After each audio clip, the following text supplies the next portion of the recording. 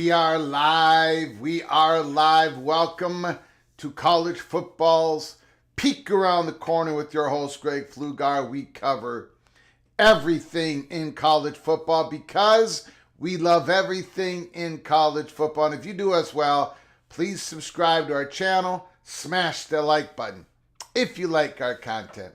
Share the video with your family and friends. If you want to donate, support this channel through a donation, hit the $ where you make a comment, and I will get to you super chat as quick as I possibly can.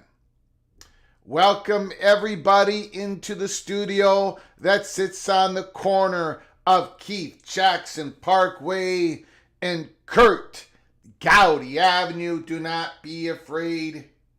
Do not be afraid to become a legend. With your comments in the chat room and with your phone calls post-game. Post-game, just like what we did last night, we're going to be taking your phone calls post-game. My voice is not as strong as it was last night. What a spectacular game. Notre Dame comes out 27-24, defeats the Penn State Nittany Lions, a classic epic football game. Tonight, I'm hoping for more of the same. The Buckeyes versus the Longhorns. Welcome on in. Now we've been talking about this football game to death. We will again before the kickoff in about, 35 to 40 minutes. A couple of news items. One, it's official. Carson Beck, the transfer quarterback from Georgia, has signed with the Miami Hurricanes. As we reported right when it happened, Miami was the chalk. He's going to be the Miami Hurricanes for quarterback next year. Wow, that is interesting. Now, I'm a little bit taken aback. And Miami Hurricane fans in the chat room, if you want to say no, Greg, you are wrong. Go ahead. But I mean, I'm reading the message boards, and the Miami Hurricane fan base is not welcoming Carson Beck with open arms. I mean, of course, a lot of them are, but a lot of them are not, and I don't understand why. Somebody has to educate me on this. Somebody's got to tell me why this is. Carson Beck, I mean, he's a really good quarterback. He's coming in. I think this is going to be his 5th year. He's played a lot of football. He's won a national championship. He's won an SEC championship. I mean, you know, when Cam Ward came in, he was the number one rated portal candidate in the quarterback position.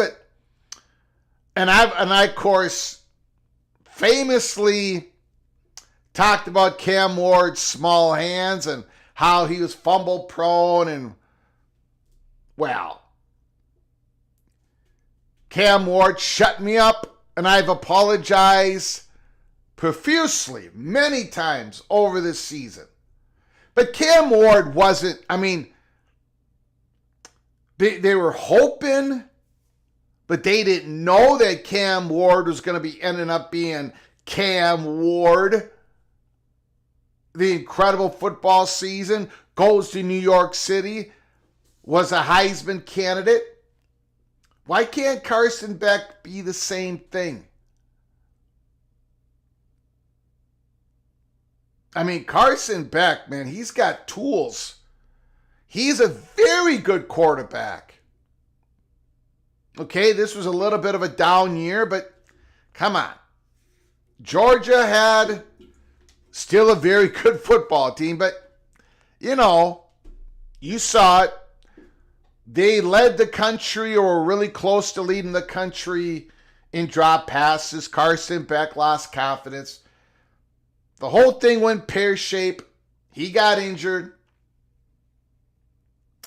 I don't know. If I was a Hurricane fan, and I most definitely am not a Hurricane fan, but if I was, I'd be happy. I would be very happy. I don't quite understand. And now the collective is spending $4 million. So some Hurricane fans, or some of you out there, might be saying, well, that $4 million, that would be more wisely spent in other positions. Miami has already invested in those other positions. Now they were looking for QB1 for next year. I don't know. I think it's good news. We'll see how it works out. I do not believe, correct me if I'm wrong, I do not believe that Clemson and Miami play against each other next year.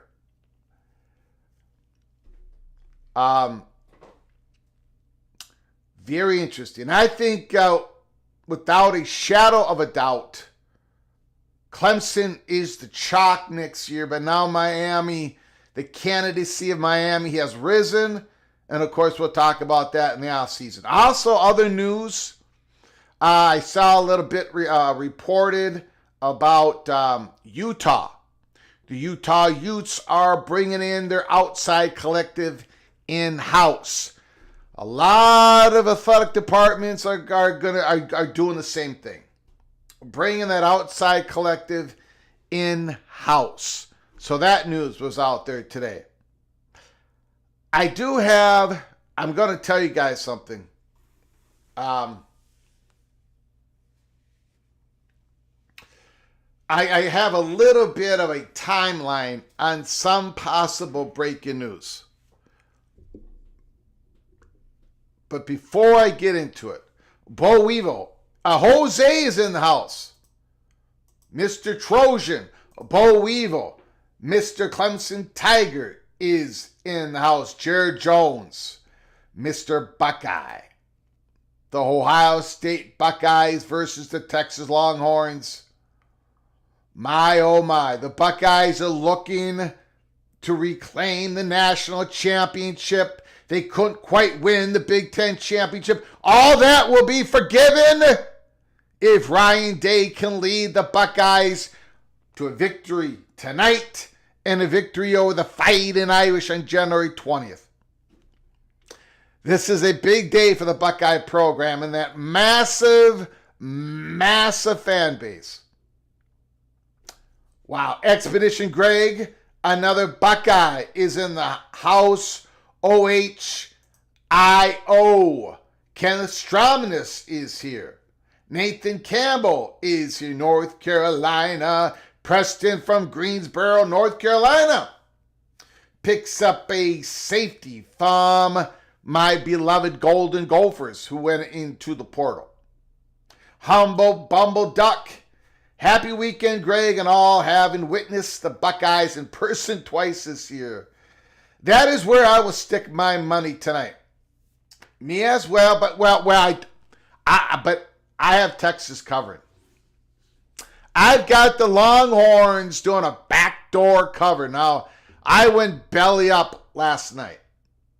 So, I might be starting the late slide. I'm 6-3 against the spread in the playoffs, but I've lost the last two. And if the Buckeyes blow out the Longhorns tonight, that'll be 3 in a row, and I'll be starting my late slide just in time to get ready for next year. Nathan Campbell, Greg, uncharted breaking news, Texas head coach to the Cowboys. I don't know anything about that. I do not know anything about that. Daniel Dill, Miami needs to develop a quarterback instead of getting a 1-year rental quarterbacks. Well, maybe after next year. Obviously, Carson Beck's going to be the QB1. But you know what? You know what other program went out there, Danielle, and had 2 consecutive 1-year rentals? And now next year they're not? The Notre Dame Fighting Irish. 1-year rental, Sam Hartman. 1-year rental, Riley Leonard. And now they're sitting in the championship game. So the 1-year rental obviously can and has worked. But it sounds like Marcus Freeman, he's going to develop. He's got Steve Angeli, and he's got the Stephen Angeli, and he's got another 5-star coming on in. You know, it's interesting. What were the statistics? Georgia had 14 5-stars on their roster when they were eliminated by Notre Dame. Georgia had 14 5-stars. Ohio State, playing tonight, has 14 5-stars on their roster. Texas, playing tonight, has 11 5-stars.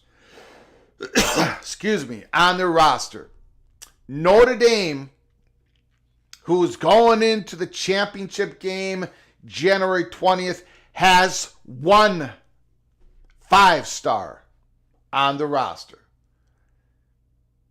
So there is some variety of different ways you can get to the championship game in Notre Dame.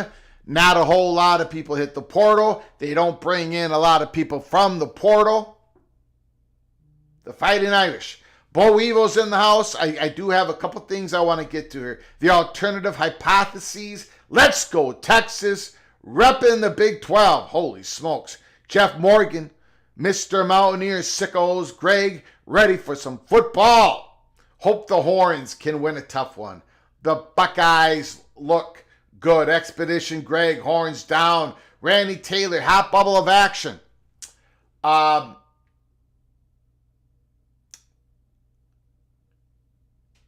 No. Well, I don't know. There is my peek around the corner. I'm going to get there. I'm not giving it, I'm not reporting any peeks around the corner in college football tonight. I might be able to tell you when I'm going to be able to give you the peek around the corner. How about that? I will get to it in a moment. Mr. Randy Taylor. Steven, injury report on both teams tonight. I don't have it. I do not have it. I'm the only person that I'm kind of... We know the left tackle of the Longhorns is playing. He was injured earlier in the playoffs. We know that Wisner has been nicked up. RB1 for the Longhorns. But other than that, I do not know, Steven. I do not know. Anthony Carlson, Mr. Sparty is in the house. Hummus Hero, Go Black 45. Not to step on your toes, Greg, but I'm hearing from a couple of friends that live in Kansas. Moves are being planned for them to make a big moves. You're not stepping on my toes. You can say whatever you want in the chat room, as long as, you're being respectful to other people. You can say whatever you want. I do not have any steam on Kansas, other than what I reported about 6-7 months ago. In the future years that Kansas could be a candidate for something, but I do not. Now, I don't know what you're talking about. Go Black 45. You can get into more, if you can get into more detail in the chat room. If you can. I do not want you to get in trouble with anybody else. Terry Nord, is the flu spreading on either the Buckeyes or the Longhorns?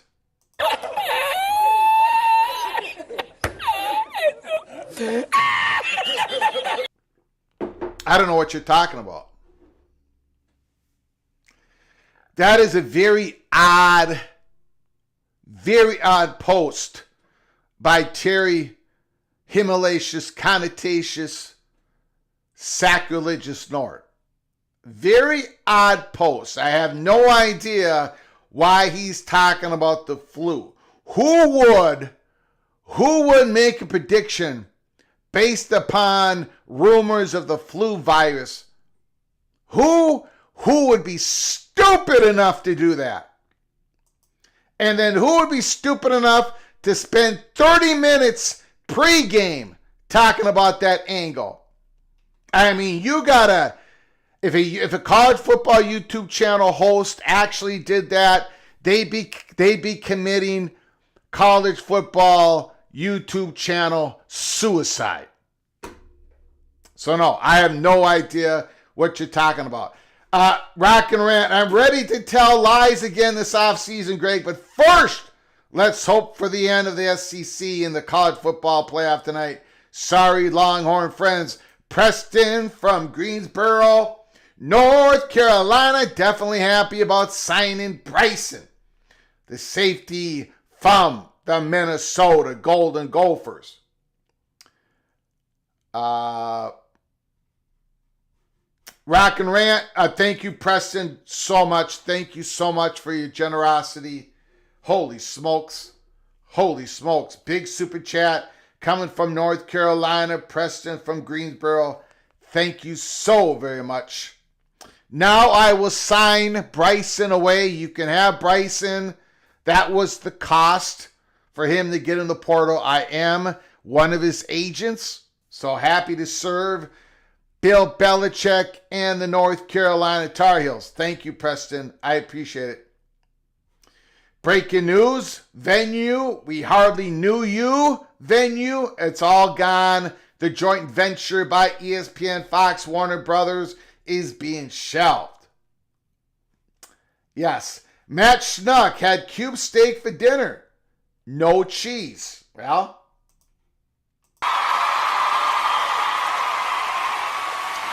that's how it should be. Good work, Matt. Good work. Okay, what else is going on here?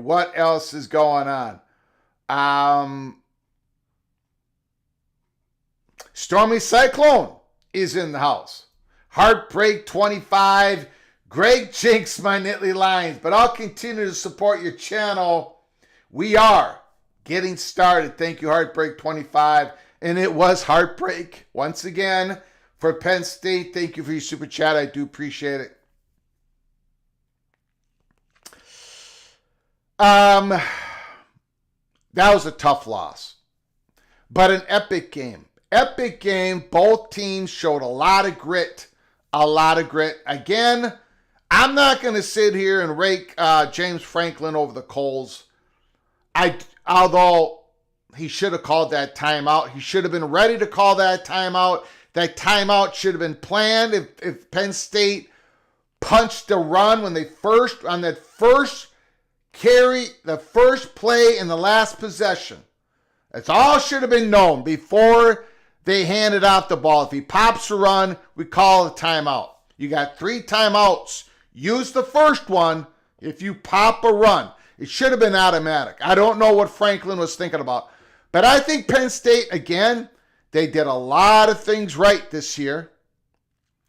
They were an incomplete team. We talked about it during the season, about their wide receiver room.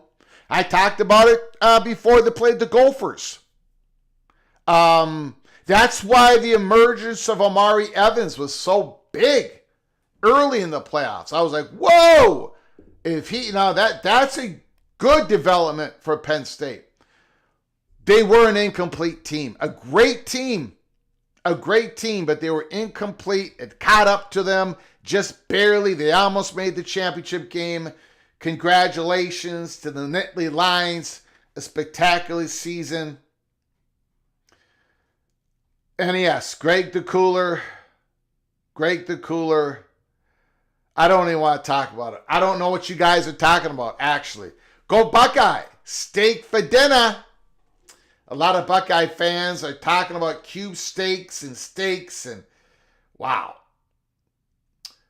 What's going on in Kansas? Okay, I'm listening. Taytown Hawk, Rock Chalk Jayhawk is in the house. James Davis, tonight the Big Ten could be out of the natty picture. RT, howdy dowdy. Illini Ted, I was very wrong about that Penn State defense sealing the game after halftime. Only so much they can do against the cooler front, I guess. Wow. Roberson's going to help Minnesota. Kid looked clueless at Oklahoma State, but that could have been Nardo. I will say this. I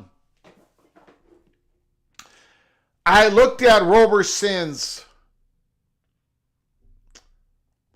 PFF grades from last year.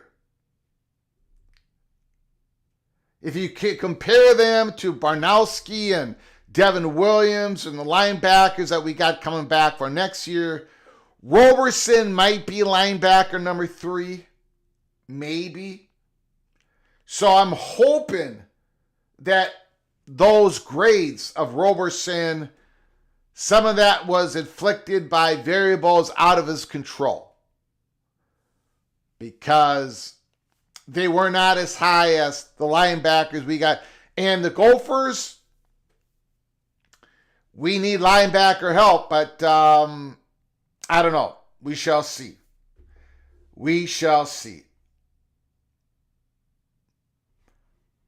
Okay, so we're getting ready for the game here. Texas and Ohio State. I do want to drop Expedition Greg. My question is about the pause button that was pushed by the Big Ten and the SEC in regards to further realignment. Yes, we came on here June 15th of last year, Holy Smokes Theater, and we announced that Petiti and Sankey left the theater. The pause button was pushed. I don't know what your question is, though.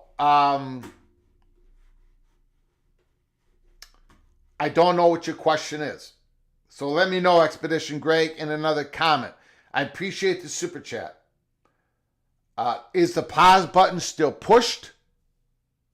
I would say yes. If there's another question, let me know. Thank you, Expedition Greg. Thank you for your super chat. Thank you for your generosity. I want to talk real quick before we get in to the semifinal game.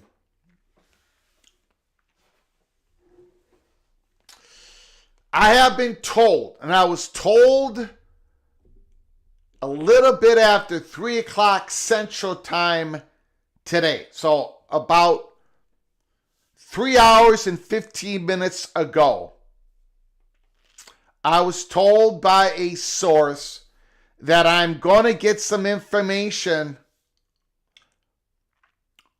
most likely tomorrow morning. If not tomorrow morning, then tomorrow evening.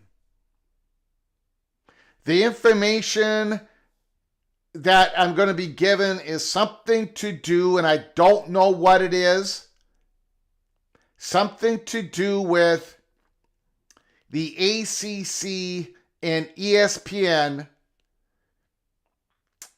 with their ongoing or their completed, I don't know, media negotiations. We talked about February 1st, 2025 being the date that is written in their media contract between the parties of the ACC and ESPN.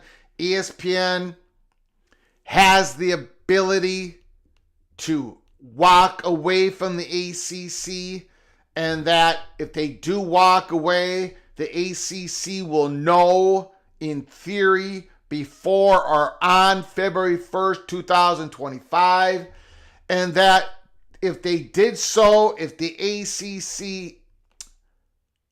ESPN did so, if they walked away from the media contract, that the contract then would end in 2027. The grant of rights would end in 2027. You all know that story, right? I have been told that I'm going to be getting some information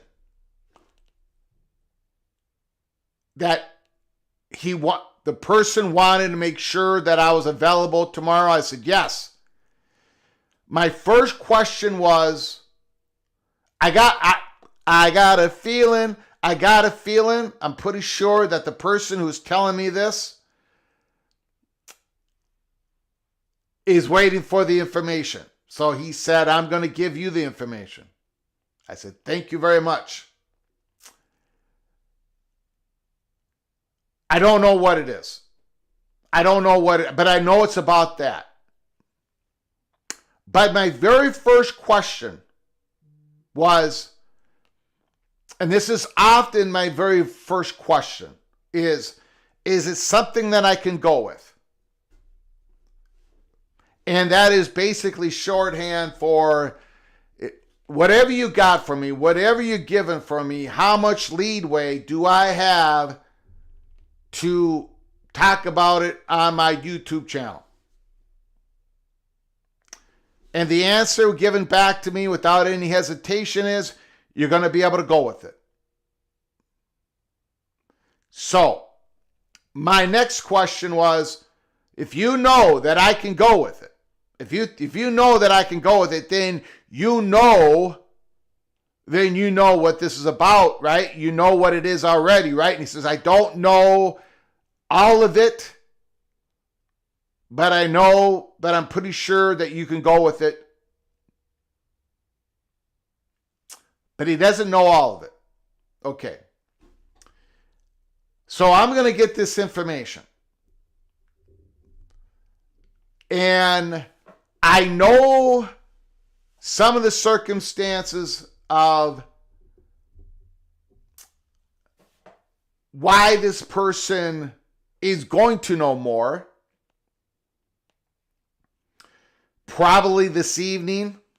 That's why I'm probably going to get some information tomorrow morning. I am going to say this because there is no way on God's green earth that anybody listening to this college football YouTube channel is going to actually know where I'm getting this. But I will say this. Remember the year of 2023. remember the hot bubble of action. You remember when I came on here constantly and saying, well, the Arizona State money purchase is saying this, and we're getting told this, and the Pac-12 isn't getting any deals. They're not even getting a comprehension deal in front of them. It's not even a yes or no at this point because they're not seeing anything. Remember, I kept saying that over and over again, and I said, the chatter behind the curtain is so negative. It's so negative, and that's why we at Peek Around the Corner, we have to say that up in the on any given Saturday PATC Sportsbook, we got the chalk that the Big 12 was going to poach the Pac-12 because of all this negativity in the media negotiations, and I got raked over the coals by that, by the guy who goes to Wharton School, I think, well,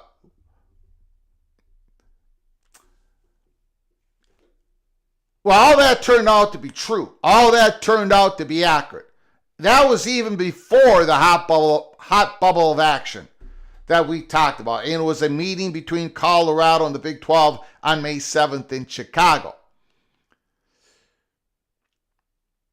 The reason why we were so accurate on that story, and it definitely doesn't have to do anything about me being bright, because you guys know I'm not the brightest bulb in the refrigerator. I just know where every refrigerator is in every place that I go into. It's because the information came down from, sure, some of it came from the money perch. Remember Arizona State? Money perch kept telling us there's no deal, there's no deal, there's no deal. But the information was also leaked big time by people who would know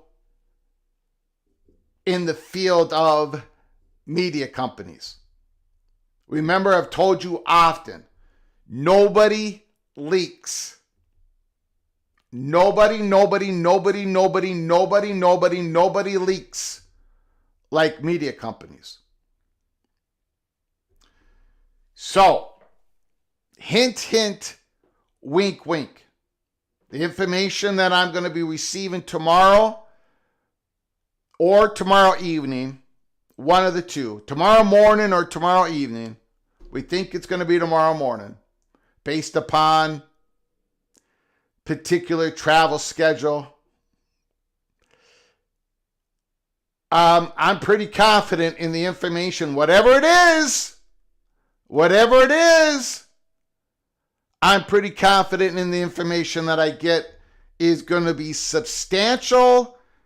I shouldn't say that word, not substantial. I don't know if it's little or a lot, but I'm pretty confident it's going to be pretty damn accurate. So, if you are spending a Saturday with your family and friends, or going out and doing shoveling, or going grocery shopping, keep your head on a swivel. Keep your head on a swivel, because Peek Around the Corner, we're either going to handle this by dropping a membership episode, or we're going to be going live. I don't know how, depending on how much information we get. So I just wanted to say that before this football game start, I just wanted to say that.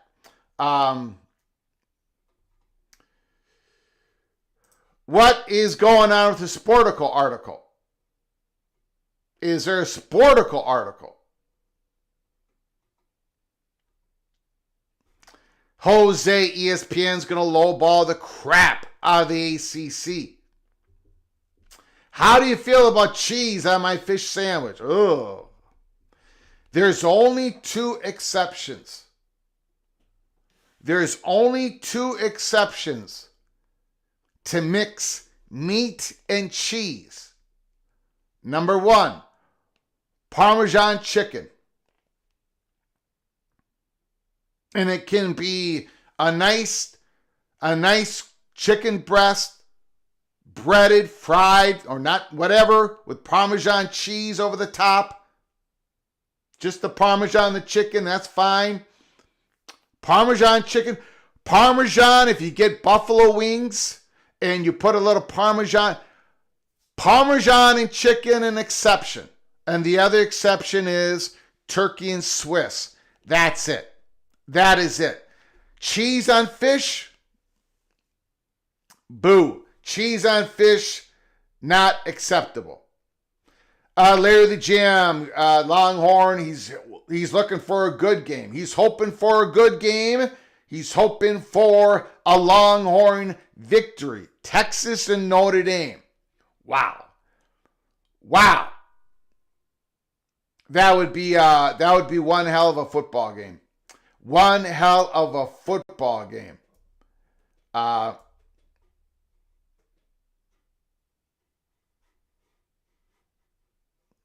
Okay, we're getting ready here. We are getting ready.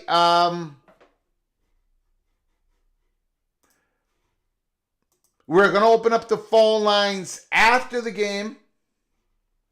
After the game, we're going to be opening up the phone lines. It is Texas, Ohio State.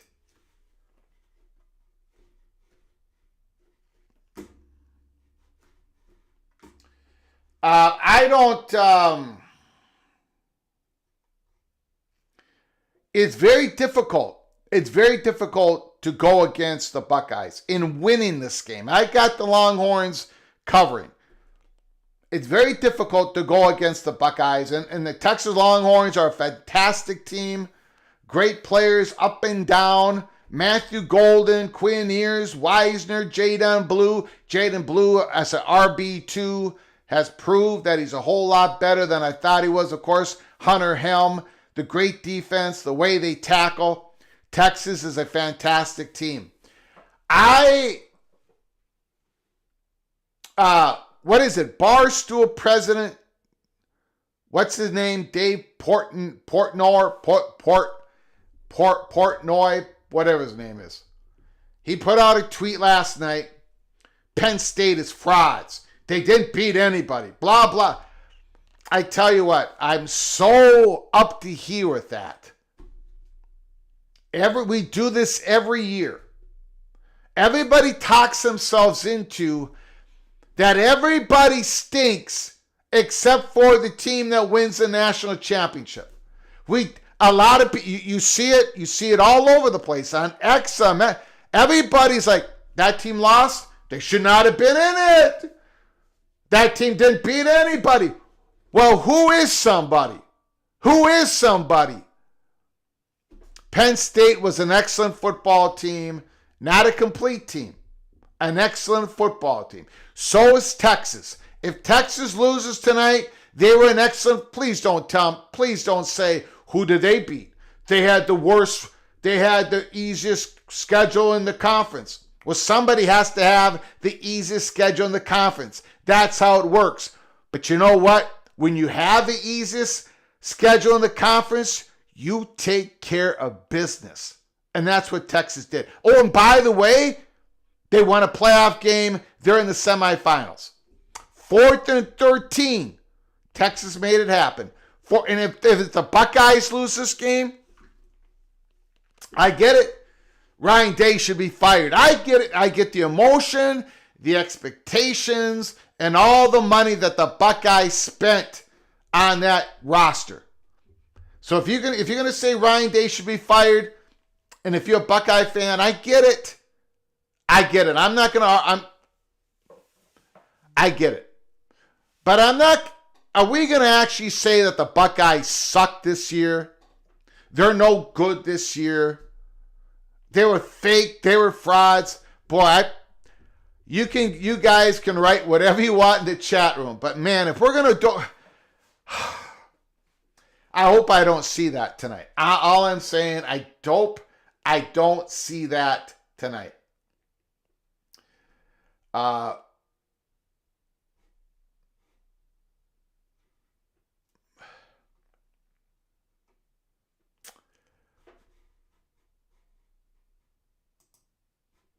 Doug Steinhauser, I like pepper jack only on any kind of meat. Attendance doesn't look too great at the Cotton Bowl.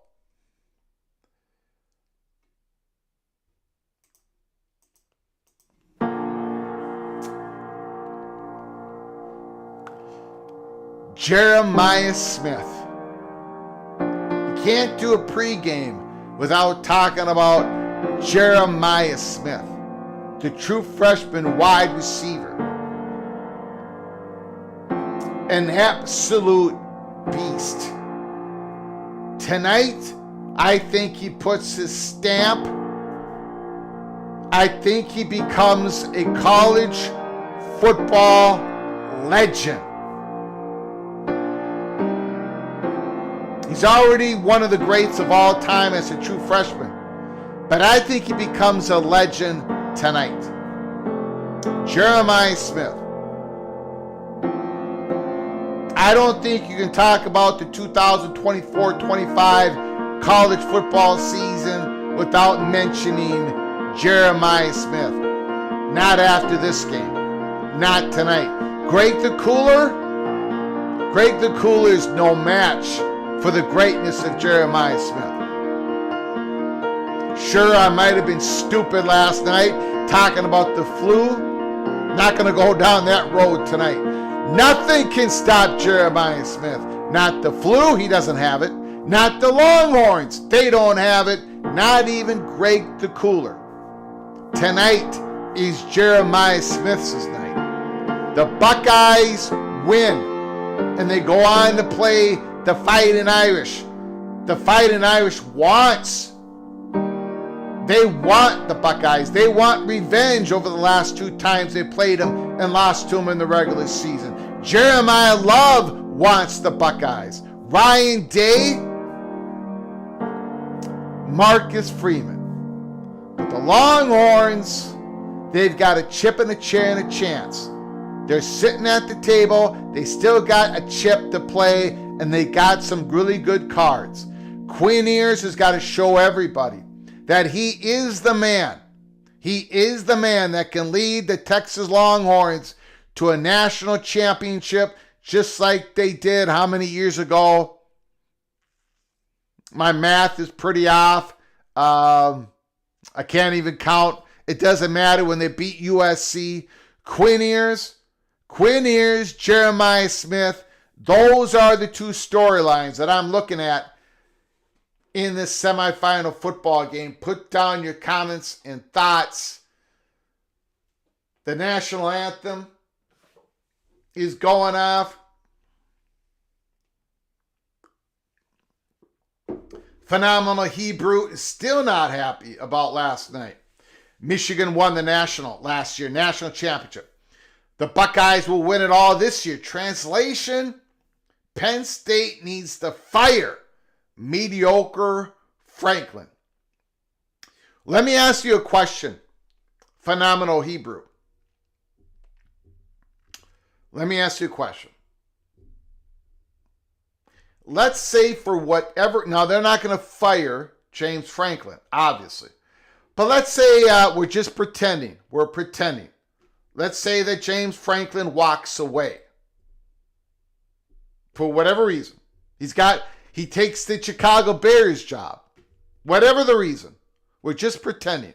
Phenomenal Hebrew. If James Franklin walked away and Penn State had to hire the new head football coach, who would that be? Phenomenal Hebrew. Who would be that new coach for the Nittany Lions? Who would you want? Who do you think it would be? Put it down in the chat room. Phenomenal Hebrew. And anybody else want to put down a name? Go right ahead. Sark is being linked to the Bears. A lot of people are being linked to the Bears. Michael Locksley, the head coach of Maryland Terrapins, is being linked to the Bears. Sarkisian. Man, I think Sark. I don't know why Sarkisian would leave. And, unless he has that scratch that he needs to itch. Once in a while, these college head coaches get that NFL scratch they need to itch. I don't know what. I mean, you got Arch Manning coming next year. You're going to be loaded next year. You're going to be the number one team in the country next year. Texas is going to be number one. When week 0 kicks off, the Longhorns are going to be number one. I don't know why Sark would. I don't know why he would leave. I don't get it. I mean, he's not like, if Texas lose tonight, the Longhorn fan base, of course, you always have some people that are going to turn on him, but in large part, the Longhorn fan base is not going to turn on Sarkisian. Maybe I'm being naive. Maybe I'm being stupid, but Sarkisian's got a lot of things going on. A lot of really good things going on. So I would be shocked. I would be absolutely shocked. Taytown Hawk, Kansas State quarterback, would throw a pick 6, but Texas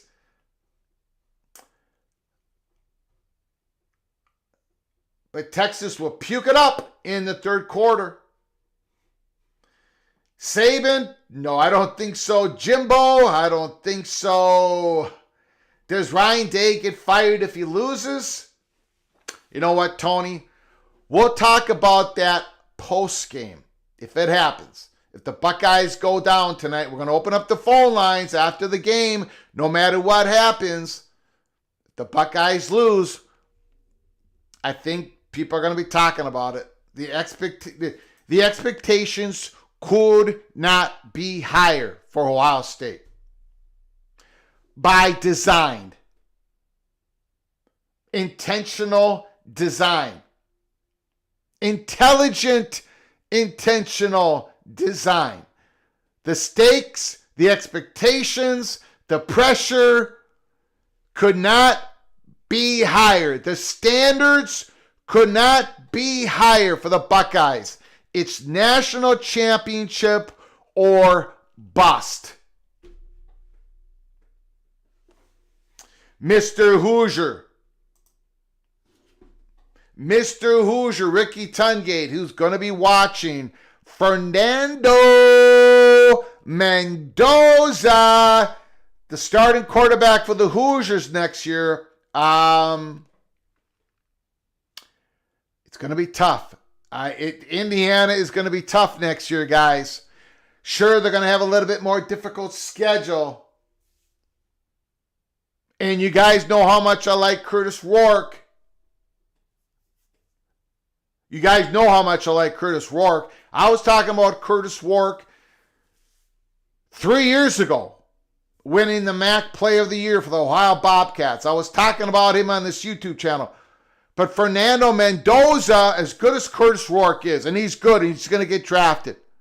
And he played with an injury this year, an ACL injury. Fernando Mendoza has a higher ceiling than Curtis Rourke. I said it. Thank you so much for the 5 gifted membership, Ricky Tungate, KS Beer fan, Clemson alumnus, J-Rod, Michael Uten, and Isaac Harlan. You've all been gifted a membership by the generosity of Ricky Tungate. When you get an opportunity, please say thank you to Ricky for his generosity. All of you, all the names that I just read off. And of course, Mr. Hoosier, Ricky Tungate, all of you are officially knighted Cloak and Dagger. You can go to our YouTube channel and check out the early peak Cloak and Dagger episodes. Number 52 might be coming out tomorrow because we're going to get some nugget of information either early in the morning or Saturday night. And we might have to drop it in the membership only episode 52 before we take it live. So tonight might be a good night to become a member of our channel. Go to the link in the description box below the video. Hit the link, hit the join button. Ricky Tungate, thank you so very much. They're flipping the coin. They're flipping the coin. Expansion Crush. I'm working on the Cloak and Stagger. D5 Terps. Michael Loxley. Loxley is connected to the Chicago job. So I got a question for D5 Terps. Mr. Terrapin. If Loxley gets the job, who do you think Maryland goes after for their new head coach? Mr. D5 Terps. Phenomenal Hebrew is answering the question for his beloved Nittany Lions. Manny Diaz or Al Golden can recruit just as well or even better than mediocre Franklin. Manny literally got Tulane's quarterback who's better than Drew Aller. Wow. He did get him. Mensah. He did get him. Darian Mensah. Good point, Phenomenal Hebrew. Good point on Manny Diaz. Al Golden.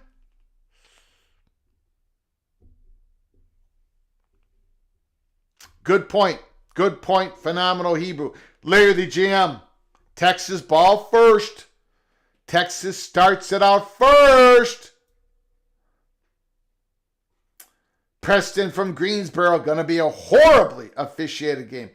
D5 Terps, Locks ain't going nowhere. I think it's 50-50 on fans being okay if he did.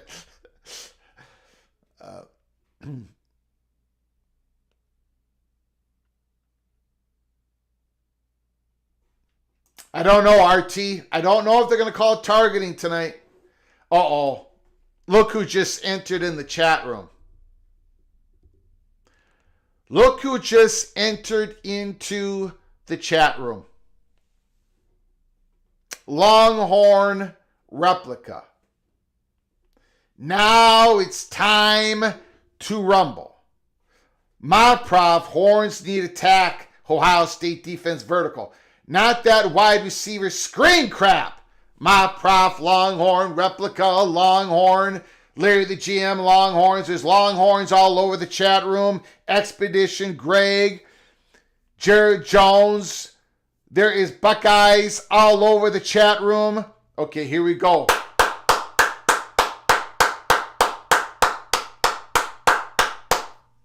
Here we go. Here we go.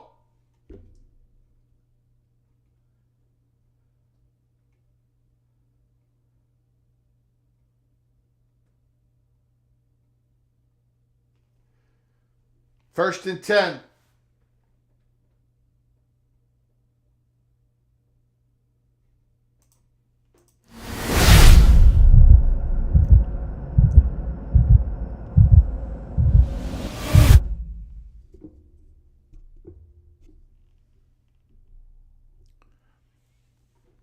Play action to the flat. Got some yards, got a good 4 yards. Good 4 yards. 2nd and 6. Thank you so much for your generosity, Mr. Hoosier, Ricky Tungate. Thank you so very much. I much appreciate it. 2nd and 4. 2nd and 6. 2nd and 6.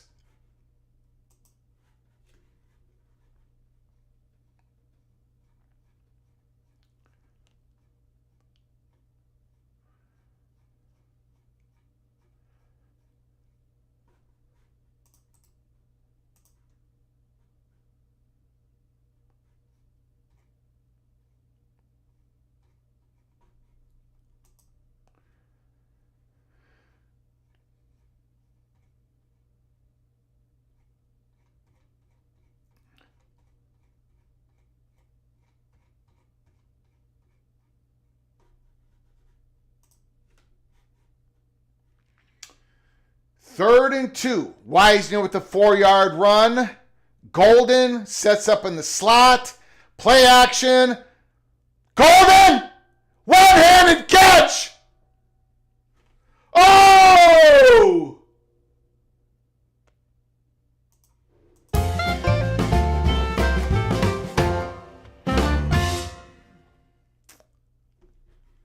Wow. I think he got it. Yeah. He's good. He's good. First down, Longhorns. Wow, what a catch. Woohoo! 43-yard line. 43-yard line. Oh, we got a reverse. Showed some speed. Got some speed. That's a 5-yard gain. 5-yard gain. Mr. Wingo with the reverse. We got a 2nd and 4. Sarkisian. Steve Sarkisian.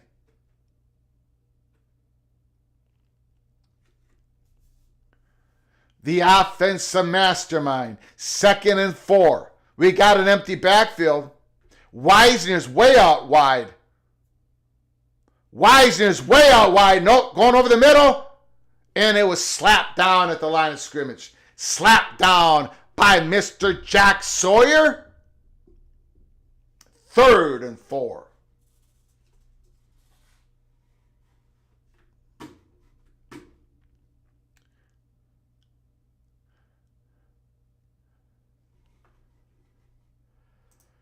Woo! 3rd and 4.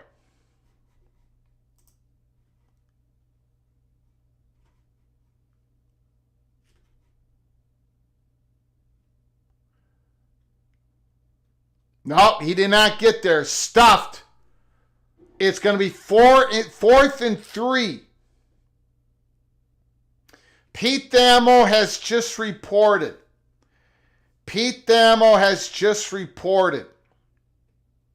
We've got breaking news. Pete Thamel. Don't be surprised to see freshman kicker Will Stone on some field goals for the Longhorns. Longhorns are going for 4th and 3.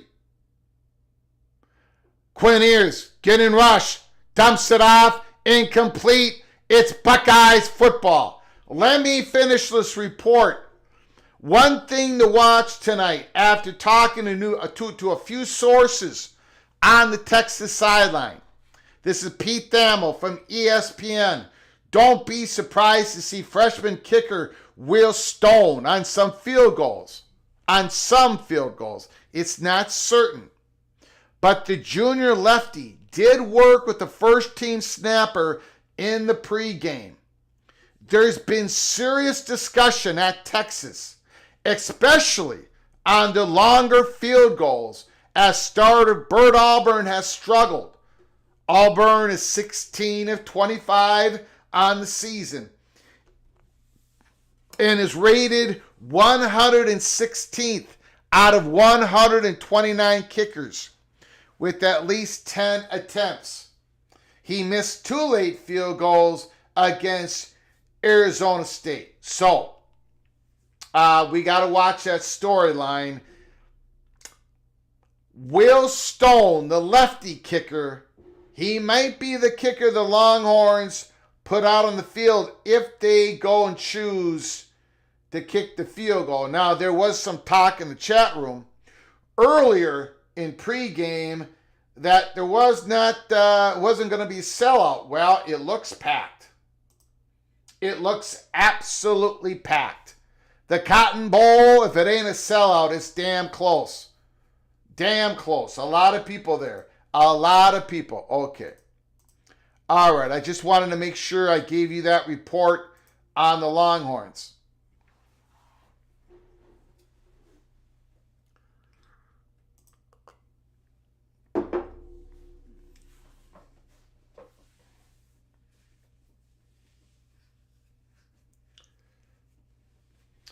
Infamous frontrunner. Will we see Manning tonight? Maybe on a package deal. Maybe on a package. Maybe in the red zone. They like to use Manning's legs in the red zone. Other than that, I don't think we're going to see him. Unless, of course, Quinn Ewers gets nicked up or injured. Yeah, Notre Dame's kicker was struggling, but he ain't struggling in the playoffs. He's like 7 for 8. Okay, now the Buckeyes will start it out, and Mr. Jeremiah Smith, number 4. What is Texas going to do to Jeremiah Smith? What are they going to do? They're going to flood the zone, to cover him with a zone. They're going to bracket him. Are they going to do it? First down and 10. Quinshon Judkins bounces it out wide. Again, well, he's hyped up. About 5.5 yards. Jeremiah Smith is out wide again.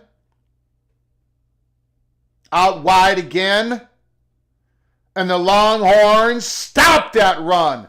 It's 3rd and 3. 3rd and 3. What's the play call? What is the play call?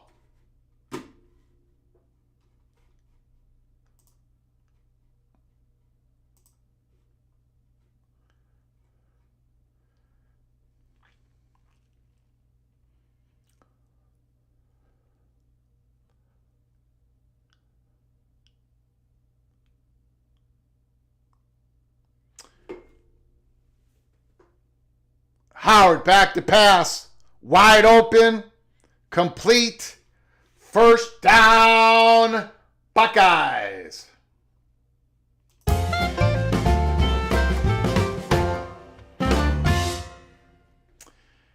Jeremiah Smith occupied 2 defenders on that. 2 defenders. The slot, the nickel, and the safety. Ibuka was 1-on-1 outside the hash. Howard, complete again. First down. Buckeyes. Carnell Tate. When you have Carnell Tate as your wide receiver number 3, well, that means you have an unbelievable wide receiver room. First down and 10. We have not seen Trayvon Henderson. He usually comes in on the second possession. Go deep! Oh, he just missed. Jeremiah Smith.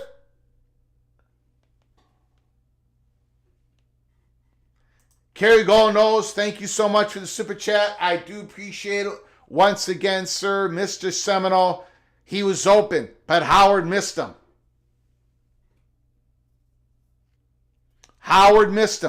But the Buckeyes decided to go deep early. 2nd and 10. That was on Smith. Did he jump too early or did he cut off the route? He might have cut off the route a little too early. Howard hands it off. Mr. Judkins. It's going to be 3rd and 6. 3rd and 6. So the Buckeyes in 4-down territory. They could be in 4-down territory.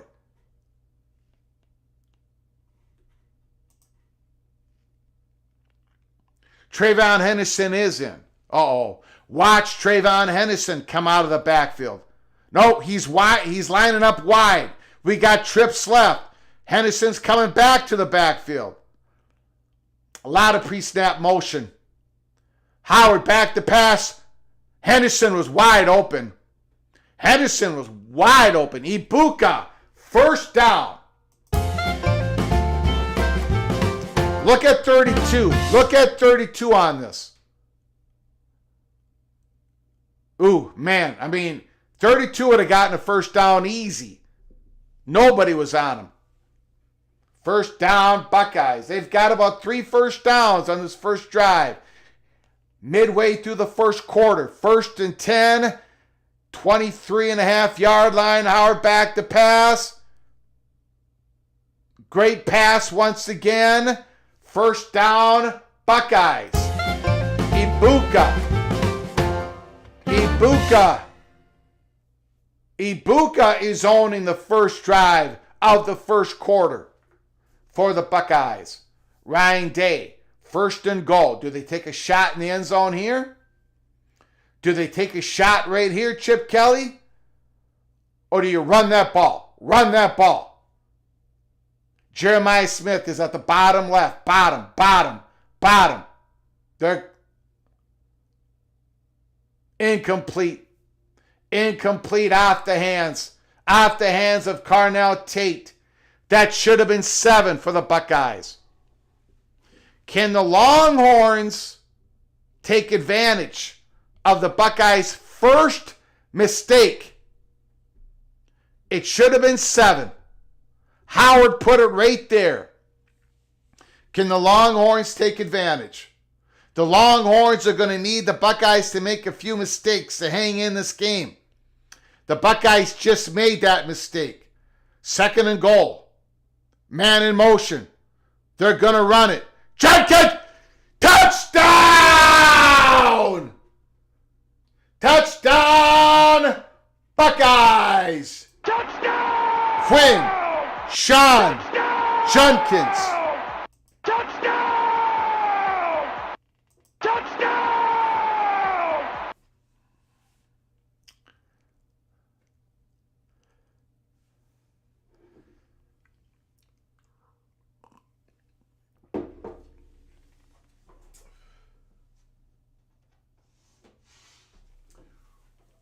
Woo! Wow.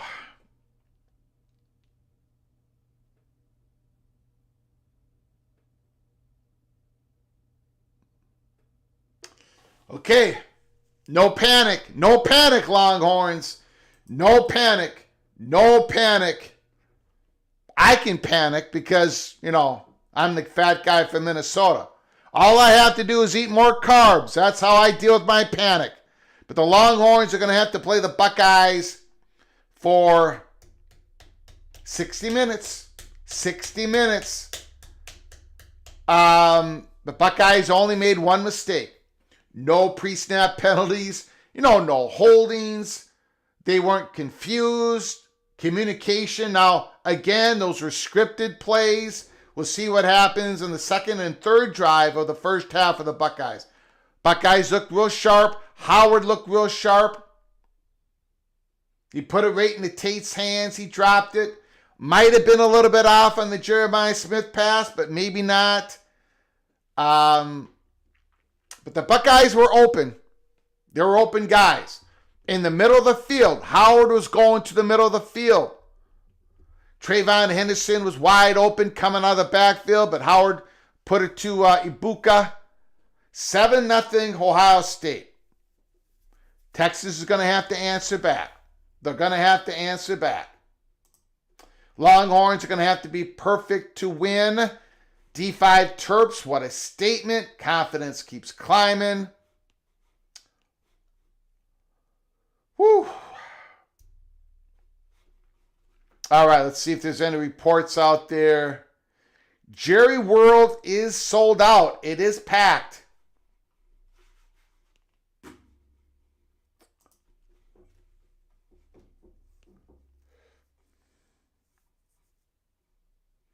Ten plays, 64 yards.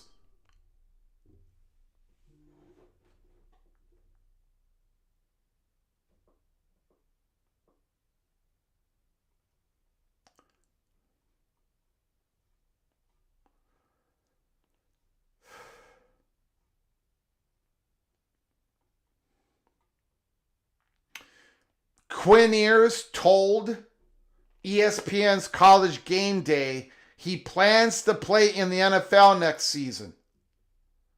Answering yes when asked. Quinn Ears is planning to play in the NFL in 2025.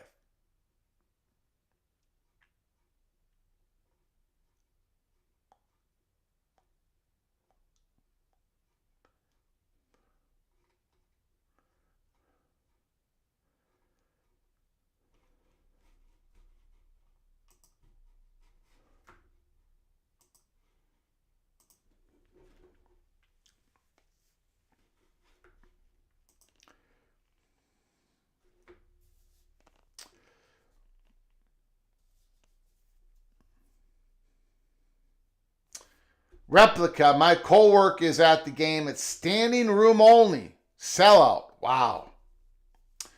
Wow, that is a lot of human beings in the Cotton Bowl. Lots of human beings.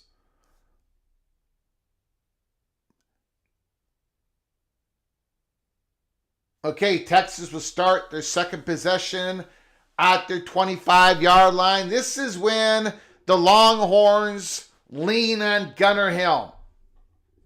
Gunnar Helm is your first down maker. Let's go.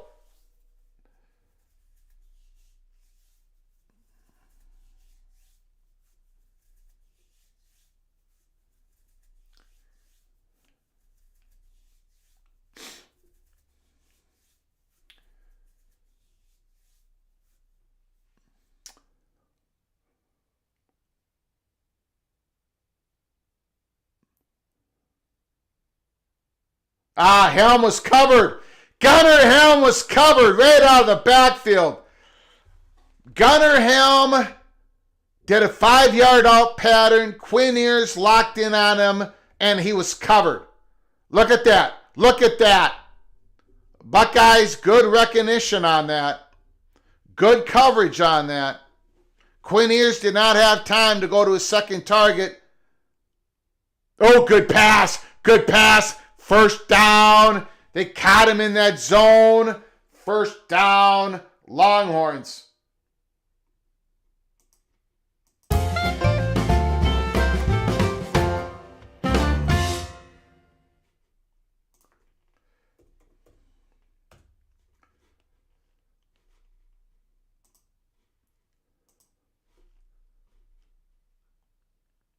Out to the flat. That worked. That worked. It worked.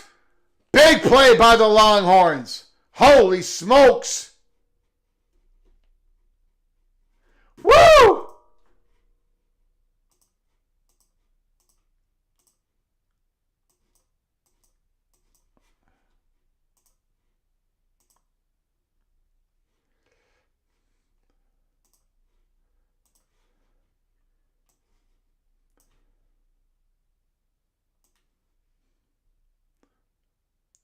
Oh,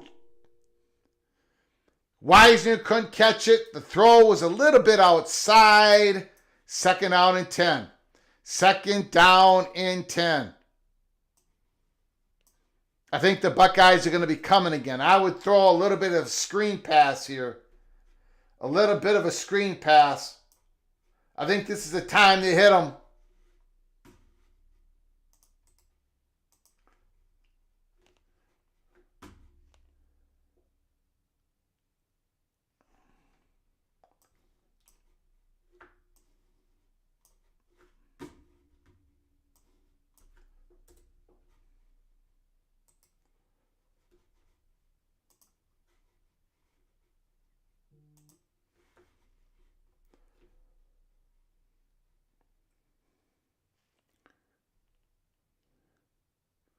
Third and 7.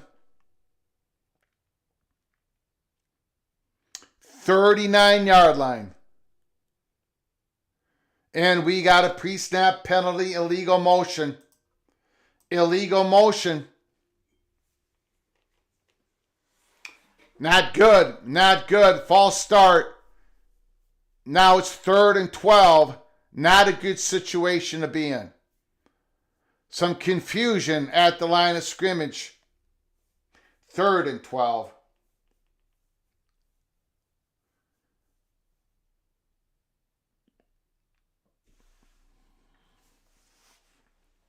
Wisner lined up next to Quinn Ewers.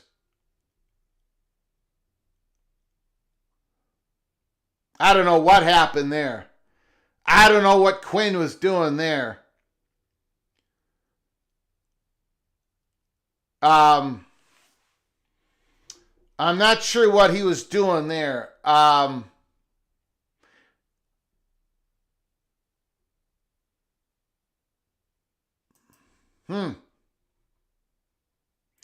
It looked like DeAndre Moore was running himself open. DeAndre Moore was coming off the He was the man in motion. And D'Angelo Moore, I think Quinn Ewers could have thrown him open as well.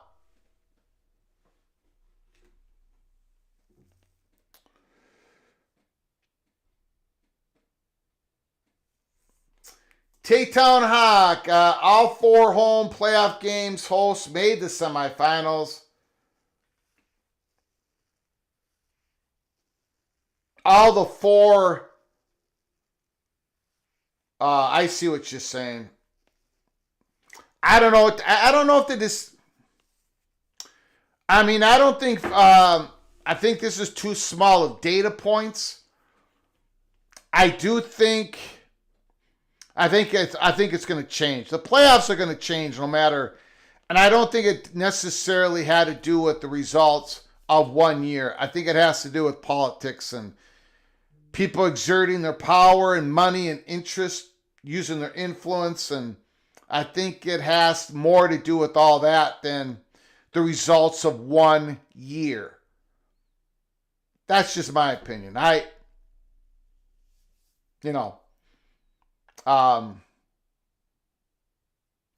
Seed 5, 6, 7, and 8 all made the semifinals. But I don't know. I think there's going to be more home games. That's just my opinion.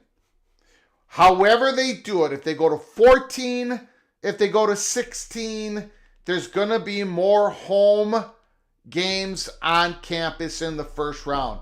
And I don't believe there's going to be home games in the quarterfinals and the semifinals. I think they're still going to be linked up with the biggest 6 bowl games. My opinion.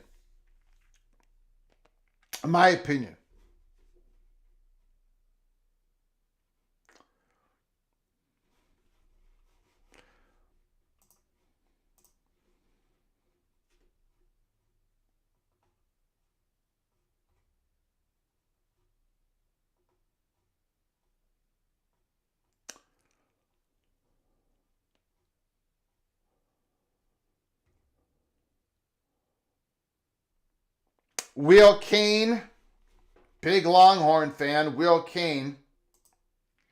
How many sacks a game does Quinn literally step into? That's 2 this game. And I talked about it on last night's show. Quinn Ewers is a very talented quarterback. Got a lot of things going for him. I do understand why he has slid in the NFL draft because of his feet work. That was the question coming out of high school about Quinn Ewers. Not about his arm talent, not about his intelligence. His feet work is a little bit awkward, gets him in trouble. Here we go, Ohio State at the 8-yard line. First down and 10. Longhorns, get a 3 and out. Get a 3 and out. Oh, jeez! Jeremiah Smith.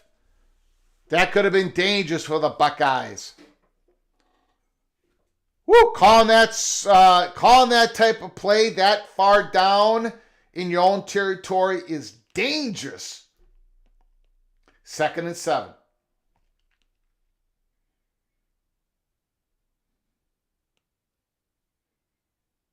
That was Jeremiah Smith's first catch. Trying to get him involved. Howard back to pass. Dumps it off. Again, up the middle of the field. A lot of room in the middle of the field. Carnell Tate, another first down for the Buckeyes.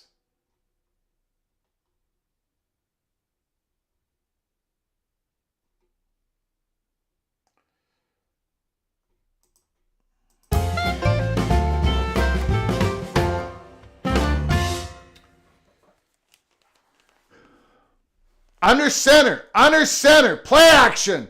Howard. Throw it away, young man. Throw it away. Okay, you got a couple yards. 2nd and 8. 2nd and 8. How did Michigan beat these guys? I have no idea. No idea whatsoever. Even though I watched the game, even though I was screaming at the Buckeyes for the way they're running their offense. 2nd and 8.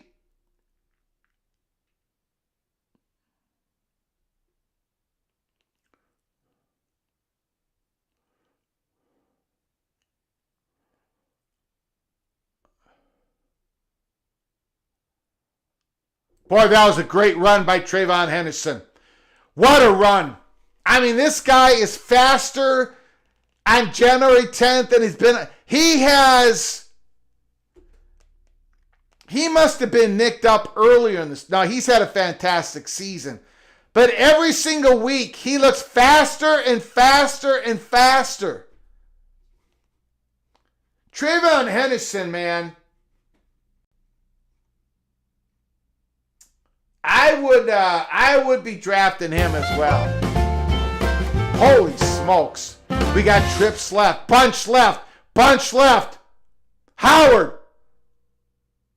Complete. Holy smokes. They're getting G. Scott in the game. They're getting G. Scott involved early. Look at that pass. He was not open.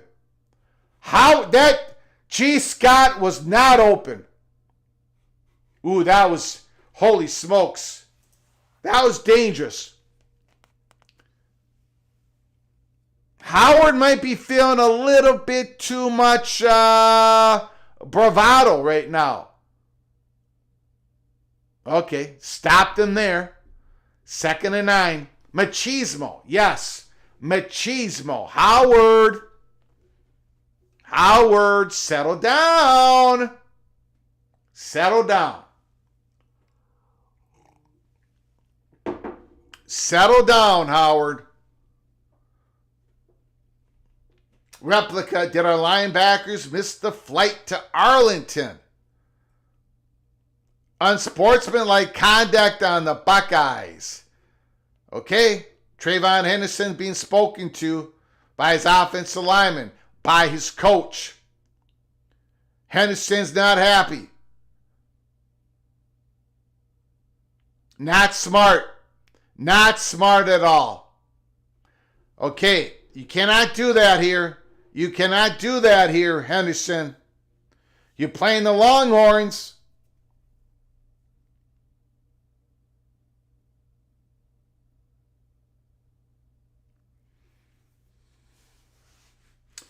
Second in the country mile, 48-yard line.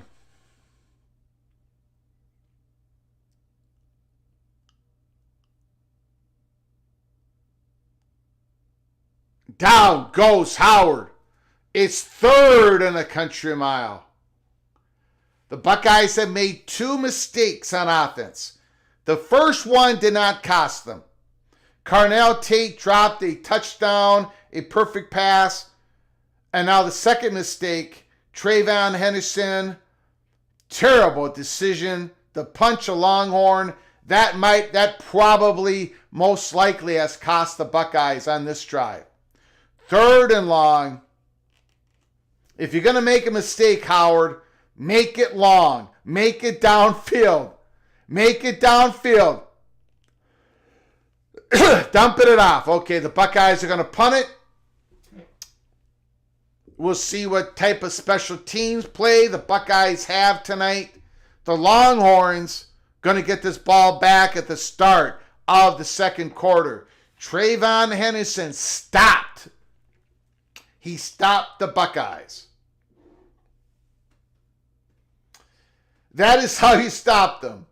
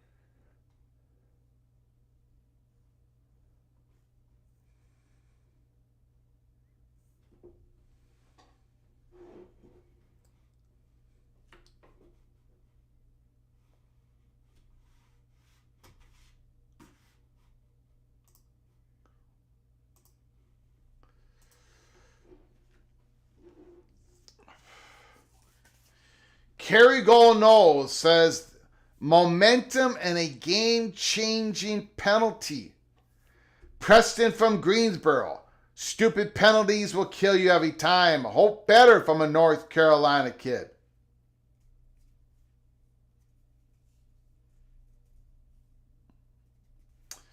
That's a great question, Jose. I do not know the answer. What was Henderson even mad about?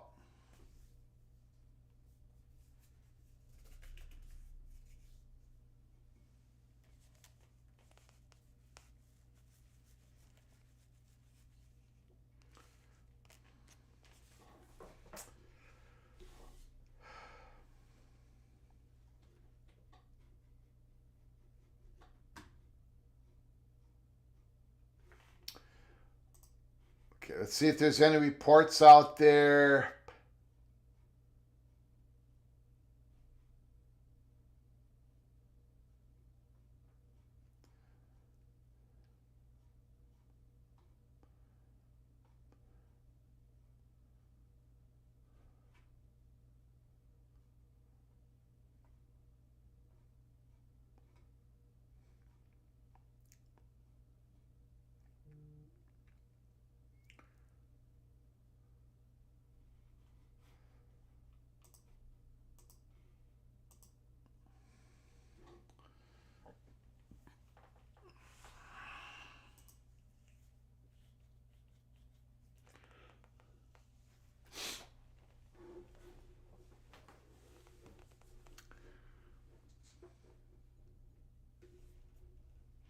The Buckeyes putting it to the Longhorns. 4th and 21. This will be Texas. Third possession of the game? Third possession of the game.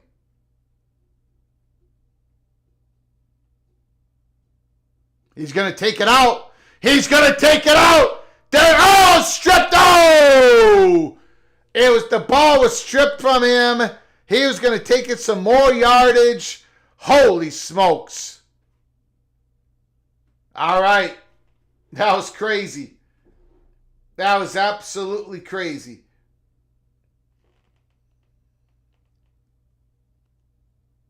Man, he could have went for quite a while there. Great play by 92. Great play by 92. The Longhorns' third possession of the first half. Buckeyes 7. Longhorns 0. We'll see what happens here. 25-yard line. Quinn Ewers hands it off. There's nothing there. Broken tackle, but nothing there. Too much penetration from the Buckeyes. 2nd and long.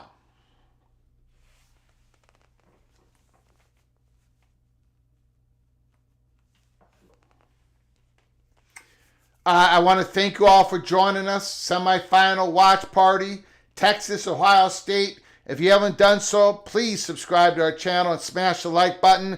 Quinn here is going to dump it off in the flats. Boy, somebody got stuffed, and there's going to be a flag. Going to be a flag thrown on, I believe, Mr. Matthew Golden. Something on Matthew Golden, I believe. Personal foul, face mask. It might have been on Matthew Golden. He knew it right away when it happened.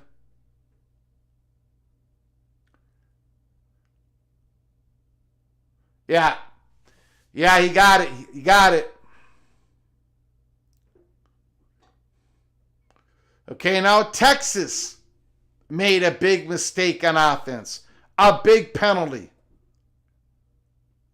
And it might stop their drive. 2nd and 21. Quinn Ewers back to pass. Shuffles it out. It's going to be 3rd and about 11.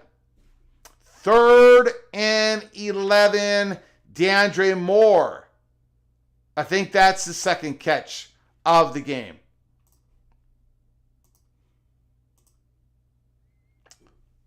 3rd and long.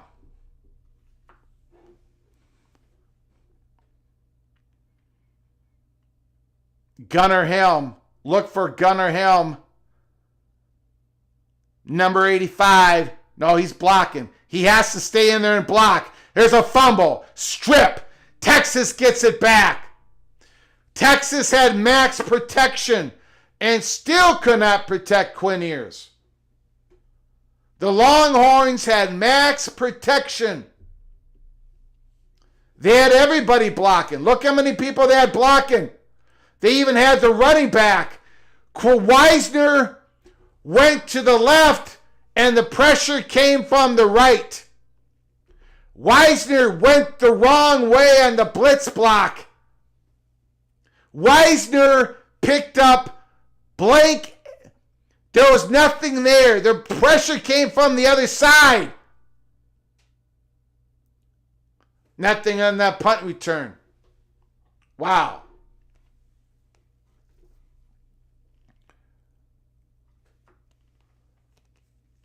Wow. Weisner did not help out the quarterback there. So Matthew Golden, big mental mistake. Weisner, that's a mental mistake. Trayvon Henderson, mental mistake. Some mistakes are being put out there on the field tonight. We're still early semifinal game, Longhorns and the Buckeyes. It was a good punt. It was a good coverage. Game still only 7-0.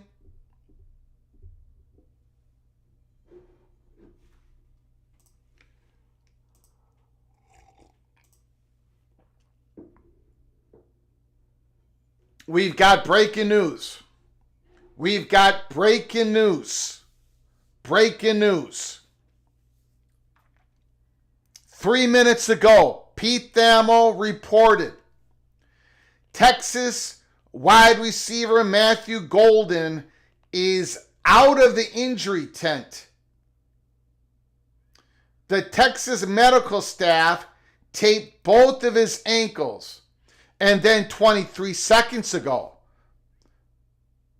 That was 3 minutes ago. Now Pete Thamel has updated his report.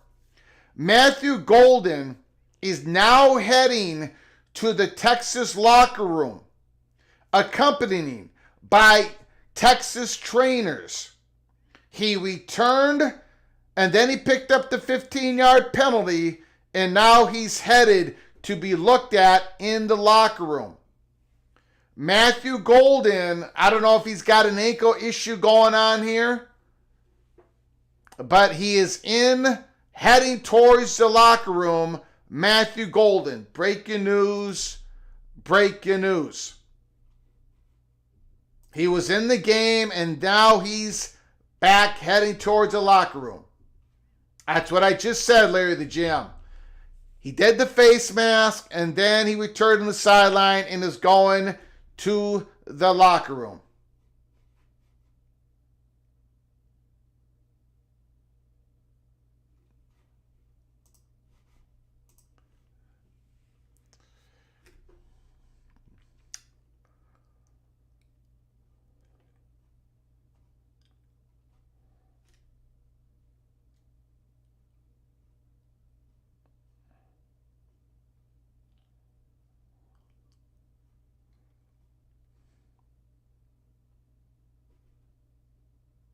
Anwar Richardson. Matthew Golden was in the medical tent, came out, back to the locker room with the medical staffer. So we'll keep an eye on that news. Ohio State Buckeyes, 1st and 10. Jeremiah Smith lining up.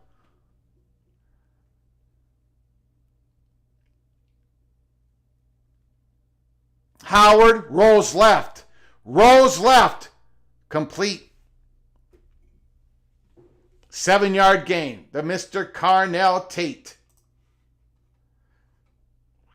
Will Howard is 9 of 11. 86 yards.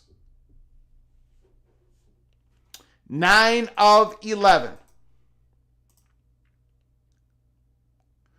Barron is matching up on Jeremiah Smith.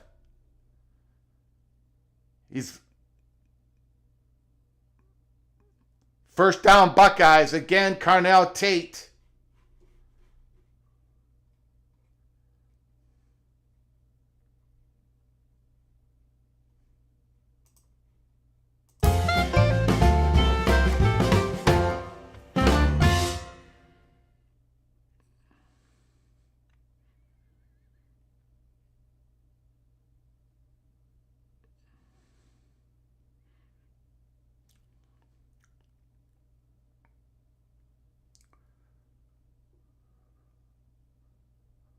Howard gets rid of it. Plenty of time, though. Howard is getting plenty of time back there. Yeah, I agree. Kerry Goal knows. I do agree. Nice throwaway. Just plenty of time. Plenty of time. What is that on his hand?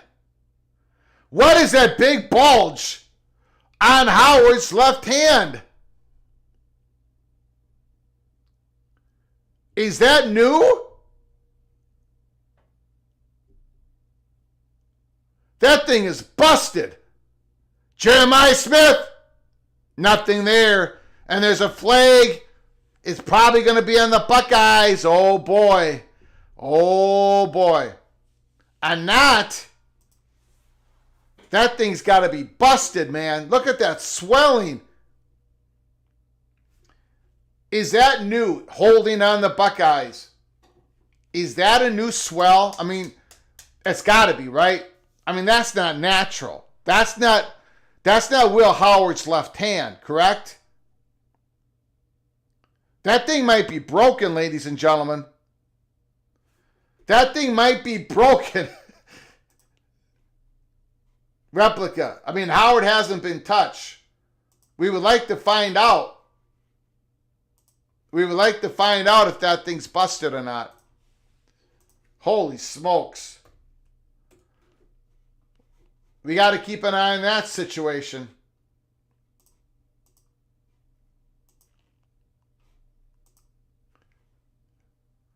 Howard back to pass, 2nd and 20. Dumps it off.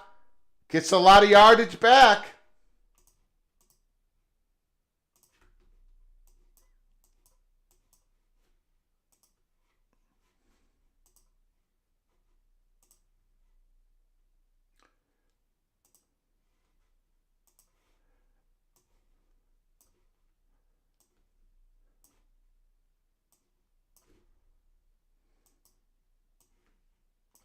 We got a 3rd and 8.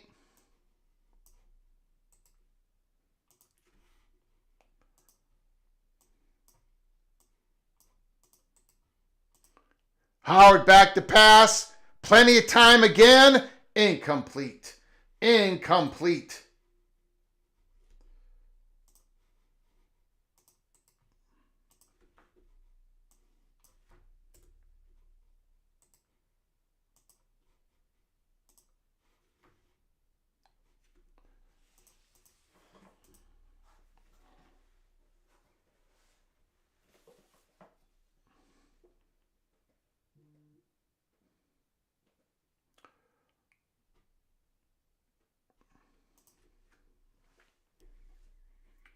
Okay, the Buckeyes punting it at their 47-yard line. Looks like another gorgeous punt. Down at the 8-yard line. The Longhorns at their own 92-yard drive away from tying this game up. AT&T Stadium, the Cotton Bowl. Howard is feeling himself too much, Illini Ted.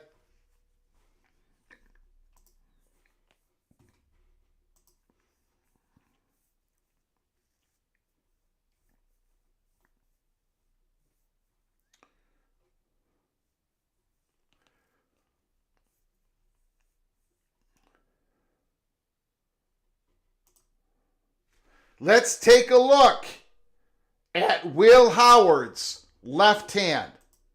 Now, don't tell me that's not broken. Don't tell me that's not broken. That is a broken hand, ladies and gentlemen. I don't even know. I mean, it's got to be hurting him when he catches the ball, right? Shotgun.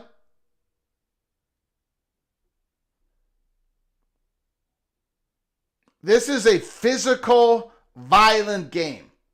So I'm not calling the Longhorns to try to hurt anybody.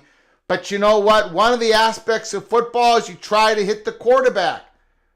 If Will Howard gets hit again on that left hand,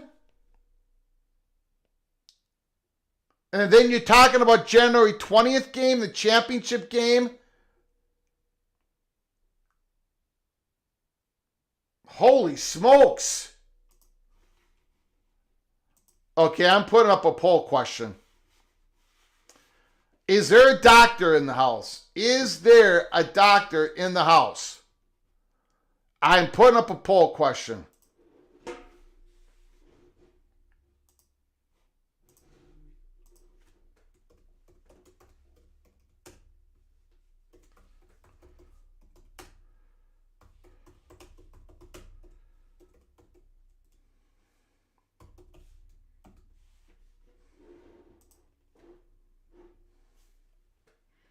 Is Will Howard's left hand broken? Yes or no?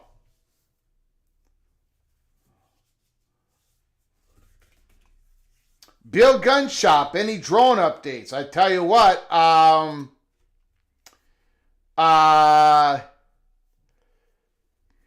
yes, there is, but I don't know if I'm going to be able to find the article or not.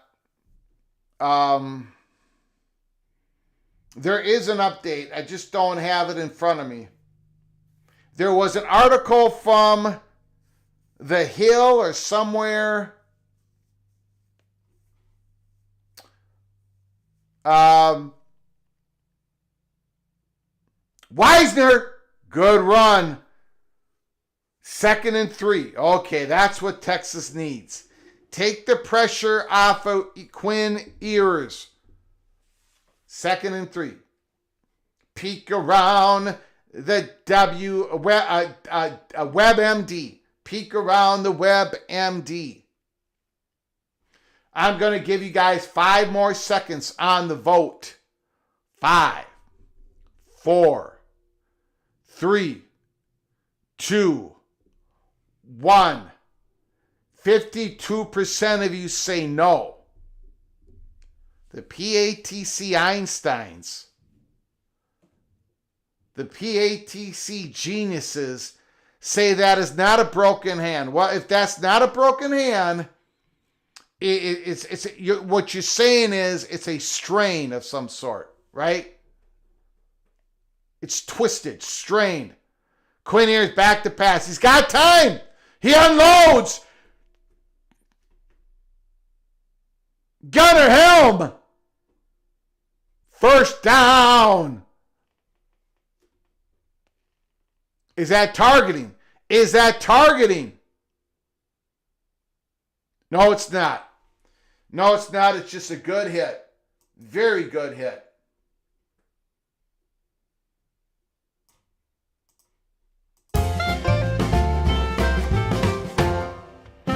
Oh, no catch. My bad. My bad. No catch. D5 Terp says put some Ben Gay on it. Peek around the mash.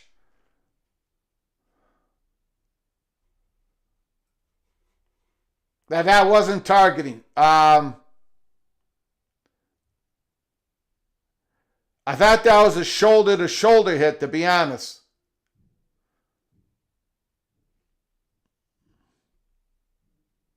I didn't think it looked even close. 2nd and 10.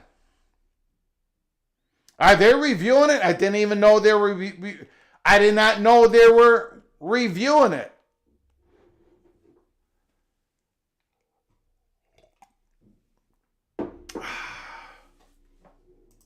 Kirk disagrees with Greg. What is Kirk saying? What is Kirk saying? I cannot hear what did Kirk say? Let me know what Kirk said. Oh, big hit.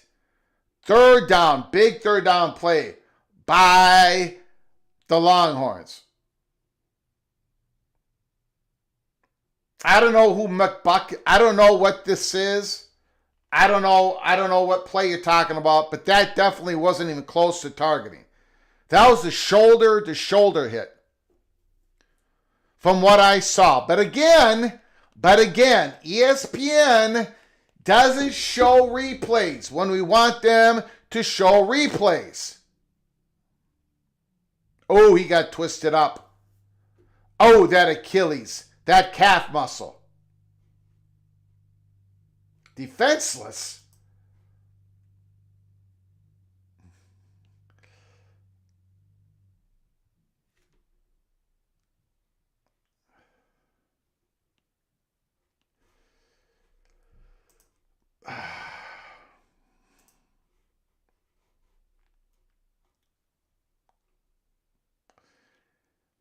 JTT is injured.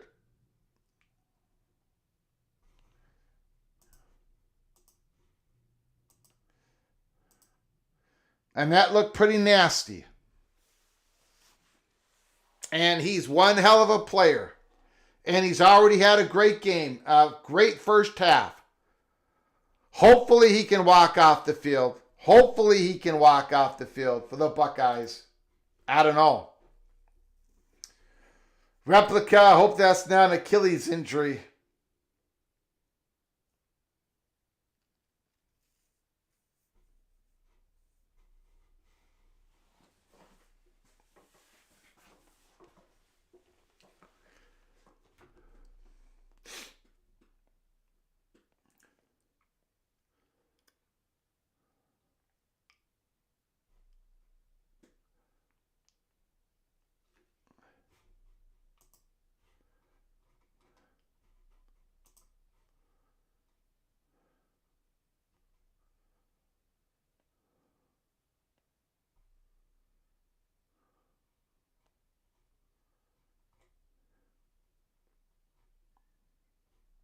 He walked off the field and into the injury tent, according to Nicole Auerbach. According to Nicole Auerbach, JTT walked off the field and into the injury tent.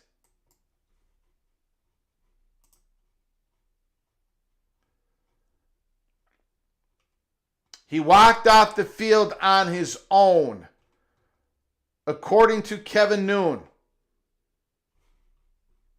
So he might be okay, ladies and gentlemen. He's in the injury tent.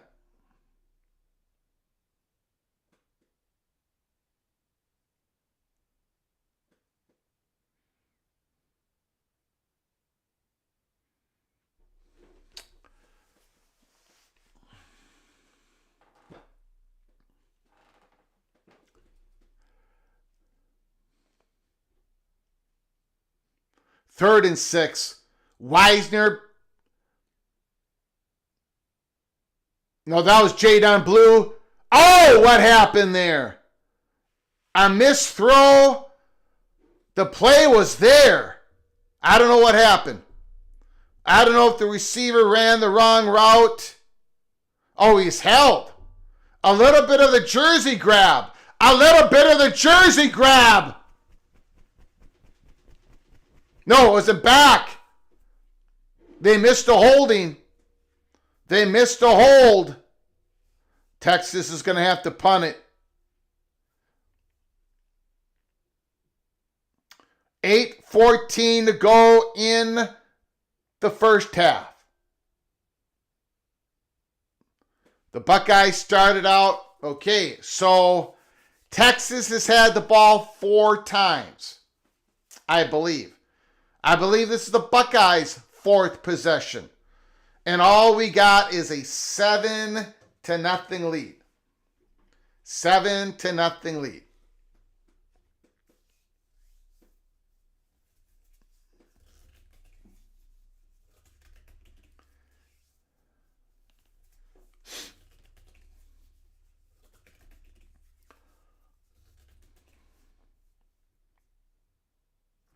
Trayvon Henderson. I bet they give him the rock here. This is Trayvon Henderson's time. The defense is a little bit slow. They played some snaps. Henderson is fresh. Henderson's in the backfield. Henderson gets the ball, and Greg the Cooler stops him at the line of scrimmage.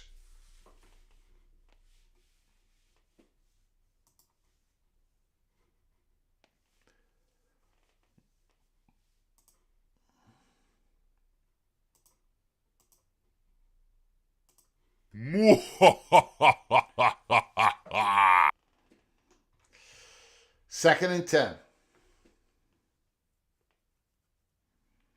Helmet did hit Howard's hand.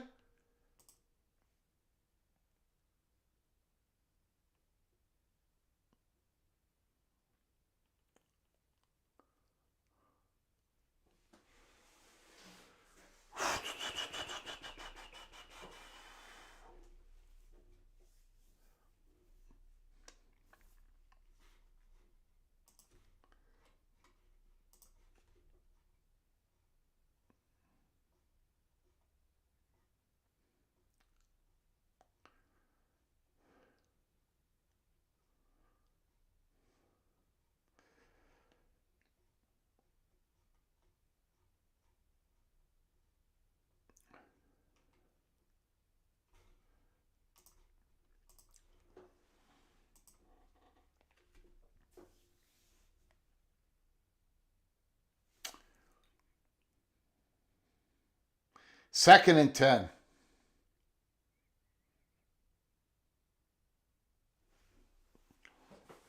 Howard pitches it. Quinshon Judkins, a big hole. 7 yards. And there's a flag on the field.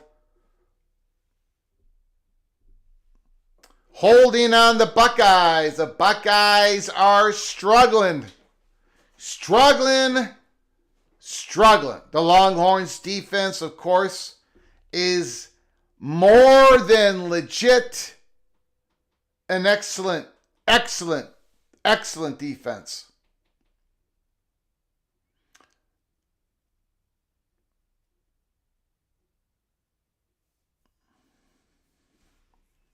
Second and 20.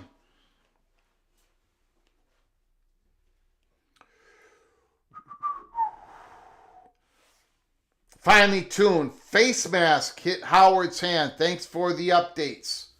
Thank you for the update. We got trips right. Howard looking down the middle again. They're getting Mr. Scott involved. I think that's 2 catches, possibly 3 for G. Scott.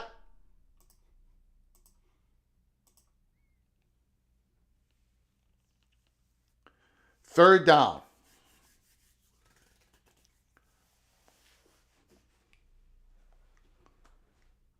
Third and 13. Longhorns want the ball back. They want it right now. They haven't gotten any points on the board. The Buckeyes will start with the ball at the start of the second half. Howard back. I don't know what happened here. There's flags all over the place. Flags all over the place.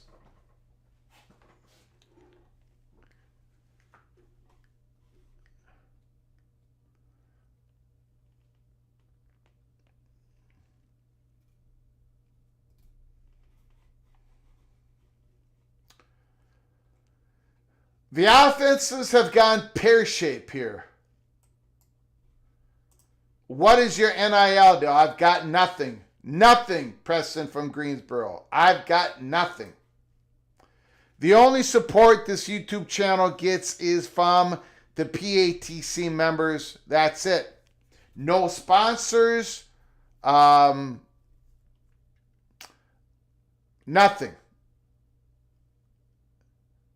Back to pass. Howard. Won't be a first down, but it is a catch. Carnell Tate. 4th and 4. The Buckeyes are going to have to punt it. I think we just let the barn, Williams Arena, just keep going for another 100 years. And we just keep playing basketball. And we keep getting beat. The Gophers are horrific.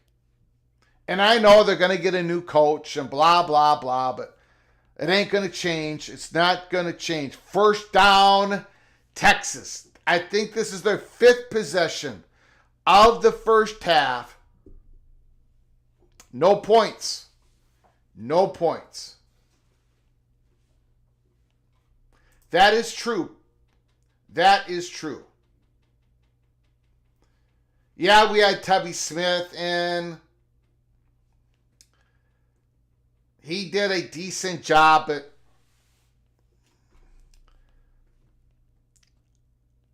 he wasn't, he was in my opinion only, which is shared, by the way, from many people, Tubby Smith was not interested in putting in the work. Whew. He was not grinding when he was the head coach of Minnesota. He was just a figurehead. He did not grind. Terry Nord, Gopher Hoops were up 15-5 early. And only down 1 at half. And then they got outscored 62-28 at one point. Something like that. Hanging around, the Longhorns have alligator blood.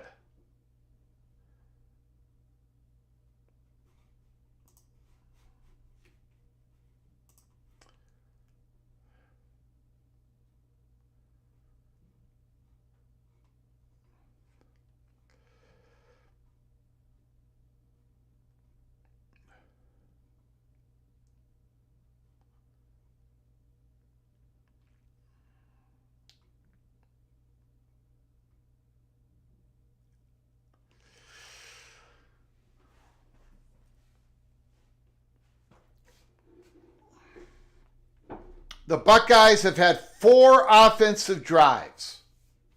They scored a touchdown on their first drive. The next 3 drives, they had a penalty that put them into 2nd down and 20 twice, and then 2nd down and 25. The pre-snap penalties, the holding calls, the Buckeyes cannot get going. Texas has got too good a defense. You can't go in 2nd and 20 and expect to get your drive, to sustain your drive. The Longhorns are going to mop you up.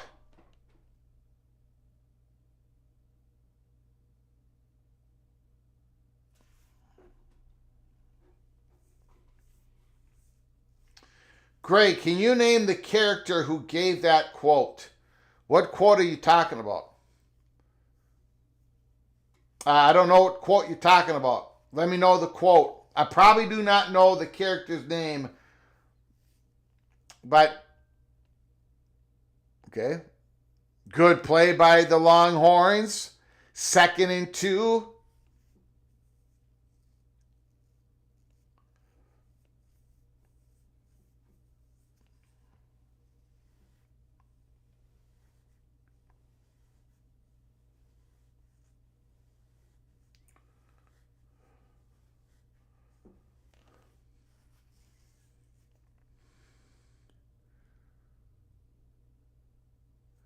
$23-yard line, 2nd and 2 Longhorns. 4:46 to go. First down, Longhorns. Okay, here we go. No mistakes now. No penalties.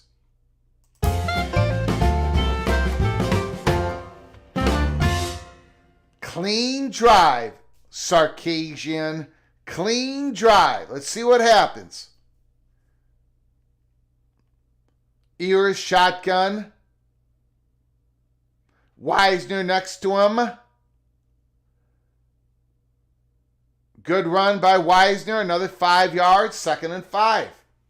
2nd and 5.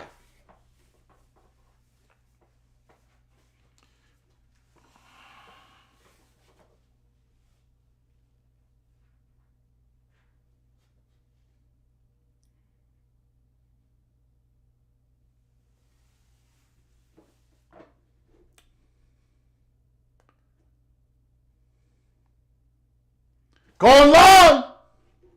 Incomplete. Way overthrown. Not catchable. Not catchable. 3rd and 5.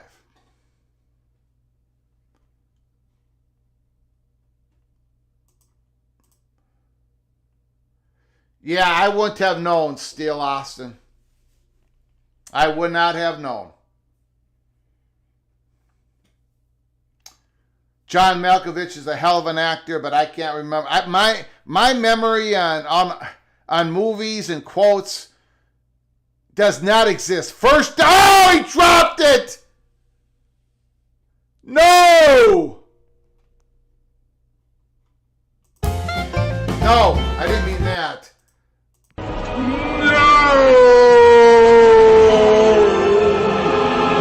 Oh, it was right in his hands. Thank you, Steele. I'm just not very bright, Austin. I'm not very bright. Incomplete. Texas has got to punt it again. 5 possessions, 0 points. But the Buckeyes are struggling. They're struggling against themselves. They're struggling against this great Longhorn defense. This stifling Longhorns defense. Let's talk about it. The Longhorns have done this pretty much all season long. All season long. If I can show you, I was not prepared. I was not prepared. I was not prepared. The Longhorns, Clemson 38-24.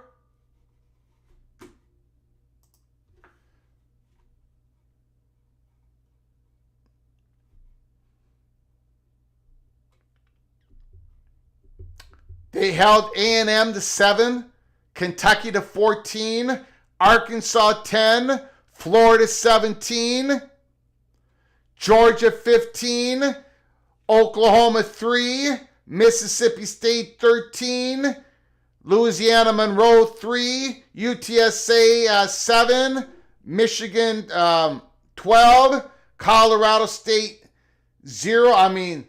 Texas. The Texas defense is a monster defense. And the Buckeyes are having trouble. 2nd down and 10. Howard. Dump tips. Oh! Could have been picked. The Longhorns slap it down at the line of scrimmage. It's 3rd and long. The Longhorns want the possession for a 6th time. They want it. They want it. Great play by Simmons. Great play by Simmons. Terry Nord, the offense is missing a deep threat. Going to have to move the ball with hard runs and short passes. Avoid penalties and drop passes.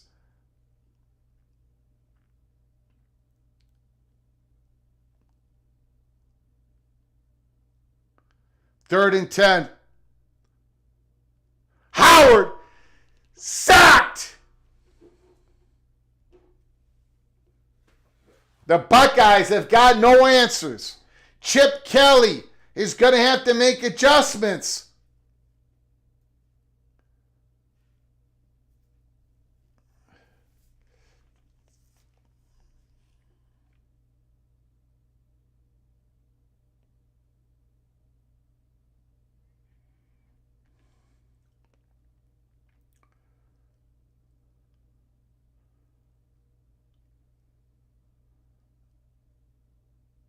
I'm just going to say it.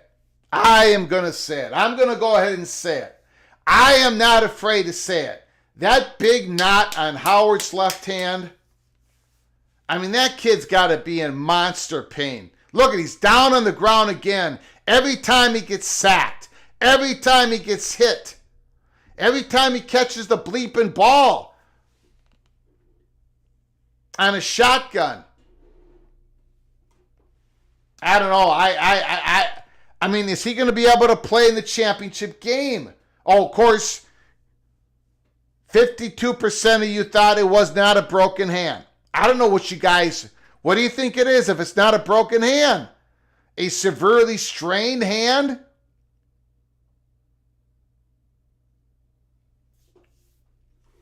He's injured. Howard is injured. D5 Terps, this game has evened out. Now the game begins. Get down to the ground. Replica. Stephen McNeely, we have a game. Preston, Texas is getting more confidence.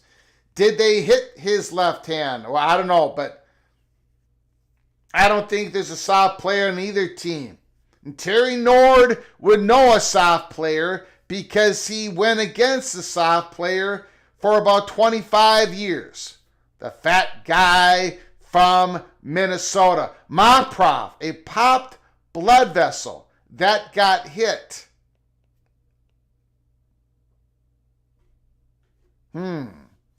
Could be a popped blood vessel that got hit. And that would cause all the swelling. I guess. I'm not a doctor. I am not a doctor. Torn ligament, stormy cyclone. I've had a few knots that big without something being broken. Stephen McNeely.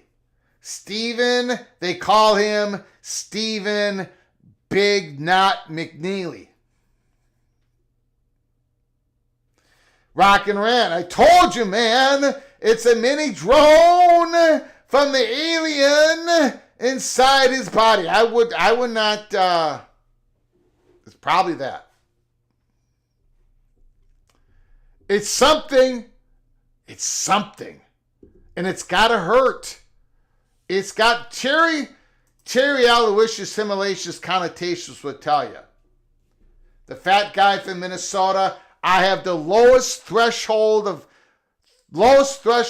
pain of anybody he's ever met. I mean, if I even looked down and saw a knot like that on my left hand, I'd be telling the coach, I'm hitting the locker. I'm hitting the showers. And I need an ice pack after I got out of the shower. And I need a tetanus shot after I got out of the shower. And I need a bottle of Xanax pills after I got out of the shower. And then I'm going straight to the bus. And by the way, you're warming up that bus even before I take a step outside. So that's where I'm coming from. That is something is wrong with this left hand. 1st and 10 Longhorns. Greg, I know you know boxing. It's like a mouse. Okay? You're right. It could be. But a mouse hurts, man.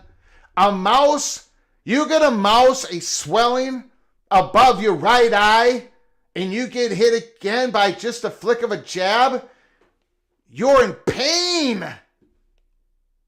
And I guess I'm the only one worried. I'm the only one worried about Howard's health.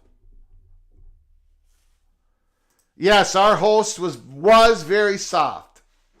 And is very soft. I mean, you guys are Illini Ted, I had a knot on my knee in high school. It was caused by a severely sprained ligament in my... Okay, Illini Ted, could you keep performing with that knot on your knee? Quinn Ears throws it away. It's 3rd and 10.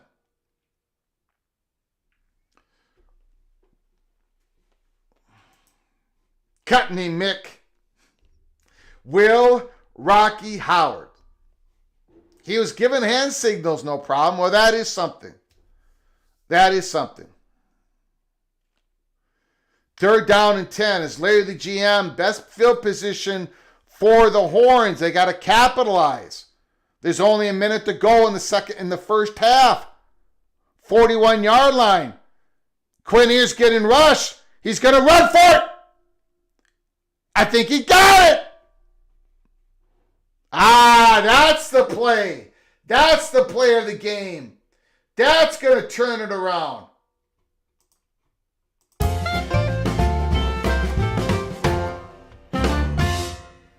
That might have turned this game around. What are they? Was it a timeout or are they reviewing it?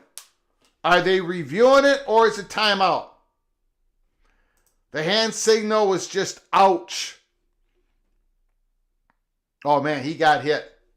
He got hit. Expedition Greg says it's 4th and 1. He did not make it. Oh, he's short. He's short. My bad, Expedition Greg.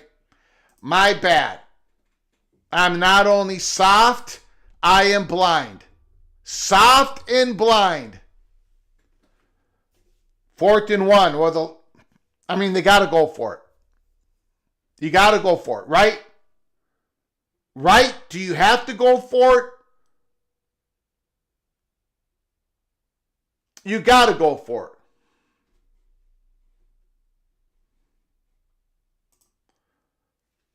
You got to go for it. Right? Larry the GM. Greg, this is from a professional athletic trainer. It is a ganglion cyst. He must have gotten hit on the hand at some point. It looks worse than it is. My goodness. If I had that ganglion cyst,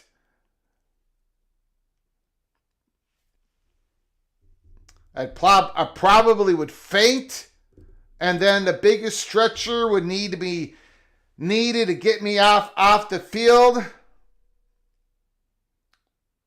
and I need immediate IV stuck into my other hand.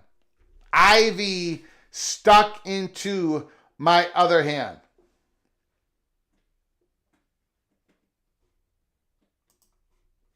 Nord, tough guy Nord. It does look like a gangliotic cyst. I had one on my wrist, no pain. I think you guys are a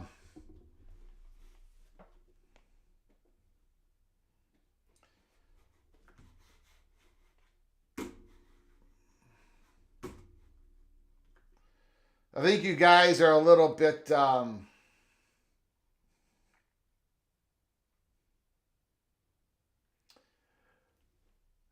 4th and 1, they're going for it.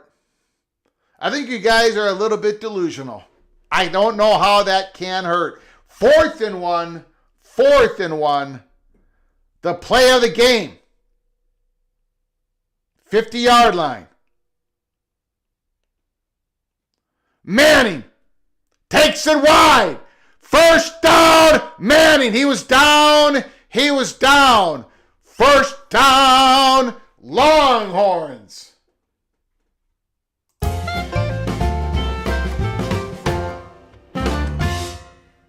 Big play by Sarkisian.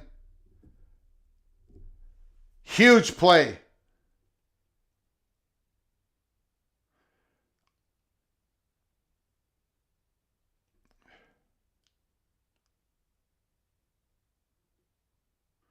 That left knee hit the ground.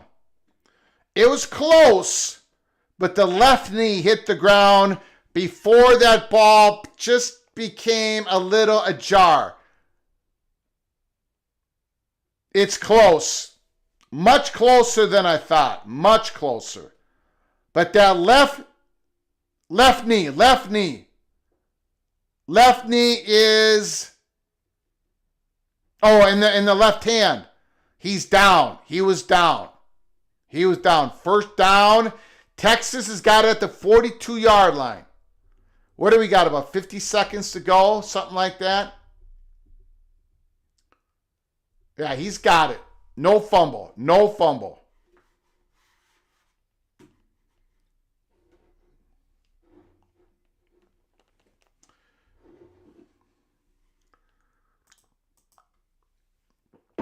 It was close. Manning gets the first down.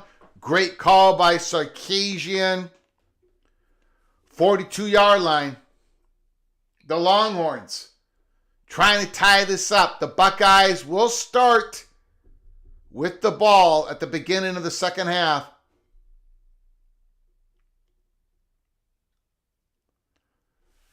First down and 10. Quinn Ewers.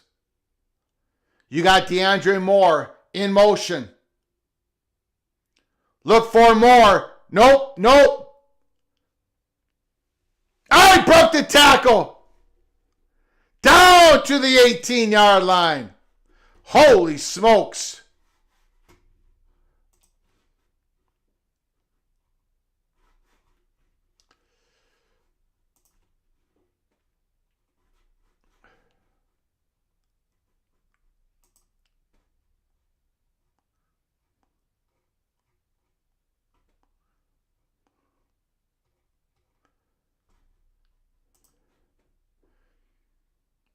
Play action. Screen pass. Oh, slapped away. Slapped away. Incomplete. Incomplete.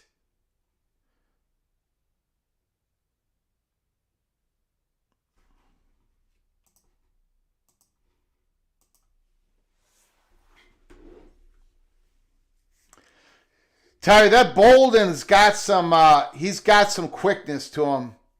He's got some,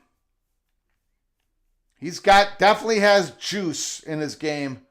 2nd and 10. Shotgun, timeout. Wow, 34 seconds to go. First half. Again, at halftime, I'm going to be taking a 15 to 20-minute break. I hope you join us for the second half. I do appreciate you joining us for the first half. I know you can be watching this so many different ways. I appreciate you all joining us. PATC. If you haven't subscribed to our channel yet, please do so. Smash the like button if you like our content. Share the video with your family and friends. If you want to support this channel through a donation, hit the $sign where you make a comment, and I'll get to your super chat as quick as I possibly can. I don't know how many watch parties we've done this year. We've done over 40. I know that. Way more than anybody else in college football, YouTube, anywhere else in the country. I appreciate you coming on in. Halftime, I'm going to be leaving about 15 to 20 minutes. I'll be back. We're going to be doing a post-game show with phone calls, your phone calls, post-game show after the game. 2nd and 10, Quinn Ewers back to pass. Touchdown. Touchdown!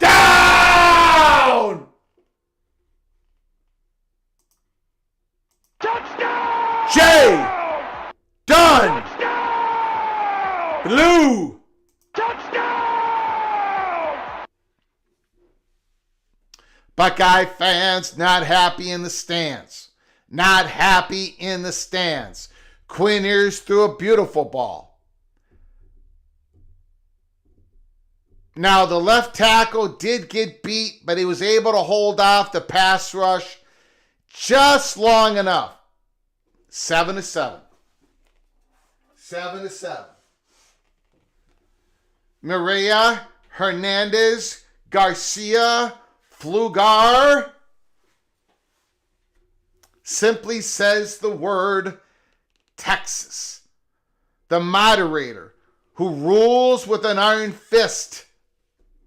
Reminds me of last night's game. Kerry Gold knows. Illini Ted, it's all about which team makes second half adjustments. Can Miss Flugar do a halftime show for us? Sing, dance, baton? Well, she can dance. She can dance. But she will not be doing that in front of the camera. She knows a lot of dances And she knows right now, look, it's 7-7. The chances are real high we're going to be playing the mariachi in the middle of the third quarter. In the middle of the third quarter. Yes, she's a wonderful woman, and she rules with an iron fist in the chat room. This game is definitely mariachi worthy. Will the moderator make tamales for the championship game?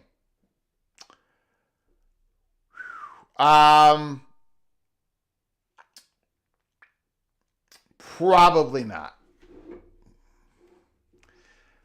I think the little general is... I think she's made too many tamales in her life. Tamales are a very physical process. It's very long process. And of course, she does it all by hand, and of course, I'm busy that day. I'm busy. I cannot help her. I'm busy that day.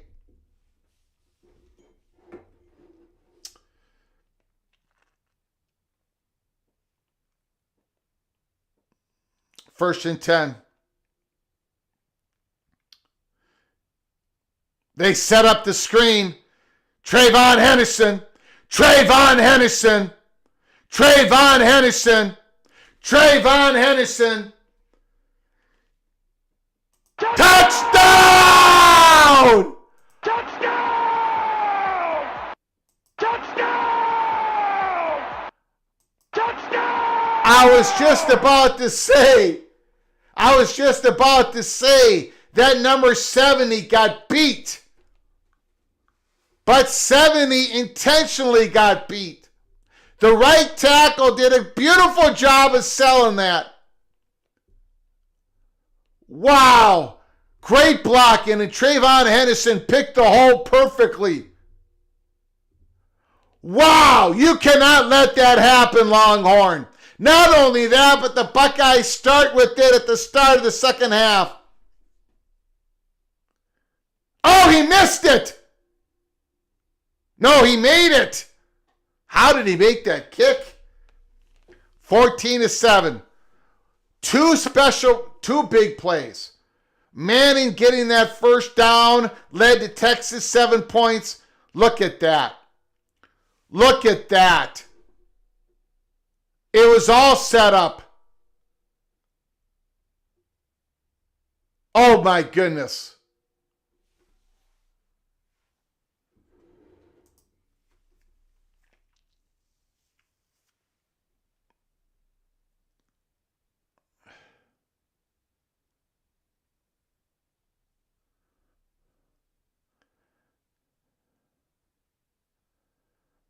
Wow, it's almost like that was a play they've been working on all week. Like, okay, we're going to run this. We are going to run this play. Wow. I'm stunned. I'm absolutely stunned. I am in a state of shock.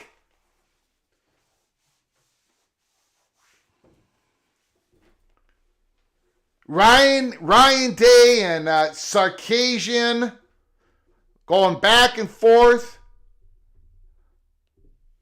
Trayvon Henderson with a big penalty early in the game that stopped the Buckeye drive. A terrible penalty on Trayvon Henderson. Well, look what he just did.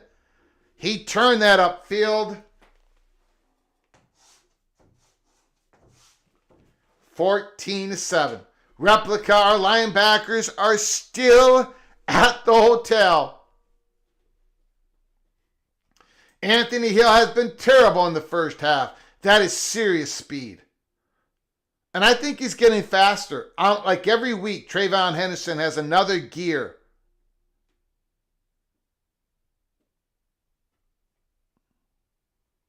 I did, Hebrew. It takes me a while. I was stunned. I was shocked. I still am. I don't know if I can recover at halftime. The Longhorns have to recover at halftime.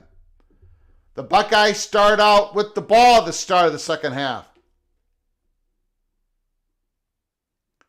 13 seconds to go. Now what does Sark do? What does Sarkisian do?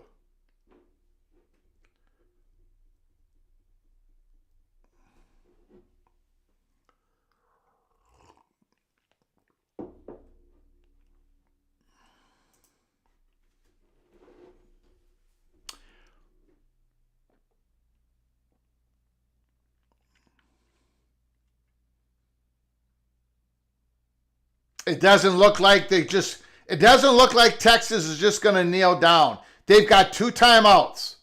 Are they going to take a shot here? No, they're not. They're going to run it. They're going to run it. Pretty good run. Now call the timeout if you want to take a shot. Call the timeout.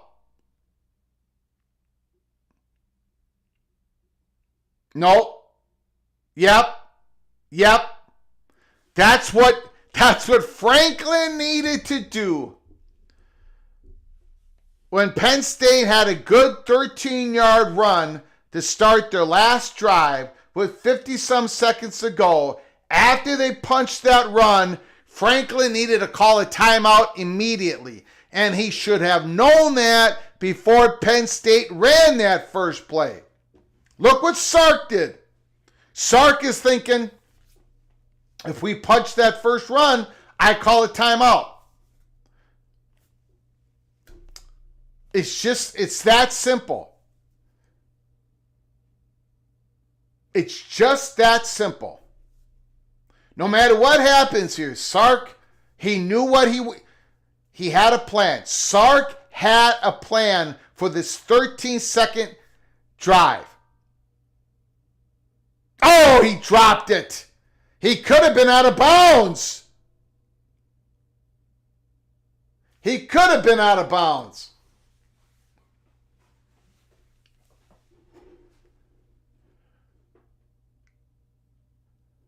Holding on the Buckeyes.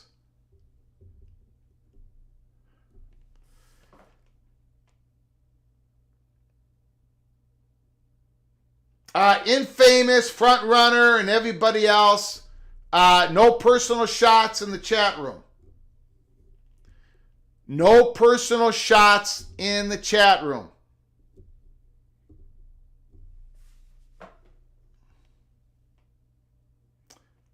I'm talking to everybody. No personal shot. No calling people. Just go ahead and criticize the team that is playing or criticize the team that's not playing. Go ahead and criticize my beloved Golden Gophers if you need to criticize something. But no personal shots to people inside the PATC family. And the biggest reason for that is there are people enjoying this football game, watching this football game, and they're putting down comments about the football game, and they don't want to read your back and forth. Bevel is looking on. Bevel is at the game. 2 seconds to go. 1st and 10. Quinn Ears.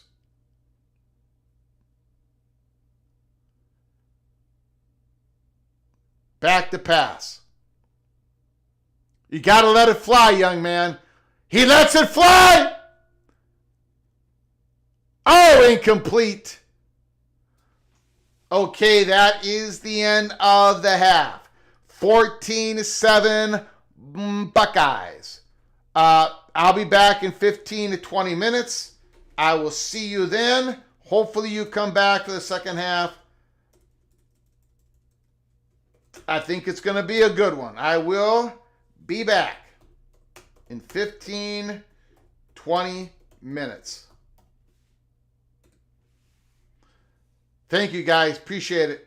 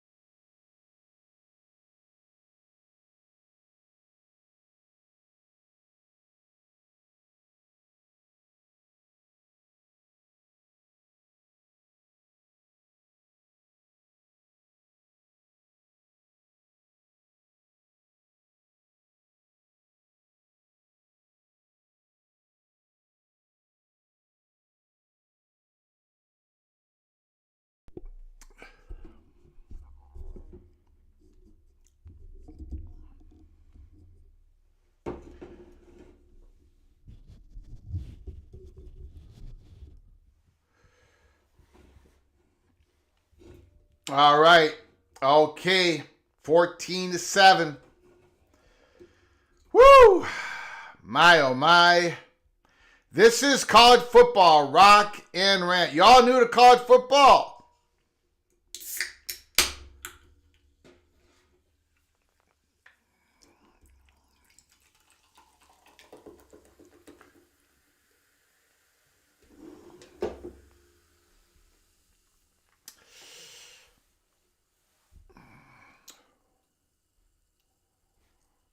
Two-loss champions will be more frequent occurrence. Oh, yeah, absolutely. We're going to have two-loss national champions. It could be the Buckeyes this year, we're going to have it. We're going to have it. We might even have three-loss. We're going to have three-loss national champions. No question about it. Rock and Rand, I think Greg's Gophers were national champions in 1960. Yes, and no. For whatever reason, back in 1960, back in the day, the final AP poll came out before those bowl games were played. So the Gophers were handed the national championship. I'm trying to remember this. Before they lost their second game. But we're going to take it. So we were awarded the national championship. I have no idea what our record was, but we had one loss. We had beat the Iowa Hawkeyes. That was the Iowa Hawkeyes, and we beat the Iowa Hawkeyes. We were like number 2 or number 3 in the country. Iowa was number 1, and we laid the wood to the Hawkeyes pretty impressively. I don't remember the score, but it was more than by a couple points. So then Iowa was given the number 1. It was either Mississippi or Mississippi State. I can't remember who it was.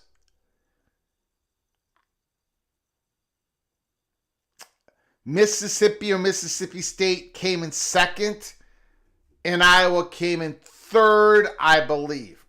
If not third, they came in fourth or fifth.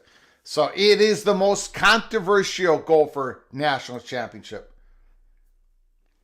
It was 2 losses, but they voted when they had 1 loss. So either way.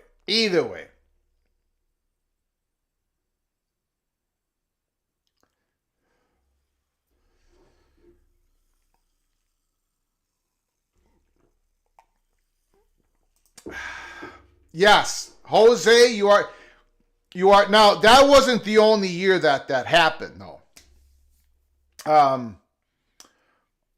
So not the only year that there was a span of time where the AP would vote, and it was close. The voting was. Somebody look it up. The voting was like Minnesota, like by 1 vote. I know that sounds crazy. I don't know how many votes there were. Minnesota had I don't remember what it was, 25 votes. In Mississippi or Mississippi State had 24. Something like that. It was 1 vote away. And I don't even know if I'm right about Mississippi and some southern schools 1 vote away from Minnesota. Okay, anyways, 14-7, the Buckeyes lead, and they start the ball at the start of the second half. Let's check in the reporting. We're going to go through the stats. Thank you for joining us. To start the second half here. I do appreciate it.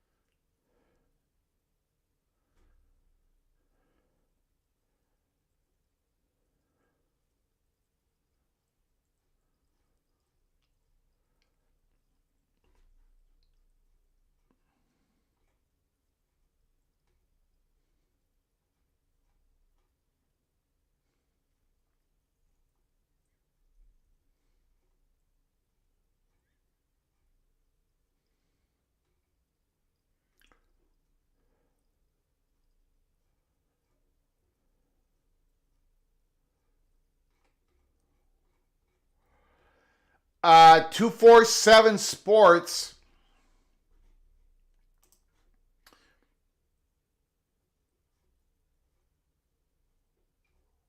Yeah, I don't need to go through that. The statistics for the game so far. Will Howard, 14 of 19, 200 yards, 1 touchdown. Trayvon Henderson, 3 carries, 23 yards. Quinshon Judkins, 5 carries for 20 yards, 36 yards on the ground for the Buckeyes.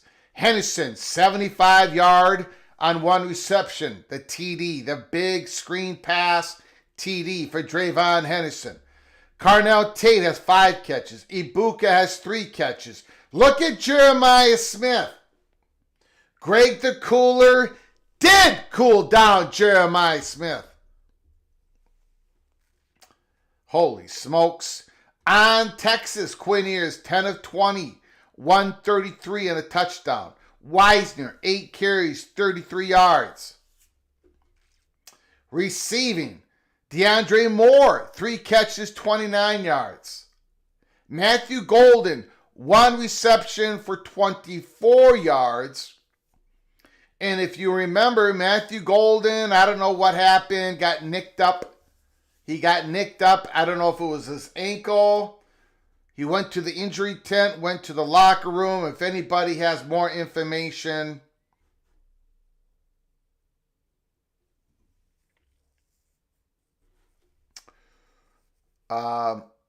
Greg, what do you think of the 16-team playoff where all rounds except for the national championship are played on campus? I'm pretty sure that's not going to happen. I'm not going to say I'm positive, but I do think it's the heavy chalk that home campus games are going to remain only in the first round. It is true, up until tonight, January 10th, it's true that the playoff manager committee, the body, still has not struck a deal with the New Year's 6 Bowl.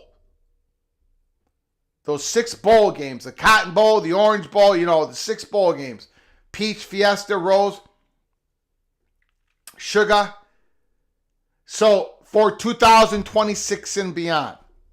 So there is no deal in place that we know of that the quarterfinals and the semifinals are going to rotate the New Year's 6 bowls, the top 6 bowls.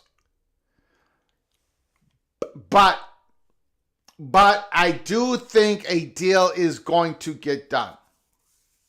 I do not believe they want to go away from these 6 bowl games, these 6 partnerships in how they conduct and put on bowls and there's a lot of activities leading up to the game.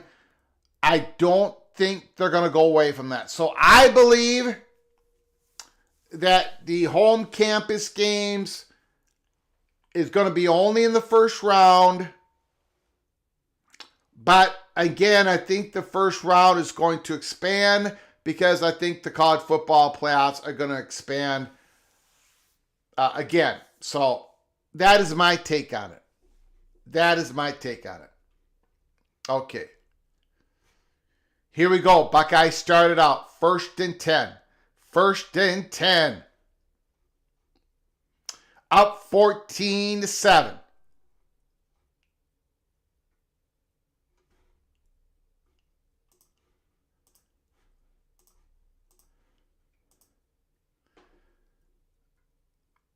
Howard rolls out. 1st down. Ibuka once again.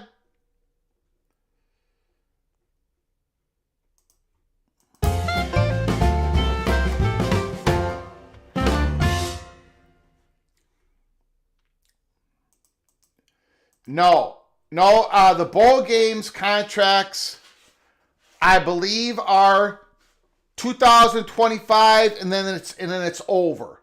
The current contracts go to 2025, and it's over. Trayvon Henderson. I might be wrong on that, Larry the GM, but I don't think I am. In fact, the SEC, I know. The Big Ten, I know. I think I'm pretty sure their bowl tie-ins on how I think they only have one more year on their contracts. I think 2026 bowl tie-in, conference bowl tie-ins for the SEC and the Big Ten, and I think the other conferences are all have the potential of big changes. And I do not believe the Cotton Bowl has a playoff slot in the quarterfinals or in the semifinals after 2025. Now, we may wake up tomorrow and hear the news, or next week or the week after that, but for currently, I don't think it's in place for 2026 and beyond. I just happen to think it's going to happen. I think it is going to happen. I don't think we're going to see home games in the quarterfinals. Picked up! Interception! Howard? Again, feeling he's a little bit out of control. Howard is a little bit out of control. He is trying to fit the ball. That was due to happen. Trying to fit it into Jeremiah Smith. Great defensive play. Great defensive play.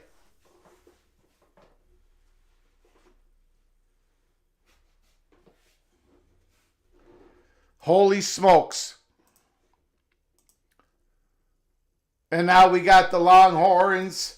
They are moving. They are moving. Yep.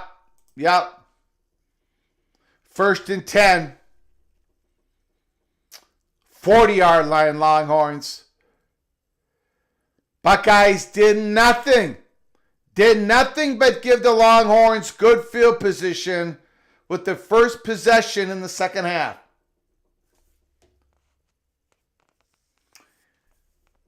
JTT back in the game, making plays.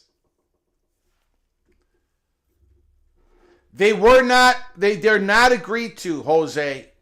I just happen to think they're going to be agreed to. Back to 2020. I think we're going to see these 6 big bowl games have the quarterfinals and the semifinals. It's just a prediction. I think that's what's going to happen. I don't think they're going to walk away from these partnerships. I think the home campus games, the playoff games, are going to be one first round only.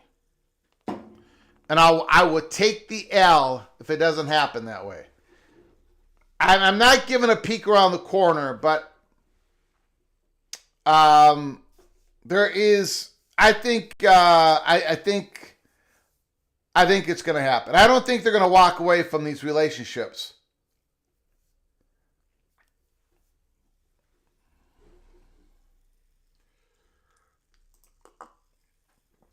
We don't know, Big Lubbock. We do not know. Probably. I would guess it would be. But we do not know. We don't know the bowl tie-ins for 2026. Texas got to punt it. Simon is down. Ooh, boy. Simon is down.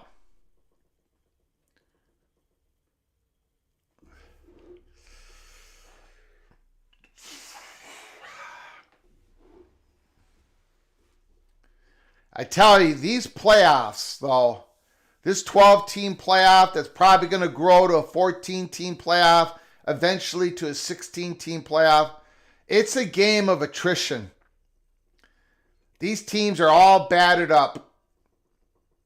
I mean, Notre Dame is the walking wounded going into that national championship game.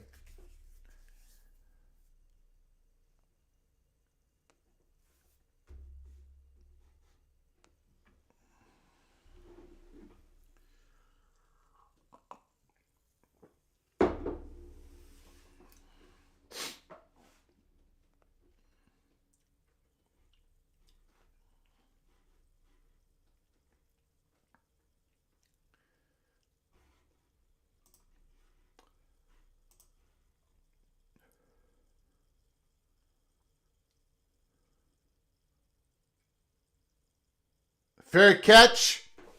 Ohio State was started at their 12-yard line.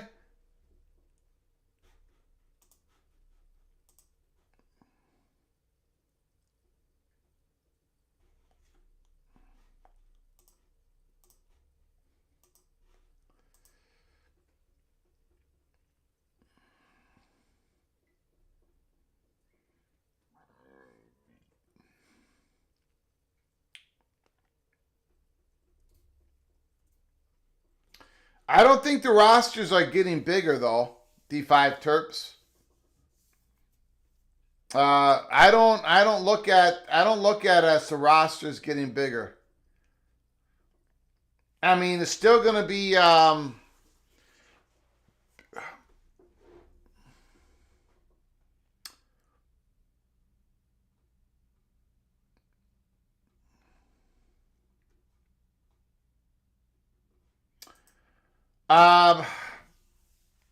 I don't know. I'm a little confused on that D5 Terps. I still think we're sitting at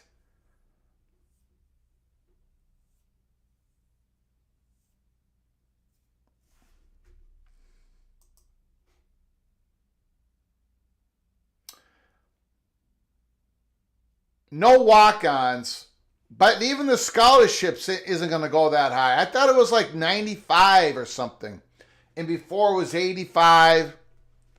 I just don't think, and you know what, man? These college head coaches, they don't play a lot of guys. They don't play a lot of guys. The NFL plays a lot more guys than college coaches do. I mean, a college coach would, if they could get away with it, they would play a very limited roster. In practice, the ones get most of the reps, and sometimes it's like very difficult for a head coach, college coach, to trust that second and third guy in a certain unit to bring him in for a couple plays. 105, I don't know. Maybe. I don't remember.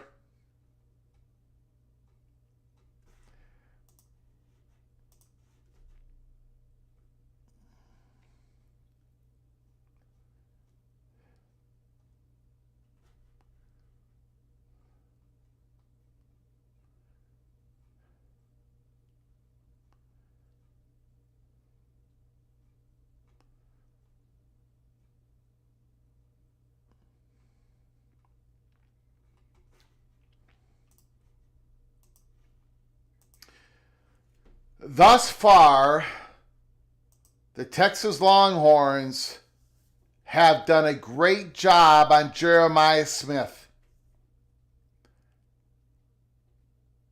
A great job on Jeremiah Smith. The Buckeyes have not been able to get him loose. First down and 10. We're doing an end run. Got nothing. Second and 10. Well, because if you go over 85, they're going to have to get paid. They're going to have to get paid, and then there's going to be less money going to other programs in your athletic department. That's another problem with all that.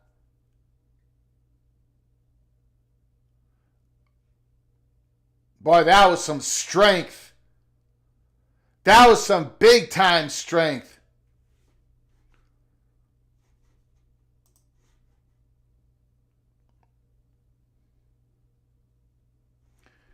Merrick is just bullying people. 3rd and 1.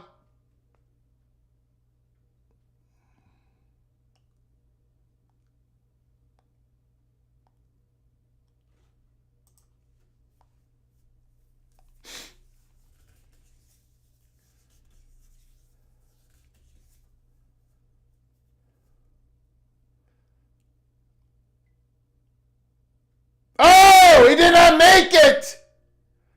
That was poor decision on Judkins. He should have went north a lot quicker than that.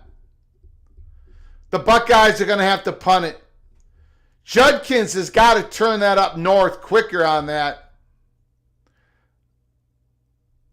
Although 33, man, he was there in the hole. He got there quick. Buckeyes are going to have to punt it back to Texas. The Longhorns are going to get good field position.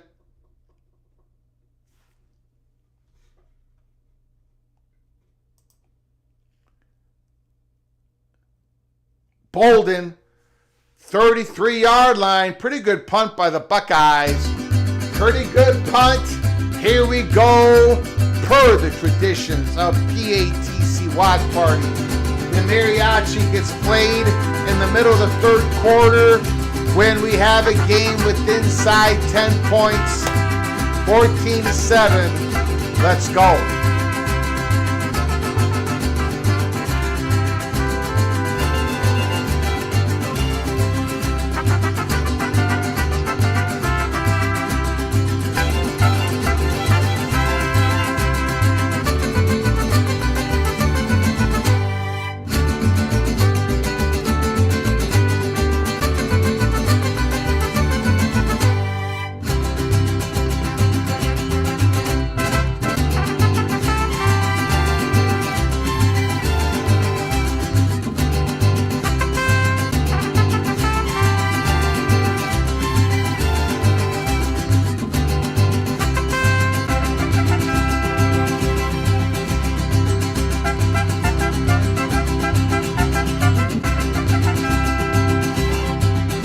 We are going to go how many months after the January 20th National Championship game? How many months are we going to go without the mariachi music? Very sad, very, very sad.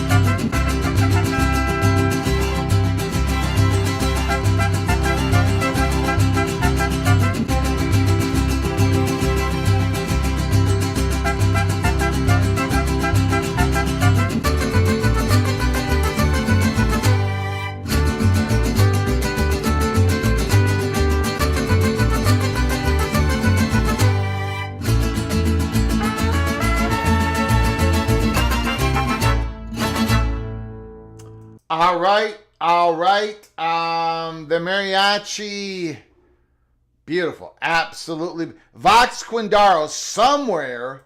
Herb Alpert smiles. Yes, I'm old enough to where, I had a record player and I had Herb, I had Ronnie Laws, and I had his brother, which I can't remember the name, Ronnie Laws and blah, blah, blah. I can't remember the name.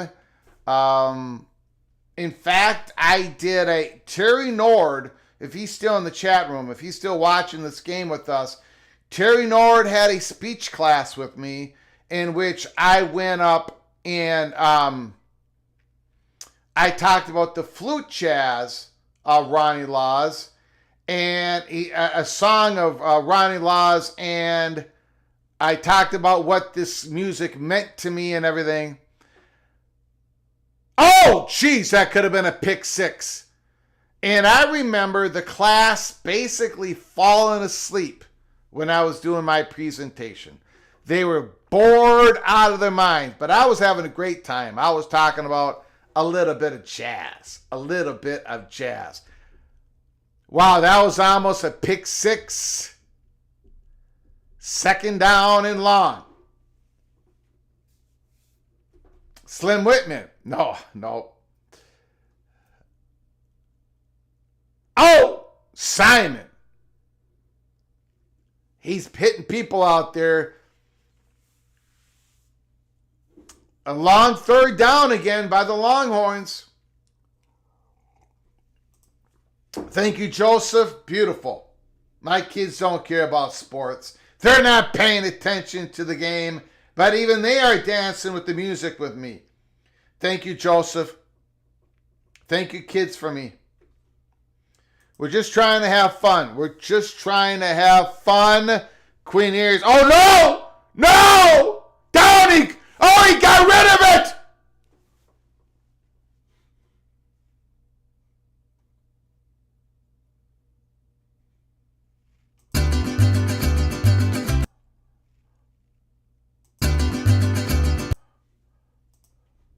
Oh, my God!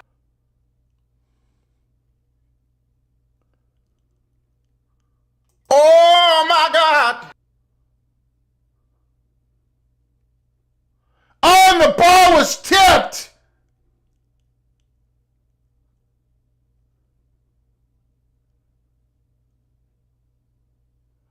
He was not down. He was not down. I mean, it's close. They cannot reverse it on that. I don't think. Oh, it's right on his fingertips. I don't think they can reverse it. What a play. Oh, my God. Oh, my God. The ball was tipped out of the guy's hand.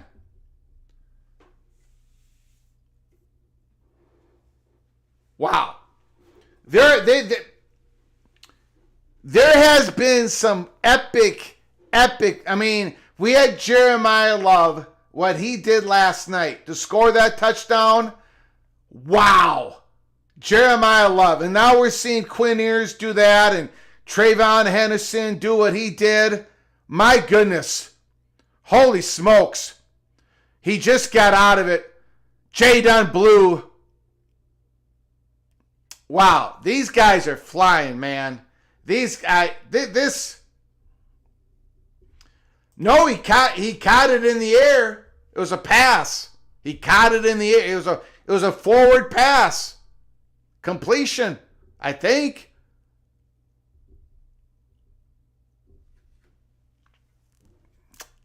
Second and 5. Boy, oh boy, what a game. 49-yard line. DeAndre Moore going motion. He got it. Moore's got it. Good tackle. Man, you don't see tackling like that. The Buckeyes and the Longhorns, they grab you. You're going down. They grab you. It's over. Another third down and 5 or 6 for the Longhorns. 3rd and 3. My bad. 3rd and 3. It's too much good tackling going on out here. Holy smokes. They're going to run it. And they got it.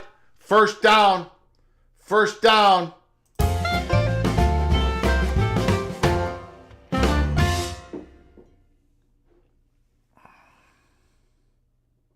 I have not heard of Foster. I don't know anything about Foster. Stormy Cyclone. Give me more information in the chat room. I do not know anything about Foster making any noise out there. Tackling. Gotta love games like this. Oh, you guys are talking about basketball. Oh, this is okay. You gotta let me know when you're talking basketball. This is a college football YouTube channel. 2nd and 11. Shotgun. Quinn Ears. He just gets rid of it. Wisner.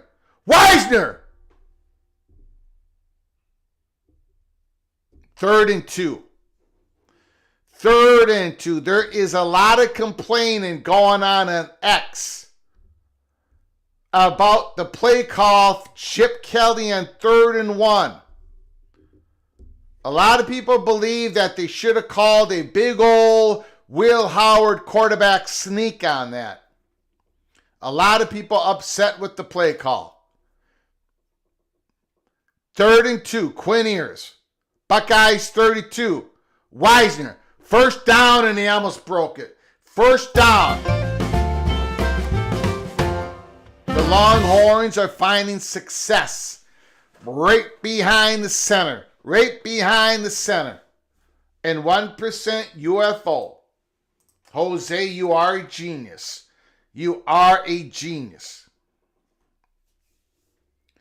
1st and 10. They're running it again. JTT.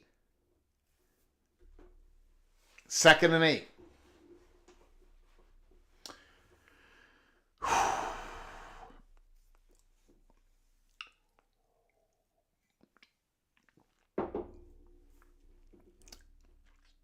That was Matthew Golden with his helmet off. What is he trying to get loose? I don't know. I don't know what's going on with Matthew Golden. Looked like he got injured early. Quinn Ewers, trying to dump it off.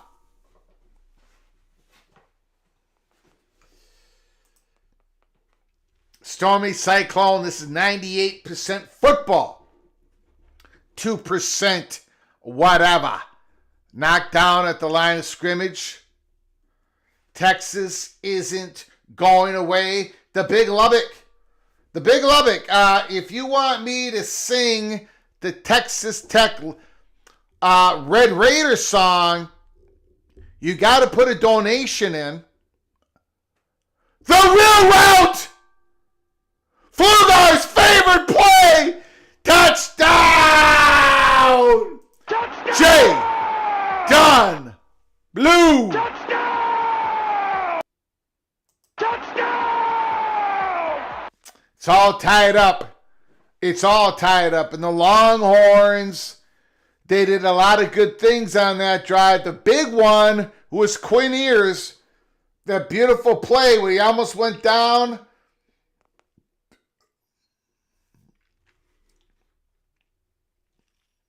So it's going to be all tied up.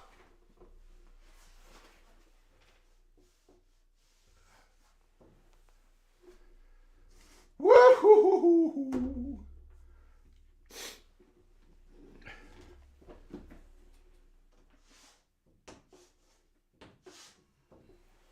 $14-14. The winner of this game plays Notre Dame on January 20th. Obviously, we're going to be doing a watch party during the national championship game. Whew. Fantastic. A fantastic football game. Steel Austin, what a game. Kerry Gold Nose. Blue again. Blue again. Stone with the second career extra point. Wow. Okay, Buckeyes. I would go ahead and get Trayvon Henderson back involved. Mr. Trayvon Henderson.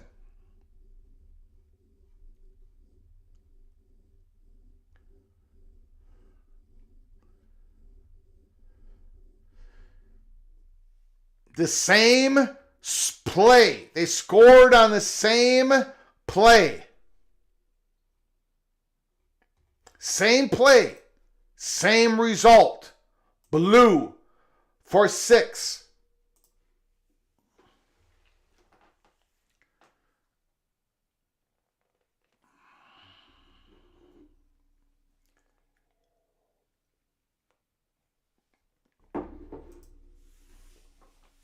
I agree, Mr. Terrapin. I agree. Even with the blowouts. And the blowouts are always going to happen. Always going to happen. You cannot legislate it out of the playoffs. You can't legislate it out of competition. Blowouts are going to happen.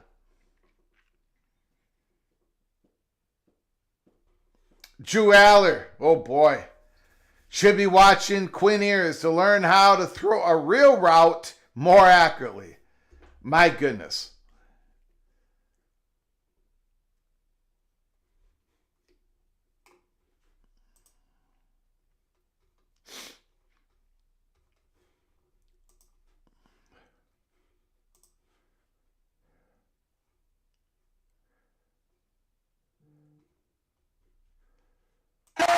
They can do on the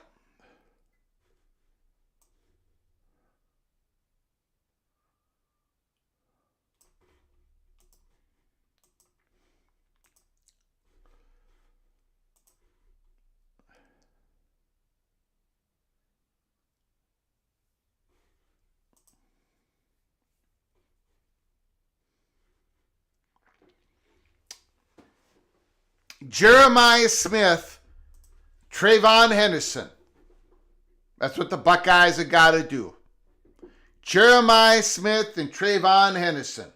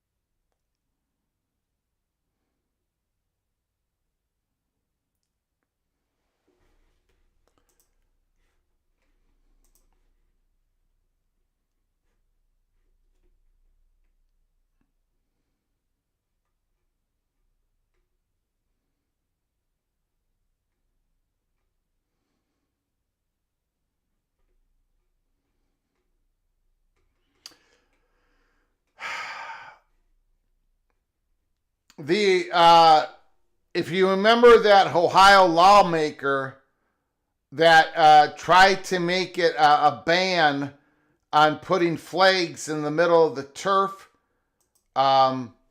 here is a joke on X. That Ohio lawmaker is going to attempt to ban real routes by the end of the night.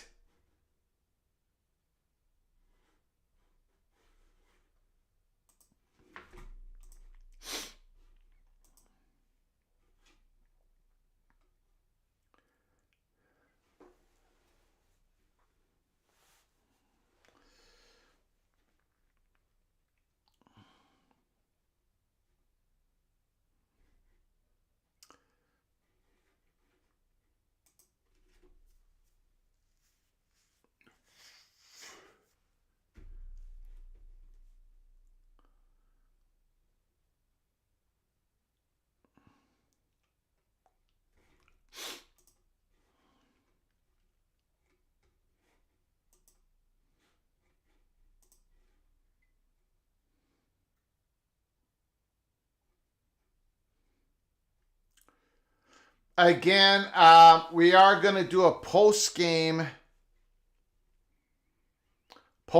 show. Phone lines will open up immediately.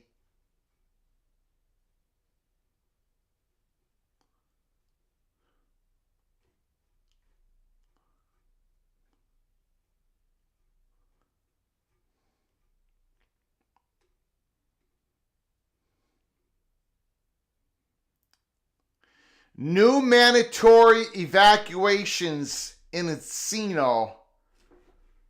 I'll put it up on the screen. Los Angeles scanner. So there's still evacuations going on from time to time.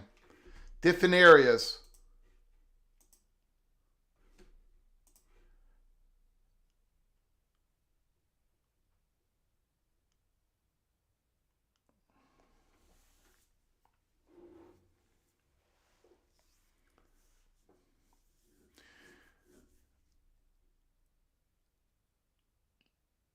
There we go. First down, Buckeyes. And they threw the flag. They threw the flag, a late flag.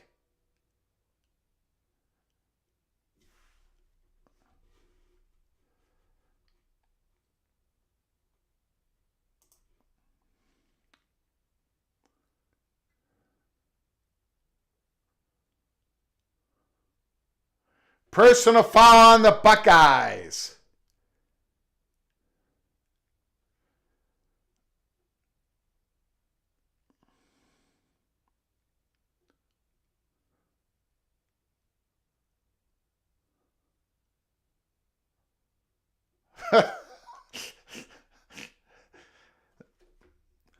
The whistle must have blown, huh? Because they were trying to take down the Buckeye. Boy, the Buckeyes keep shooting themselves in the foot here. 1st and 10. They had to bring the ball all the way back after the first down. Back to pass. Sacked. Howard goes down. Howard goes down.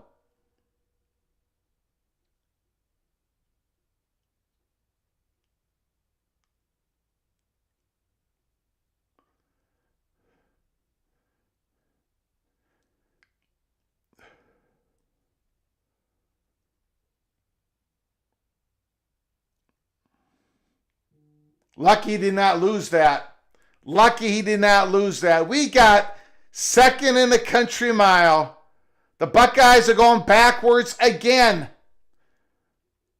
We got trips right. And they're going to run out of it. They're going to run out of it. 3rd and long. Boy, oh boy, oh boy. Howard is lucky. Lucky to be able to get that ball back. 3rd and a long ways to go.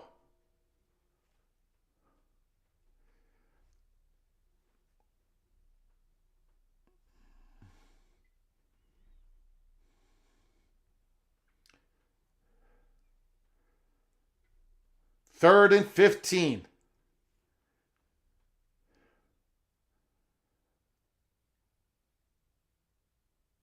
Batted away again. The Buckeyes are going to have to punt. The Buckeyes offense has been stifled. In the 3rd quarter, no points, no nothing for the Buckeyes. In the 3rd quarter, the Longhorns have been able to tie it up, and now they're going to get the ball back in decent field position. Nothing is going right for the Buckeyes. 14-14. Texas versus Notre Dame. Ohio State versus Notre Dame. Holy smokes.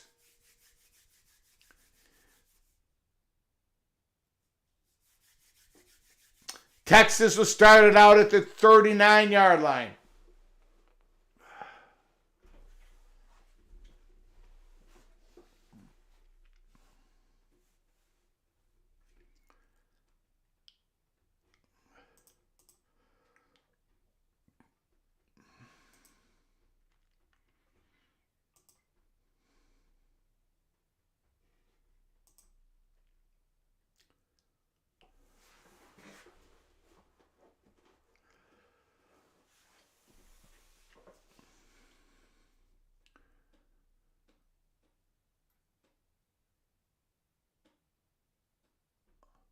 Oh, he breaks it out!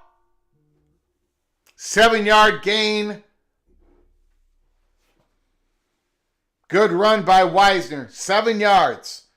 I tell you what, the Longhorns, they're getting yards on this running play here. They're getting yards. They're chewing up yards on the ground. They had nothing in the first half. Quinn Ears, he just got rid of it just in time. No tackle. That was not there we go. He was not down. It's going to be 3rd and 5. Quinn Ears is getting the ball out of his hands just in time.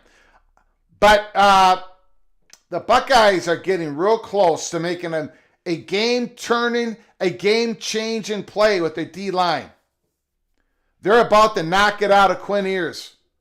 3rd and 5. We're going to go to the 4th quarter. It was all Longhorns in the 3rd quarter. All Longhorns. Holy smokes. Good close game. Chad Bracey is in the house. This might be a fireable fence if Ryan Day doesn't read the championship. Unlike mediocre Franklin. Numbskull News, Notre Dame ain't never joining the Big Ten. Folks need to get over it. My prof, glad it's a good game. Bo Weevil, win. The 4th quarter, Texas Golden is back in. Matthew Golden is back in the game. Woo, baby.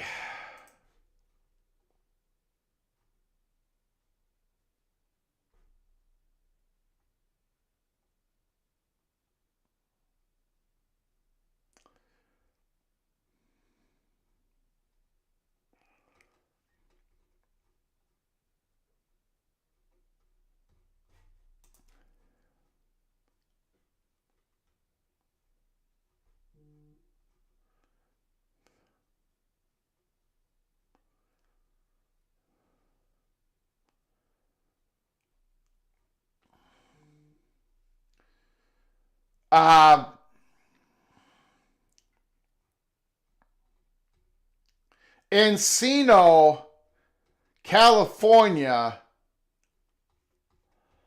is under new evacuation warnings, which means get ready to bolt. Get ready to bolt. And Ventura Boulevard, new evacuations warning for Encino further north to Ventura Boulevard. They're saying that the vegetation is so dry. Right now, even with little wind, the fire is growing rapidly right there. My goodness. Sorry, Rock and Rant.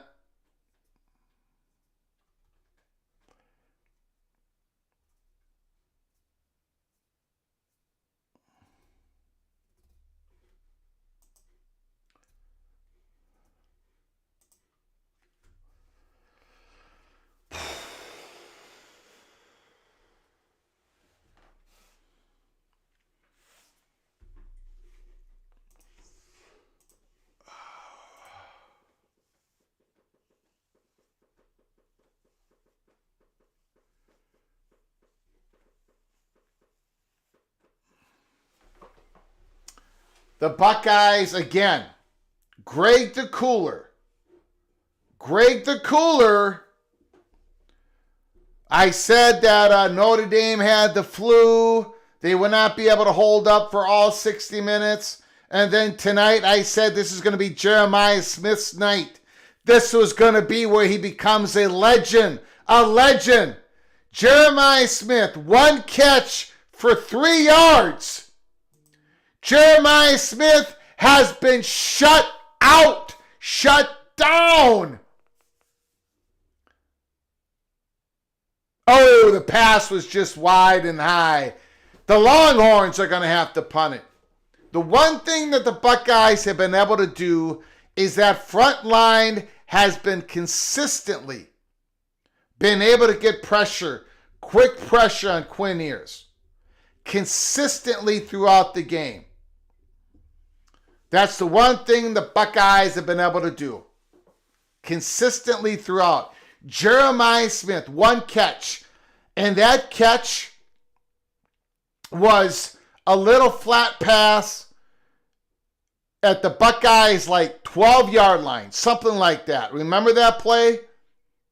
It was like the 12-yard line.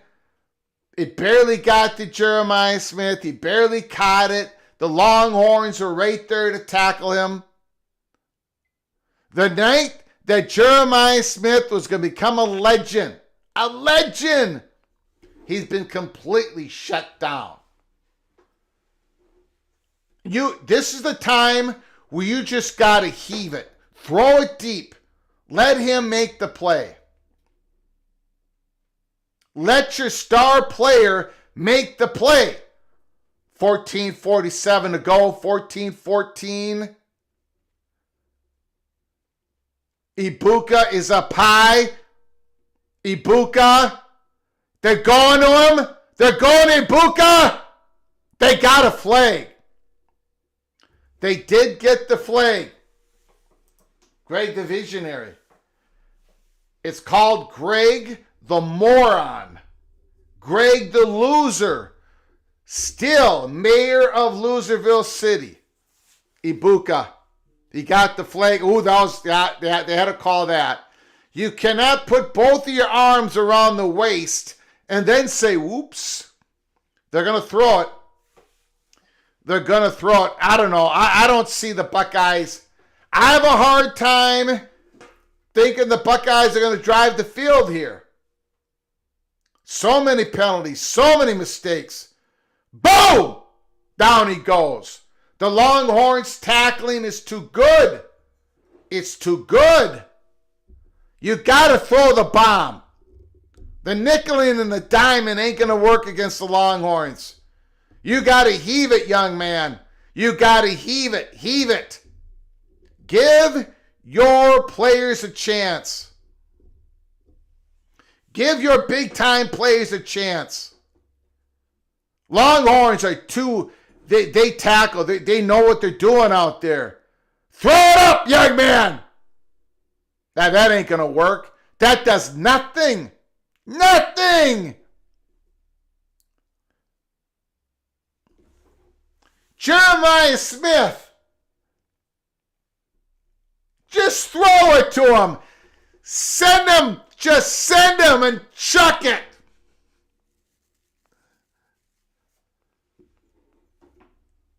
Just send him and chuck it. Send and chuck. Send and chuck. Send and chuck.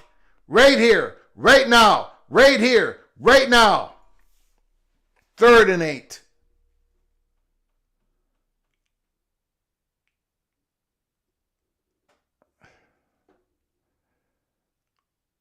That was a good play. That might have been Howard's best play of the day. He had to avoid the rush. He got flushed out of the pocket. He threw a good... That probably was Howard's best play of the day. Carnell Tate, first down.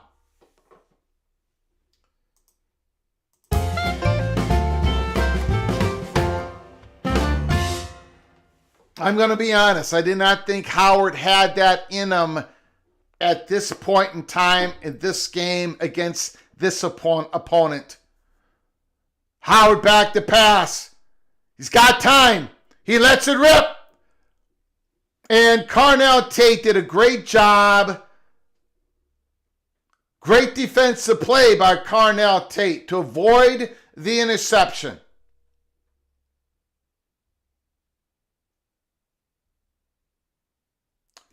Okay. I don't mind the chucking. But why aren't you chucking it to Jeremiah Smith? Why aren't you chucking it to Jeremiah Smith? That's where is he? Where's number 4? You know what you play? Collins is down. Do you know what play? You know what you call right now?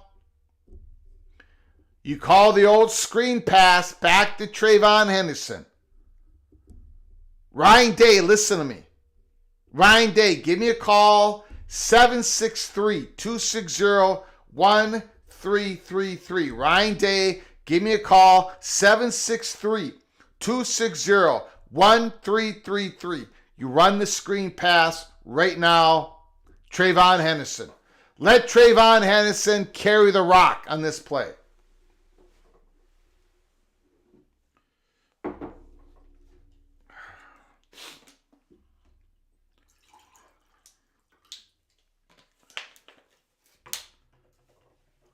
Phone lines are open to the head coach of the Buckeyes.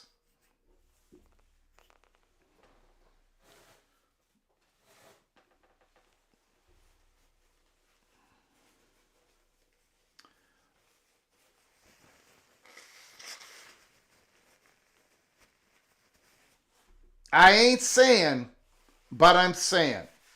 The Longhorns are gonna blitz the hell out of Howard right now.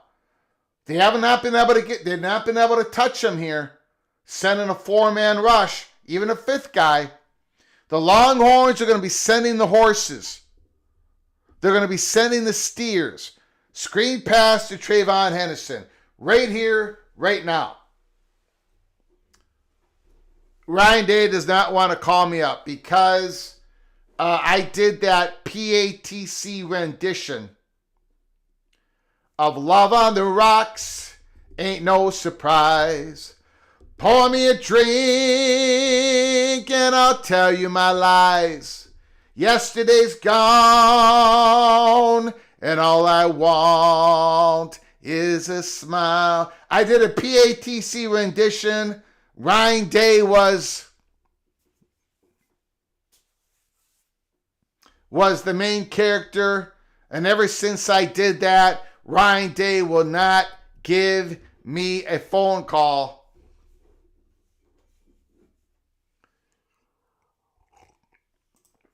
They do not put Jeremiah Smith in motion. They've taken him one side of the field, and I think that's quite common. Quite common for true freshmen.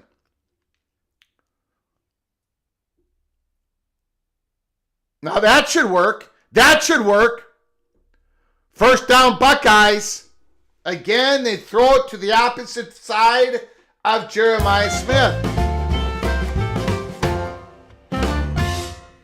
The dogs next door are howling. Holy smokes.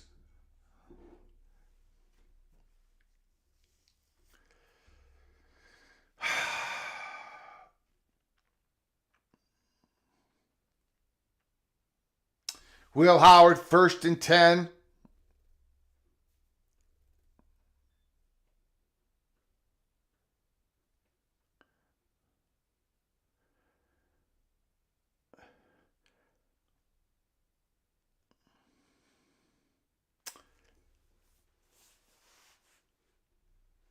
Second and 10.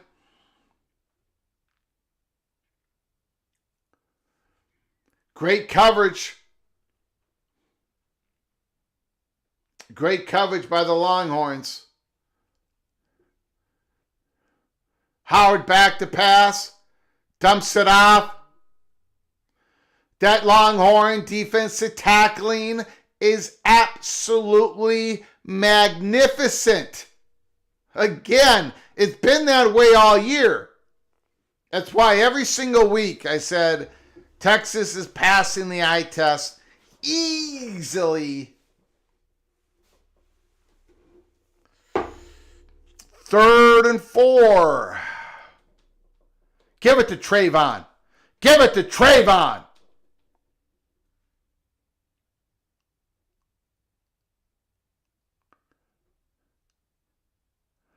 We got another penalty on the Buckeyes.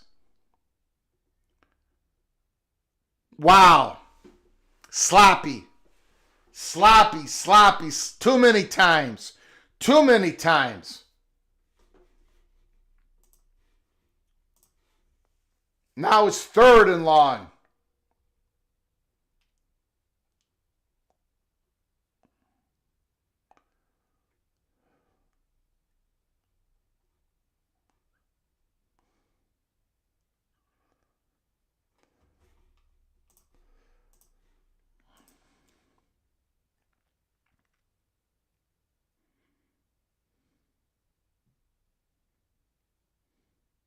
Got to make a play. Well, that was good hustle. Did he get close enough for the Buckeyes to go for it on 4th down? That's the question. That's the question. Did he get close enough for the Buckeyes to take a shot at 4th down? You got to go for it. I don't care. You have to go for it. This is great. Tremendous effort. 4th and 3. Buckeyes are lining up. Dallas Marquez wants a punt. You got to go for it. You're at the 32-yard line. Give it to Trayvon. Give it to Trayvon. Timeout.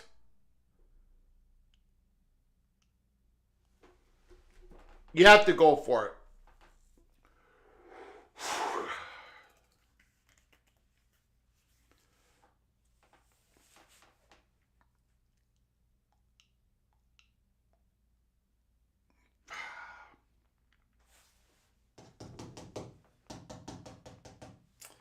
$14. The conference payouts. You guys are talking about the playoff distribution and Notre Dame getting all this money. That's going to change. That's going to change in another year.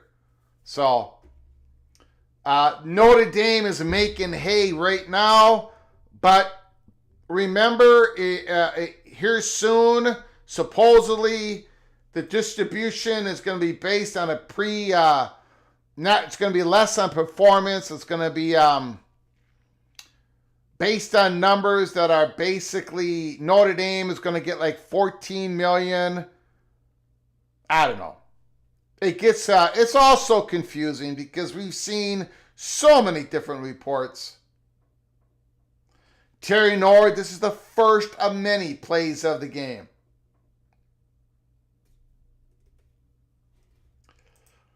The money distribution changes, I think, in 2026. I think that's when it officially changes. So,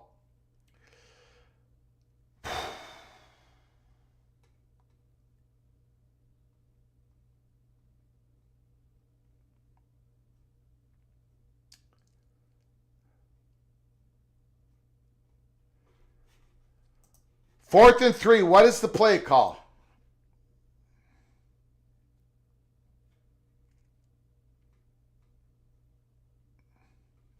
Jeremiah Smith and run.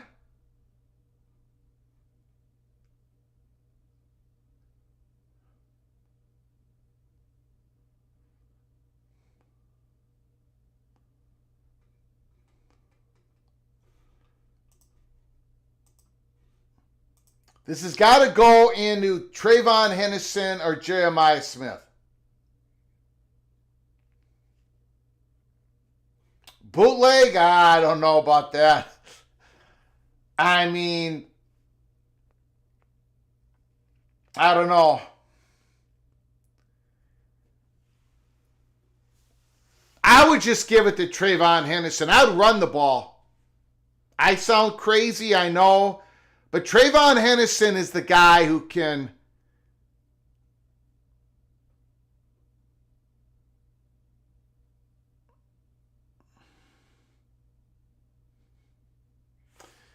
shovel to Henderson. That's a good play call right there. Finely tuned.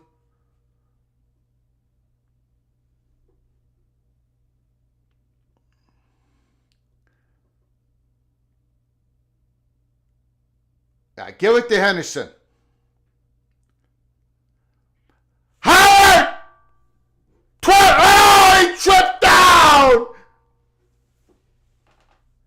He's running like the fat guy from Minnesota, not the quarterback from the Buckeyes.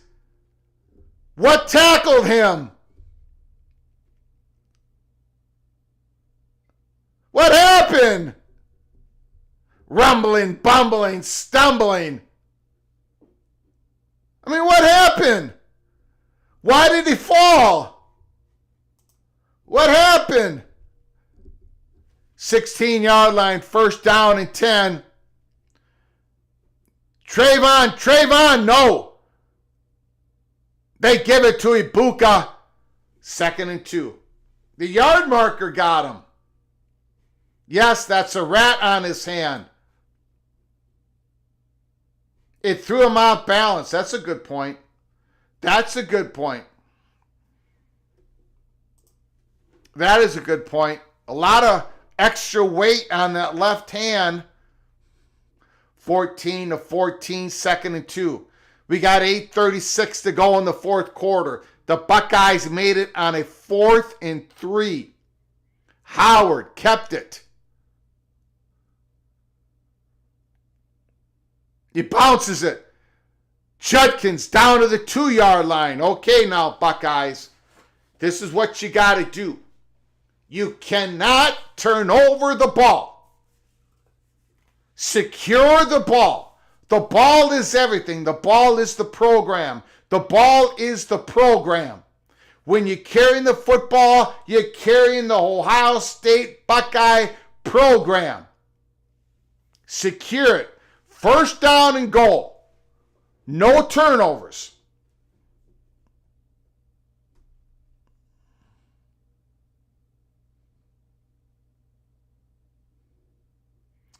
Boy, he got close. He got real close. He did not get in. A lot of his body did, but the ball did not go over.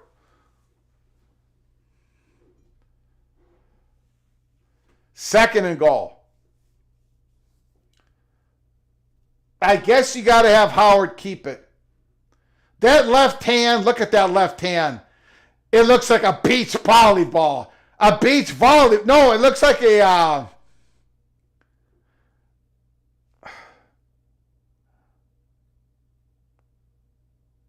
Touchdown! Touchdown!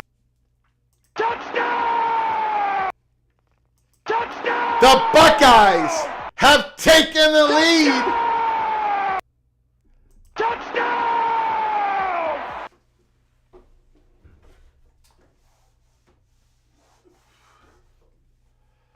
Okay, I am going to be controversial here. I'm going to be controversial. But I mean this. I'm not just saying this. I'm not just saying this to get a response.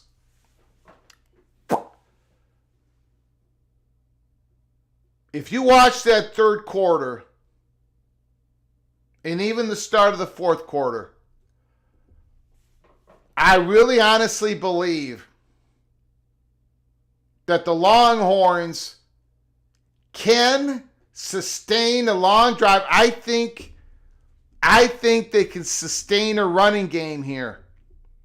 If Sarkisian, if they stick with the run, I cannot believe I'm saying this because even though I believe Texas was going to go to the playoffs at the beginning of the season, I doubted their running game. And it's been a good running game. It has not been a great one, but it's been a good one. But I think they've been pushing the Buckeyes around a little bit here. You got to be honest. You got to be honest. They've been getting in trouble with the pass rush, but not with the running game. At least run it on first downs. Don't get behind the chains on that pass rush with the holding call or getting sacked. Run that ball, Longhorns. Run that ball. And I think that might be the success. Nord, can Texas answer again? I think they can. They got to run that ball. Run that ball. MBM says it's a broken knuckle. I think it's a completely busted hand. You got people in the chat room are saying Garlantiac or Garlakiac or some fancy word, some cyst. I think it's absolutely busted. Quineers, oh, he got it over there. Ooh, boy. Gunner Helm, 2nd and 3. 2nd and 3. A mosquito bite. Preston from Greensboro, who happens to be blind as a bat out there in North Carolina. 2nd and 2. You got Jadon Blue, 2nd and 2. First down, I'm telling you.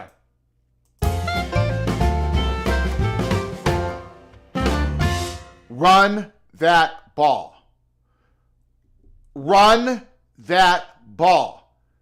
You're winning the line of scrimmage right now. Take advantage of it. Run that ball.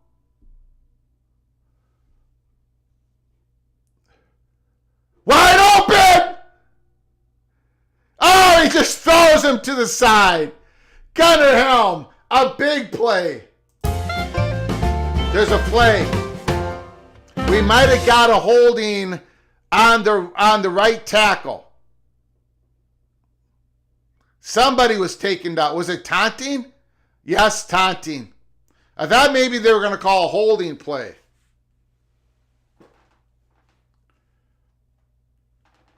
I think Gunnerham was laughing at the dude.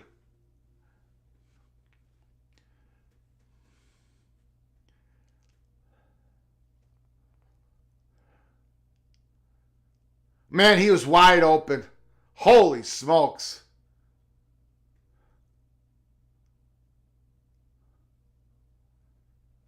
I don't think that was much of taunting. He just pointed a finger. Where's wide open? First down, Matthew Golden.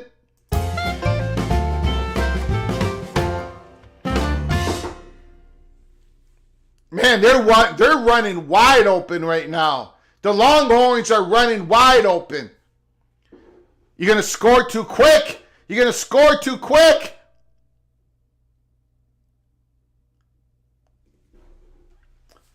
Second and 7.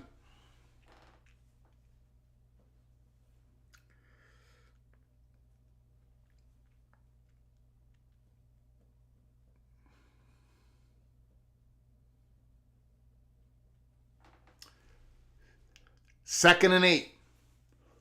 My bad. Second and 8.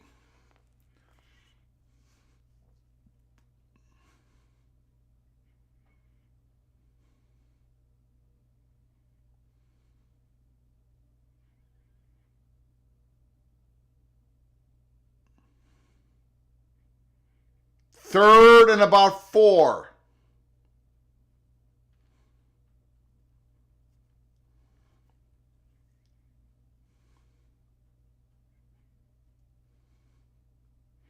Third and 4.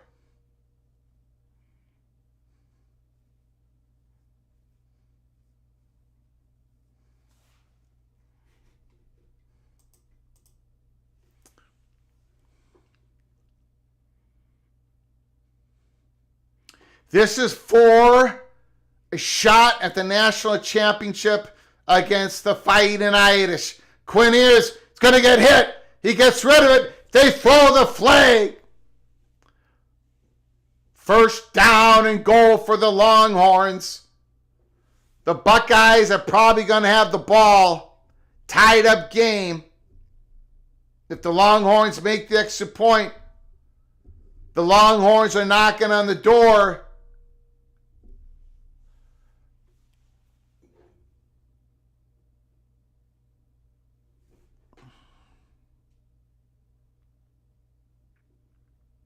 First and goal.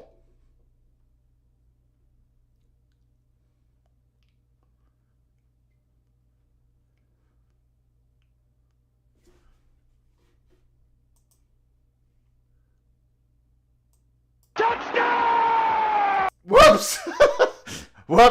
Whoops. I did not mean that. I did not mean that. First and goal again. My bad. Pass interference on the Buckeyes. First and goal again. My bad. I did not mean that.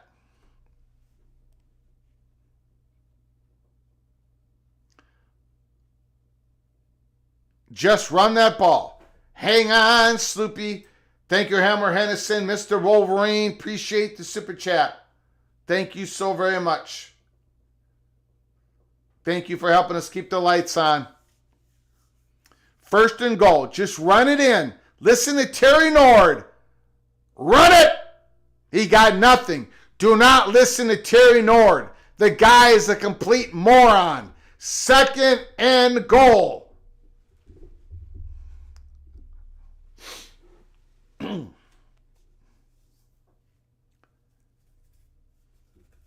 No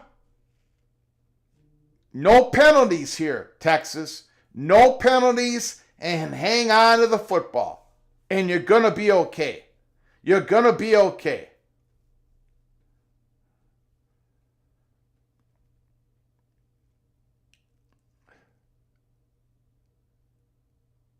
They're pitching it out.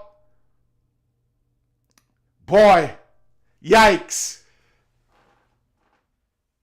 Yikes. 3rd and goal. Don't listen to Terry Nord.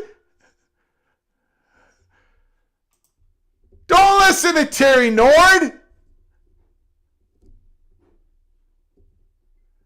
He still watches football games from back in the 50s and the 1960s.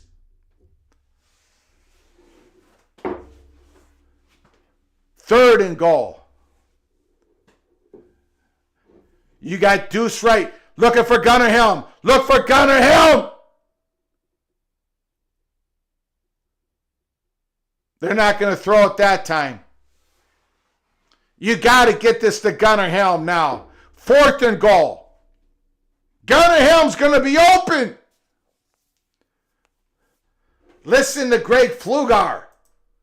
Listen to Greg Pflugar. Mr. Spartans, holy smokes. Thank you for your incredible generosity. I'll get to you in a second, Mr. Sparty. 4th and goal. Oh, no! He picked it up! Sawyer! 40, 50, 40, 30, 20, 10. Touchdown! Touchdown! Oh! Touchdown! Oh, my! Touchdown! That's going to be played back for the next 50 years.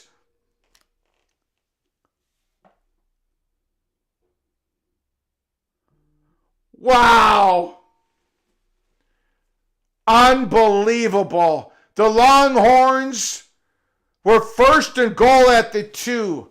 They went wide with Weisner.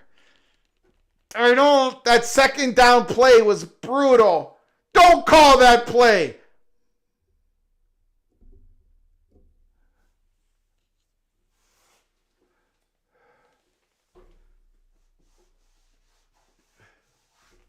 Wow. I am, again, I'm stunned. I'm stunned at this college football, this game that we play. And I said it. I said, the Buckeyes are this close from knocking the ball out of Quinn Ewers to make the deciding play in the game. I said that at the beginning of the 4th quarter. If the Buckeyes were going to put the dagger in, it was going to be their defensive line and that pressure. My goodness.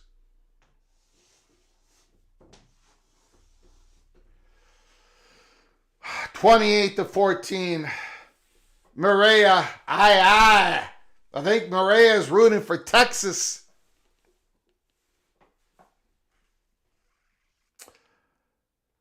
Woo! I am absolutely stunned. Anthony Carlson, thank you for the gifted memberships.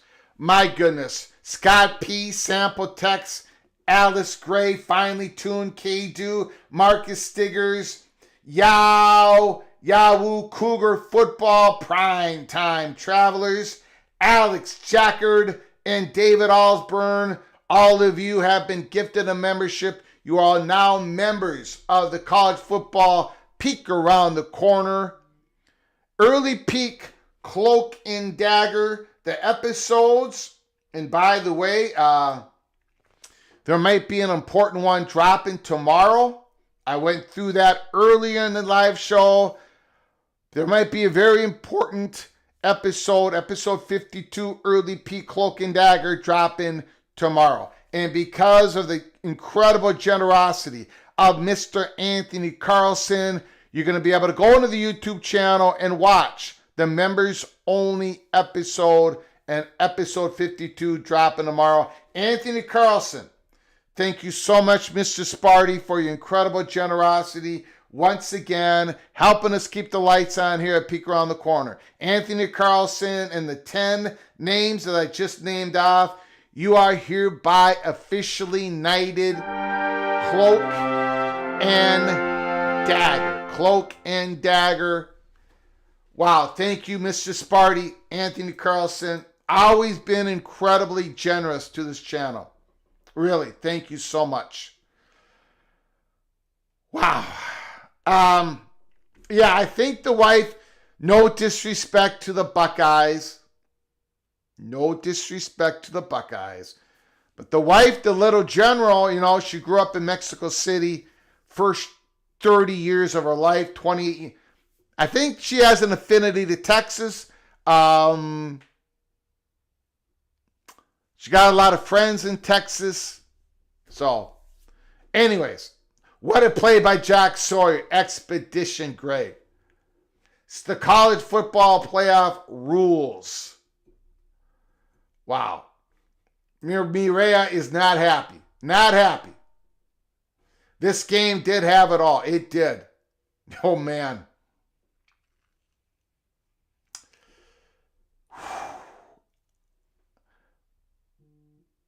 Jeremiah Smith. Greg the Cooler destroyed Jeremiah Smith's ability to have a decent game. In fact, this is Jeremiah Smith's worst production in his college career. The very night that I said that he was going to become a legend tonight. Greg the Cooler. Greg the Cooler. Mireya does respect Ohio. Absolutely.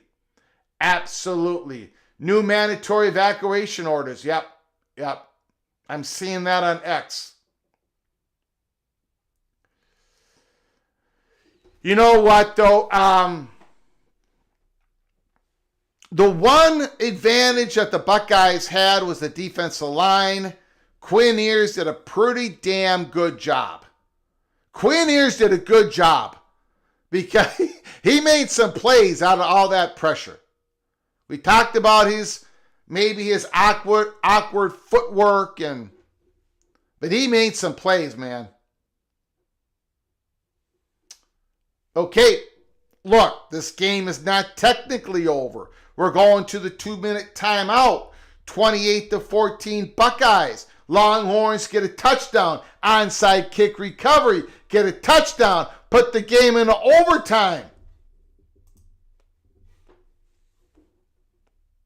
You don't know. You don't know. You never know.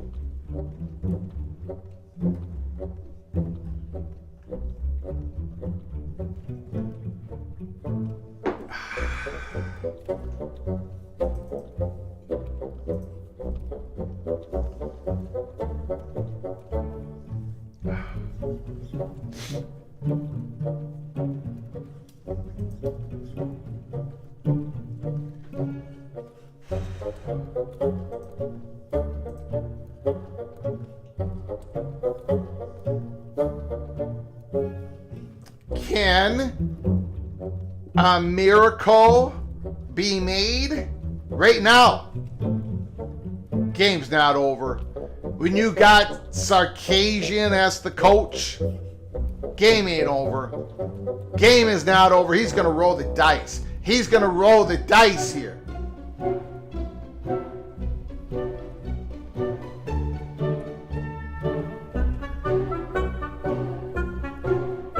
Larry Andrick, thank you so much. Gifted membership.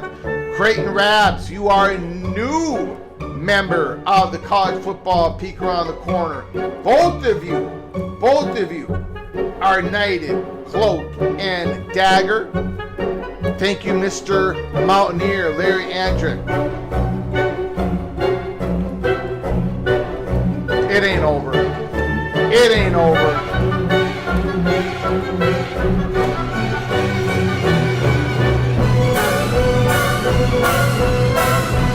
Miracle, Longhorns.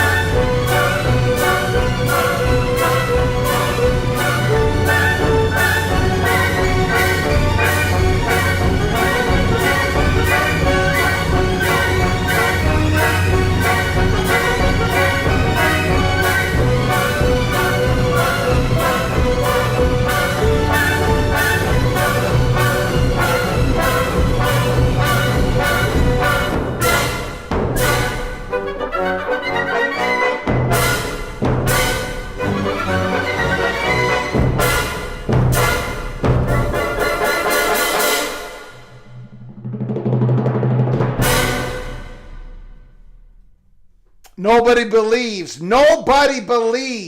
in the chat room. So I got to do all the believing. This game is not over. Thank you, Larry Andrick.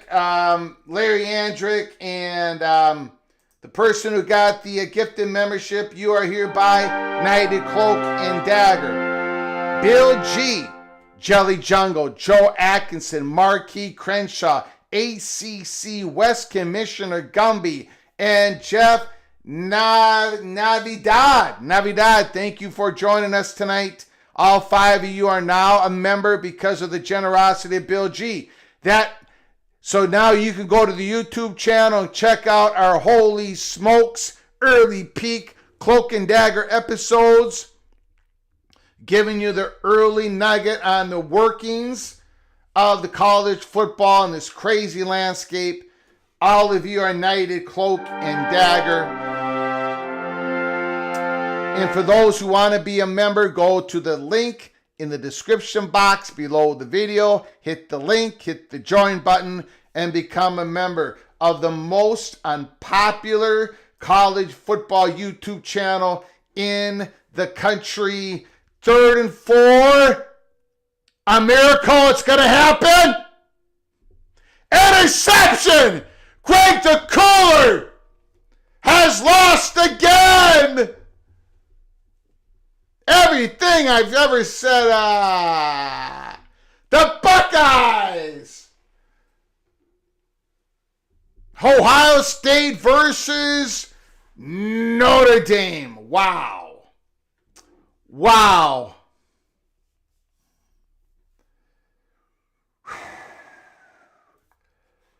They're going to be tough to beat. They're going to be extremely difficult to beat. Texas gave them everything. The Longhorns gave them everything. Everything. And again, the 12-team college football playoffs is the best thing that has happened to college football in my lifetime.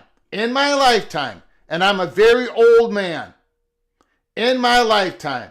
Congrats to Ohio. Thank you, Maria Hernandez Garcia Flugar. Pretty no girl. I'm pulling for Notre Dame, but I really don't care. Florida man says the Buckeyes will win by 21.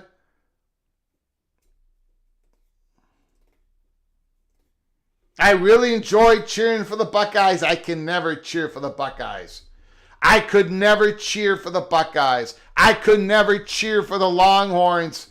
I could never cheer for Notre Dame. Every one of you in this chat room, every one of you is a fan of an evil team. Unless you're a Golden Gopher. Then you are okay. 2nd and 1.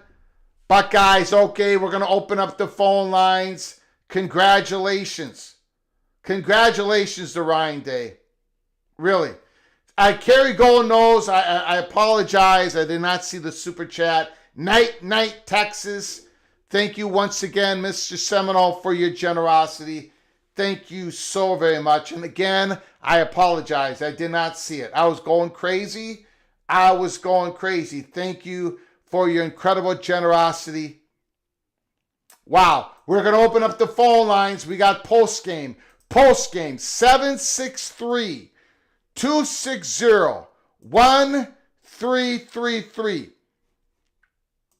763-260-1333. You see the ticker at the bottom of the screen? That's the number you call. The phone lines are open.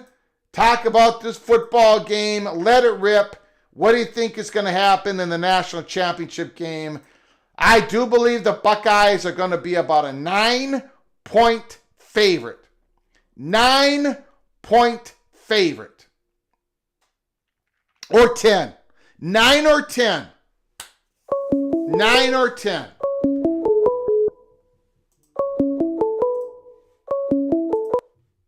Call from Replica.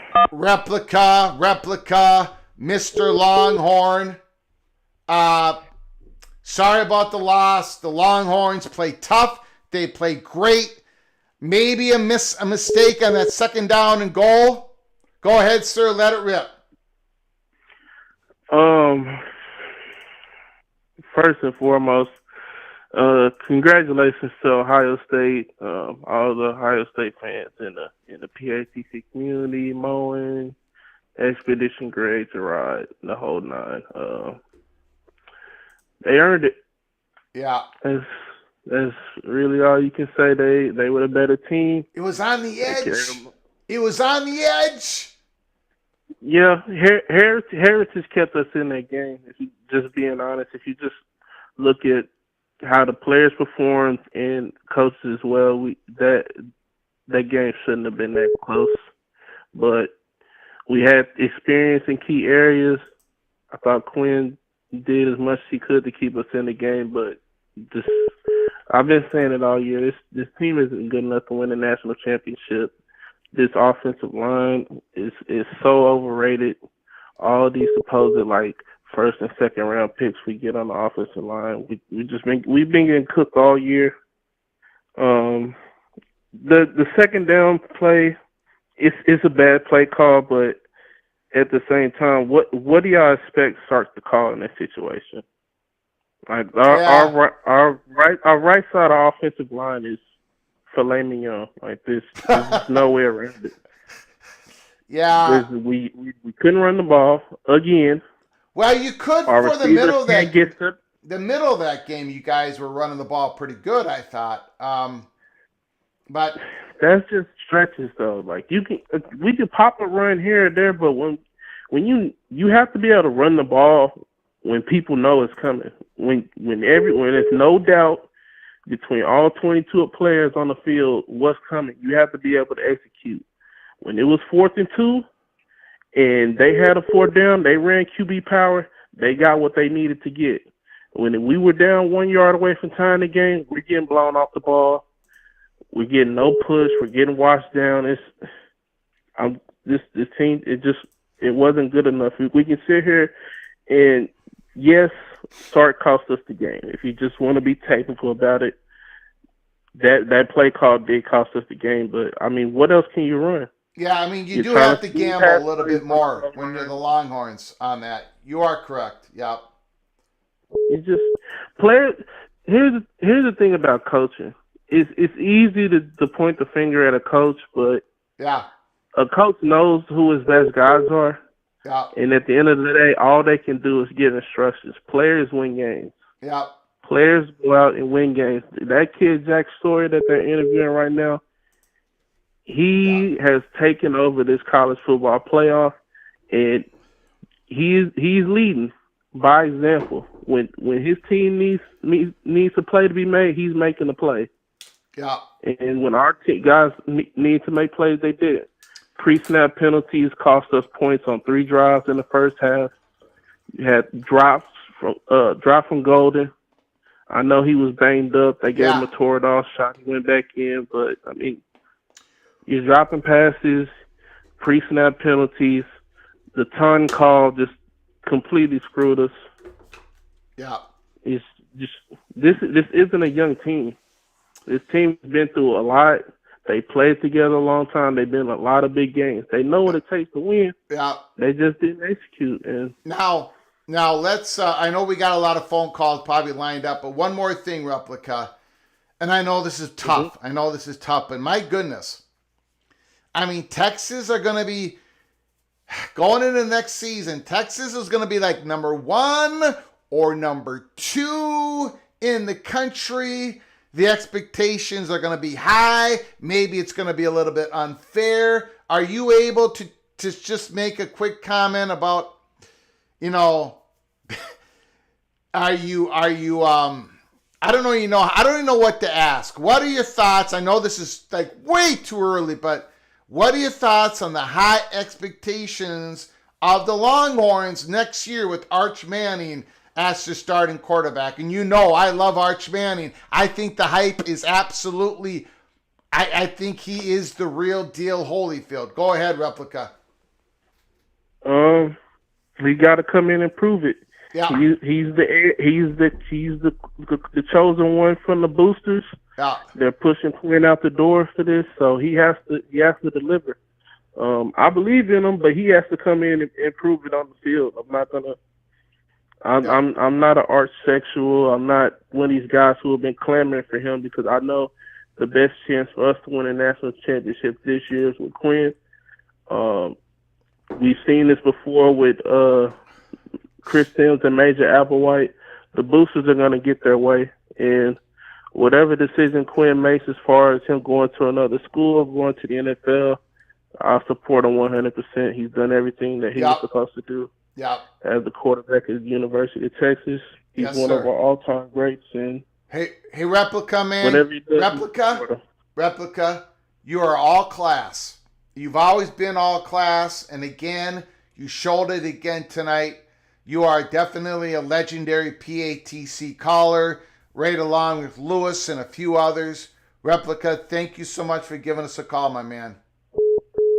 All right. Take care. You're beautiful. Absolutely beautiful. Replica, the guy is all class. He starts off the phone call.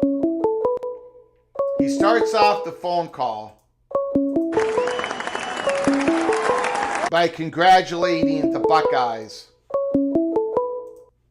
Call from Larry the GM. Larry the GM. Tough loss, tough game. I thought Quinn Ewers, I thought this was his, Cam Ward shut me up this year. Bo Nix shut me up last year. And I think Quinn Ewers just shut me up tonight because that was a gutsy performance. Larry the GM, give us your thoughts, my man. Well, first off, Greg, congratulations, Ohio State. They deserve it. They made the big plays at the big moments. And, Texas was right there knocking on the door. And I hate that second down play too, but I understand it because they scored a lot on that play. So I get it. And I'm sure Sark will have all the numbers backing it up. But this was a great game. This game, it's a 28-14 win. So it doesn't look as close as it was, but that was a great game. Came down to a huge play in the fourth quarter. Ohio State, they had the big drive, and congratulations for them to have that drive that put they gave them the 21st point. So you're right. I think Quinn Ewers had one of his better games of the season. The interception, he's trying to make plays, and he's got to score 2 touchdowns, so he's trying to get it down the field fast. It's almost a throwaway interception at that point, but he had a really good night. The Texas has been MIA in the third quarter most of the season, and yet they had the better third quarter. Yeah, and they ran it real good. They ran it real good in the third. Yeah, Greg, it's weird because they only had 64 yards rushing or something like that, maybe even less than that. And so they weren't getting good chunk plays on third down. But I didn't really expect them to get that at Ohio State. Ohio State's got a great defense. Yeah. Two really good and talented teams. I would love to see these teams play, 10 times and see what happened. But Greg, I thought Texas was going to lose in the semifinals way back in August, and I thought that they would get this far, and they would. Honestly, I thought they were going to lose to Georgia in the semifinals. So that's shame on me for missing that part. But the fact that they got to the semifinals and lost to Ohio State, I was really looking forward to a good game, and I was happy we had a good game. Yeah, it was. It was a great game. It was a great game. It doesn't look that way in the final score. It does. It was anybody who watched it knows it was a great game. I'm going to ask the same. I don't know. The same question or whatever to ask Replica, I'm going to ask you. Because look, this is the most unpopular college football YouTube channel in the country, and it's going to get even more unpopular during the off season, Larry the GM, because I am going to hype up. Boy, people are going to get mad at me. Holy smokes! I love Arch Manning. Okay? So everybody in the chat room is going to be mad at me for the next 5 or 6 months. The Longhorn fans are going to be mad at me because I'm Greg the Cooler. But I'm gonna hype this up, Larry the Jam. So you might, I don't know if you're going to get mad at me, but I'm being authentic. I'm being authentic, everybody. I think the Longhorns, I think they're going to be number 1 or number 2 in the polls. And I think it's going to be, I think it's legit. Larry the Jam, what are your thoughts going into next year? I know this is unfair for me to ask you, just like it was unfair for Replica, but I'm an unfair host. What are your thoughts about next year? Well, Greg, I think the defense is going to be incredible next year. Because Colin Simmons is a true freshman. Anthony Hill Jr. is a sophomore. Yeah. And those guys are going to get better and dramatically better. And we have a great recruiting class coming in to fill some of the holes. We've got some spots on this team that, like the offensive line, Greg, I don't know what we're going to end up with. I assume that I think it's possible the entire starting offensive line is going to go to the NFL. Maybe we're going to keep one of them, but that's going to be an issue. Now, Goosby's proven he's good, but we've got some issues on the offensive line. Now, the difference with Arch is Arch can run. I think Arch is going to be running around like a maniac, and we're going to look more like South Carolina maybe, or as far as the offense goes. Sure. But and we're losing a lot of the best receivers we have, the guys we really count on. We're losing them too. So we've got some gaps to fill. We'll see how it comes together. I think the defense is going to be great. I think Archer's going to be really good. He's been sitting. He's been waiting his turn, and and I think he's going to do well. I think we may have to see. If it's not next year, 2026, when Arch has a year under his experience, if he stays, that might be the real big year. I don't know if he'll stay or not. We don't have to worry about Sarkisian going to the Bears, right? I don't, Greg. I think Steve Sarkisian had his taste in the NFL. Yeah. I think Steve Sarkisian knows that his superpower strength is recruiting. Yeah. And I just, Greg, I had to ask. I agree with you. Texas can match whatever money he wants. So if he's going to the NFL, he just wants to fill that hole in his resume. But I just don't think it's something. Texas can match any money. I think it's more of a ploy I think the rumors are more of a ploy from his agent to try to extract more money from the situation. But I'm really not worried about that. Yeah. So Greg, I think Texas may be overrated if they're 1, 2, 3 in the polls. But if we end up here next year, I'm not going to be surprised. Yeah. And if we end up losing in the semifinals, I'm not going to be surprised. So. Hey, Larry the GM. It sort of feels like the old Houston Oilers that used to lose to Pittsburgh every year. Yeah. I appreciate the call, my man. All class. Thank you, Larry GM. Beautiful call. Thanks, Greg. I appreciate you. Beautiful. Thanks for the watch party. You got it.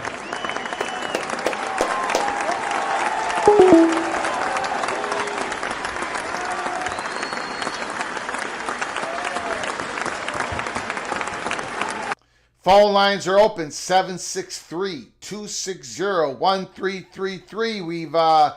We've heard from 2 Longhorns. We haven't heard from a Buckeye. Buckeye fans in the PATC family might be drinking a little bit too much.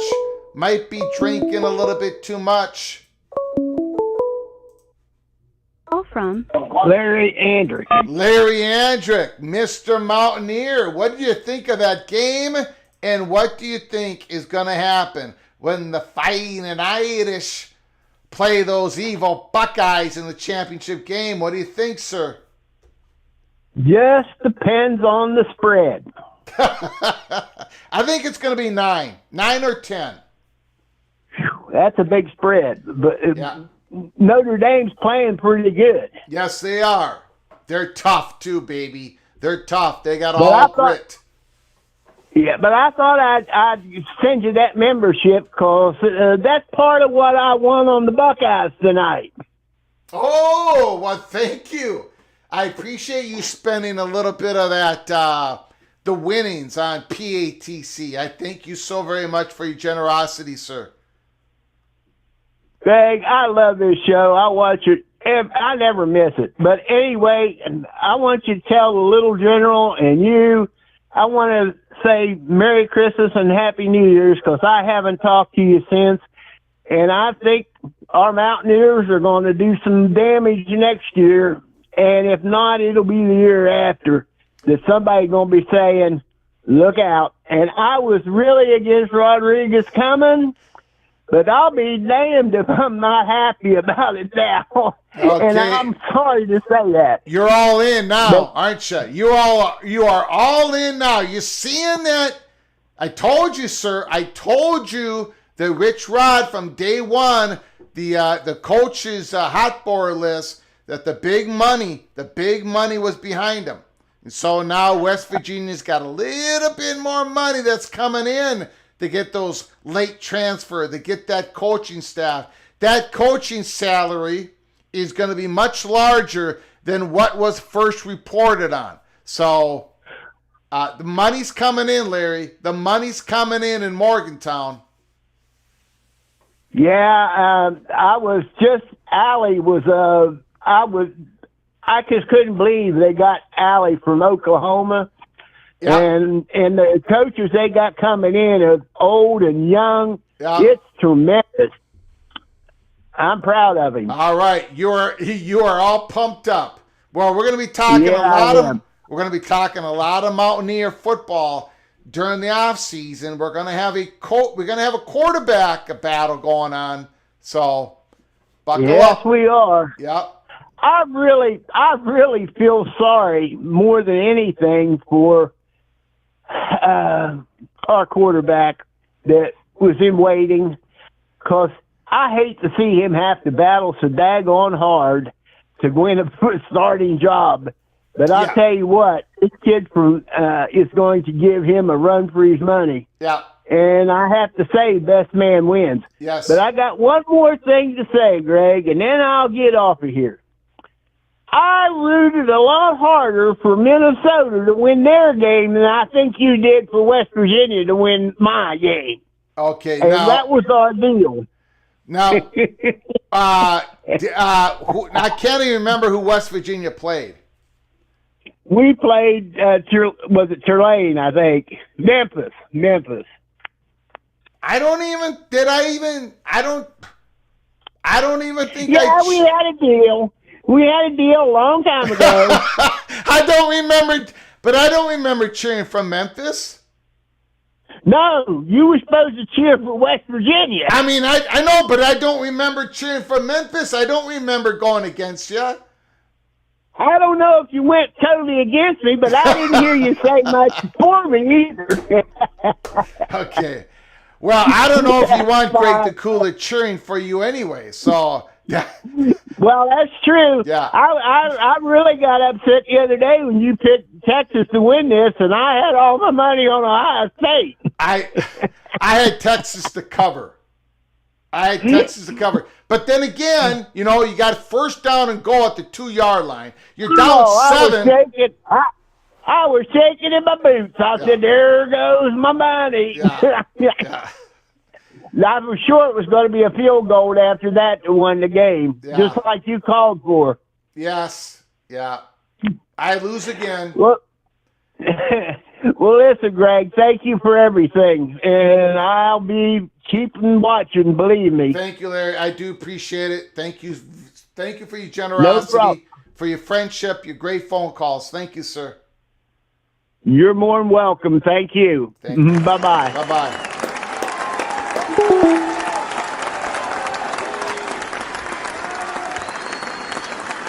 Replica, Larry the GM, Larry Andrick. Holy smokes. Incredible phone calls. We need a phone call from a Buckeye.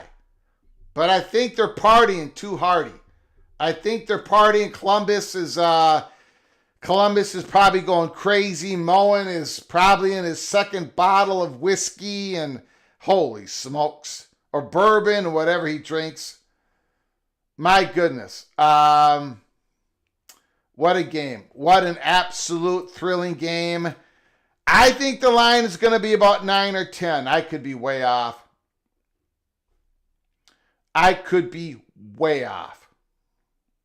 Way off. And again, what a Will Howard's left hand. Everybody says it's assist. All right. Okay. We'll see.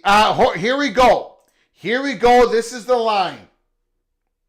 Ladies and gentlemen, Ohio State opens up as a 9.5-point favorite according to BetMGM. The Buckeyes open at a 9.5-point favorite. So what I'm going to do right now is this is not an official. This is not official. This is not official.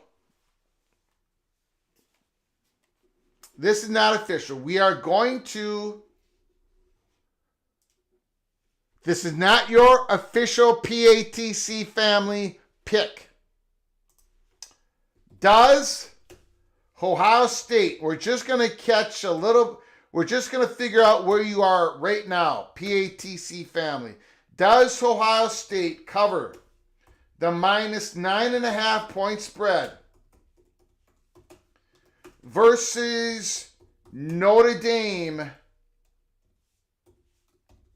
The voting begins now. Does Ohio State cover the 9.5 point spread? The little general is asking where Moen is. Permafrost will pick Notre Dame. You know what? Son of Sarek, let me tell you something. Son of Sarek and all you non-believers out there, Stormy Cyclone, Jose, Steel Austin, AER, Expedition Greg. In 2025, it is mathematically impossible for me not to have a great year picking against the spread. Because the last 3 years, my winning percentage, I mean, I can close my eyes, put something over my head, put a bag over my head, have the selections up against the wall, give me a dart, and throw the dart blindly to make the picks. And that would have had a better winning percentage against the spread than me sitting here pontificating, breaking down tapes, giving you my stupid theories on every game. It is mathematic. I am going to be Greg the Gold next year. I am definitely going to be Greg the Gold next year. It's impossible for me not to be. Mathematically, it's impossible.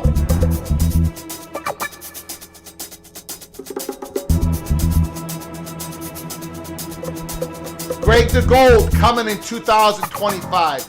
Every single week. I'm tired of losing. I'm tired of being a loser. I'm tired of being the mayor of Loserville City.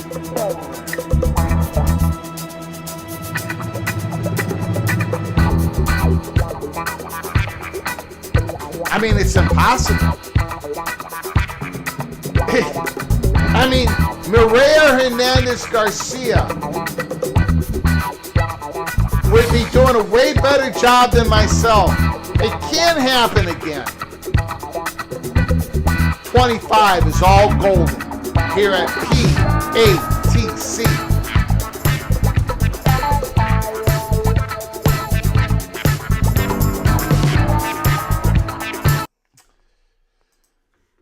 Okay, Rock and Rant, the Getty Center, as opposed to the Villas, is now in mandatory evacuation zone. Oh, boy. Thank you, Stormy Cyclone, one of the funnest and most entertaining watch parties. Well, we're going to do it again January 20th, and then it's going to be a long time, many, many months, before we listen to the mariachi music again. But we're going to have a very busy off season. So I think you guys know that. We're going to have a very busy off season. We're going to have lots of fun, lots of important stuff going down. Of course, we're going to be breaking all the teams down and watching the spring football games, and we're going to be awfully busy. The last couple off seasons here at College Football YouTube, College Football Peek Around the Corner, with our Holy Smokes Theater. You know how epic those programs were. We're going to have epic programs throughout the whole off season. So stick with us. If you're new to the channel, please subscribe. Smash the like button if you liked our content. If you did not like our content, if there's too much screaming, if there was too much stupidity, whatever, hit the thumbs down button. And that helps me as well. And let me know in the chat room how we can better give you the college football content that you want and deserve. James Davis starting with ESPN, not renewing the ACC. We will get to that. I started the show this morning, tonight, talking about how we're going to have some information given to us tomorrow morning or tomorrow evening. So it's important that you keep your head on a swivel tomorrow. I don't know if this is big news. I don't know if it's small news. I don't know if it's something in between. But we're going to get something that we can share with you all. It could be very little. It could be very big. By the way, and MBM, unbelievable. Unbelievable generosity. Mr. Cowboy, congrats on the win, Buckeyes. Greg the Cold, can't lose forever. Take the little general, Mireya Flugar, on a date. Great 2 watch party. See you next live, January 20th. Unbelievable generosity. MBM, thank you so very much, Oklahoma State Cowboy. All class, unbelievable class. I'm kind of getting choked up over it. Thank you, MBM. Appreciate it. I don't want to be emotional because you know I'm a tough guy. I have a high threshold of pain. MBM, thank you so very much. Unbelievable. What was I saying? I was saying something intelligent until I saw MBM's incredible generosity. But when I saw MBM's great, incredible, unbelievable, I lost my train of thought. And I think for the first time tonight, I was saying something intelligent. Oh. Just keep your head on a swivel tomorrow. We might have something. We started off the show tonight saying, and it has to do with the ACC ESPN. I don't know if it's big. I don't know if it's small. But when I was told, when I was told that we're going to have something, my first question, and it's always my first question, is will I be able to run with it? And that is short version for, can I go on the YouTube channel? Can I talk about it? Can I open up? Or is this embargoed? Is this information embargoed? So when I said Can I run with it? The answer without any hesitation was yes, you can. So there's something there. There's something there. I don't know if it's small, but I don't think it's small because the person went out of the way and said, I'm going to have something for you. And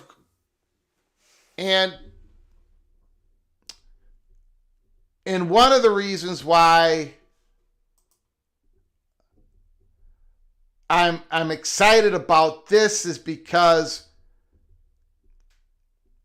it's coming from the same pot of gold, pot of information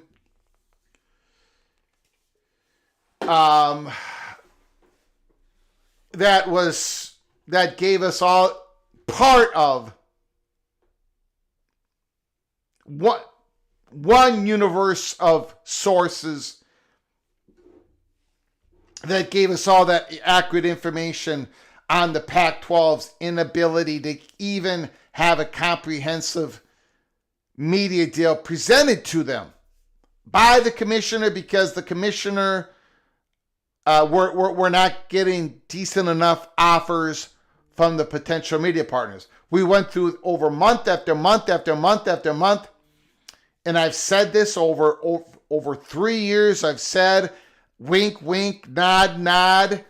The information that gets leaked the most consistently is from those representing or have knowledge of what is going on inside particular media companies. The information that comes out of that comes out like a sieve. And maybe, just maybe, it's happening again on January 10th. And that February 1st is starting to creep up on us. But again, it could be just a small little droplet of something. I just know, usually, if this was something small, I don't think I would have gotten a heads up a day before. And I do understand part of the reason why this person said tomorrow, because this person is busy. That's all I can say. Anyway, so keep your head on a swivel. And we will talk about it. Oh, the poll results. Jeez. I'm going to give everybody 5 more seconds. 5, 4, 3, 2, 1. 62% says yes. Now, that's not PATC's official prediction. We're going to wait. We're gonna do it like real close to January 20th, right? We got to get the news. We got to see any reports on injuries. We got to let it marinate. We got to break down the tape. But so we're gonna do that later on, probably maybe next Friday live show. We shall see. But anyways, I want to thank you all for joining us tonight. MBM, again, unbelievable generosity. And it's not the first time that MBM has helped us here at Peek Around the Corner. Preston from Greensboro, Heartbreak 25. Expedition Greg, thank you for your donation. Carrie Gold Nose, thank you for your donation. Ricky Tungate, thank you for your 5 gifted memberships. Helmer Henderson, Mr. Wolverine, thank you so very much. Anthony Carlson, Mr. Spartan, Michigan State Spartan, thank you for your generosity on the gifted membership. Larry Andrick, Mr. Mountaineer, thank you so very much. Bill G, thank you so much for the gifted memberships. And MBM, Mr. Oklahoma State Cowboy, with an incredible super chat. Unbelievable. I am going to take the little general out on a date. Thank you for the compliment. Great 2 watch parties. A lot of work, a lot of hours, another 5-hour show. I want to thank you all for joining us. Before you leave, please subscribe, smash the like button, and make sure those notifications are opened up to this live channel, because we can come on at any time, in the morning, noon, nighttime, more than once, 3 times a day, 3 times a lady. We can come on at any time. So got to keep your head on a swivel, have subscribed, and have those notifications opened up. The Buckeyes 28, Texas 14. There is no more love on the rocks for Ryan Day. They're 1 game away. The Buckeyes are 1 game away for becoming the national champions. The roster is loaded. The players are cooking. And Jeremiah Smith, he ain't going to be held down in the national championship game. Although the Notre Dame Fighting Irish secondary is elite. I can't wait to talk about it in the next 10 days ahead. Until next time, from all of us at PATC to all of you, please you all take great care of each other. Thank you so very much.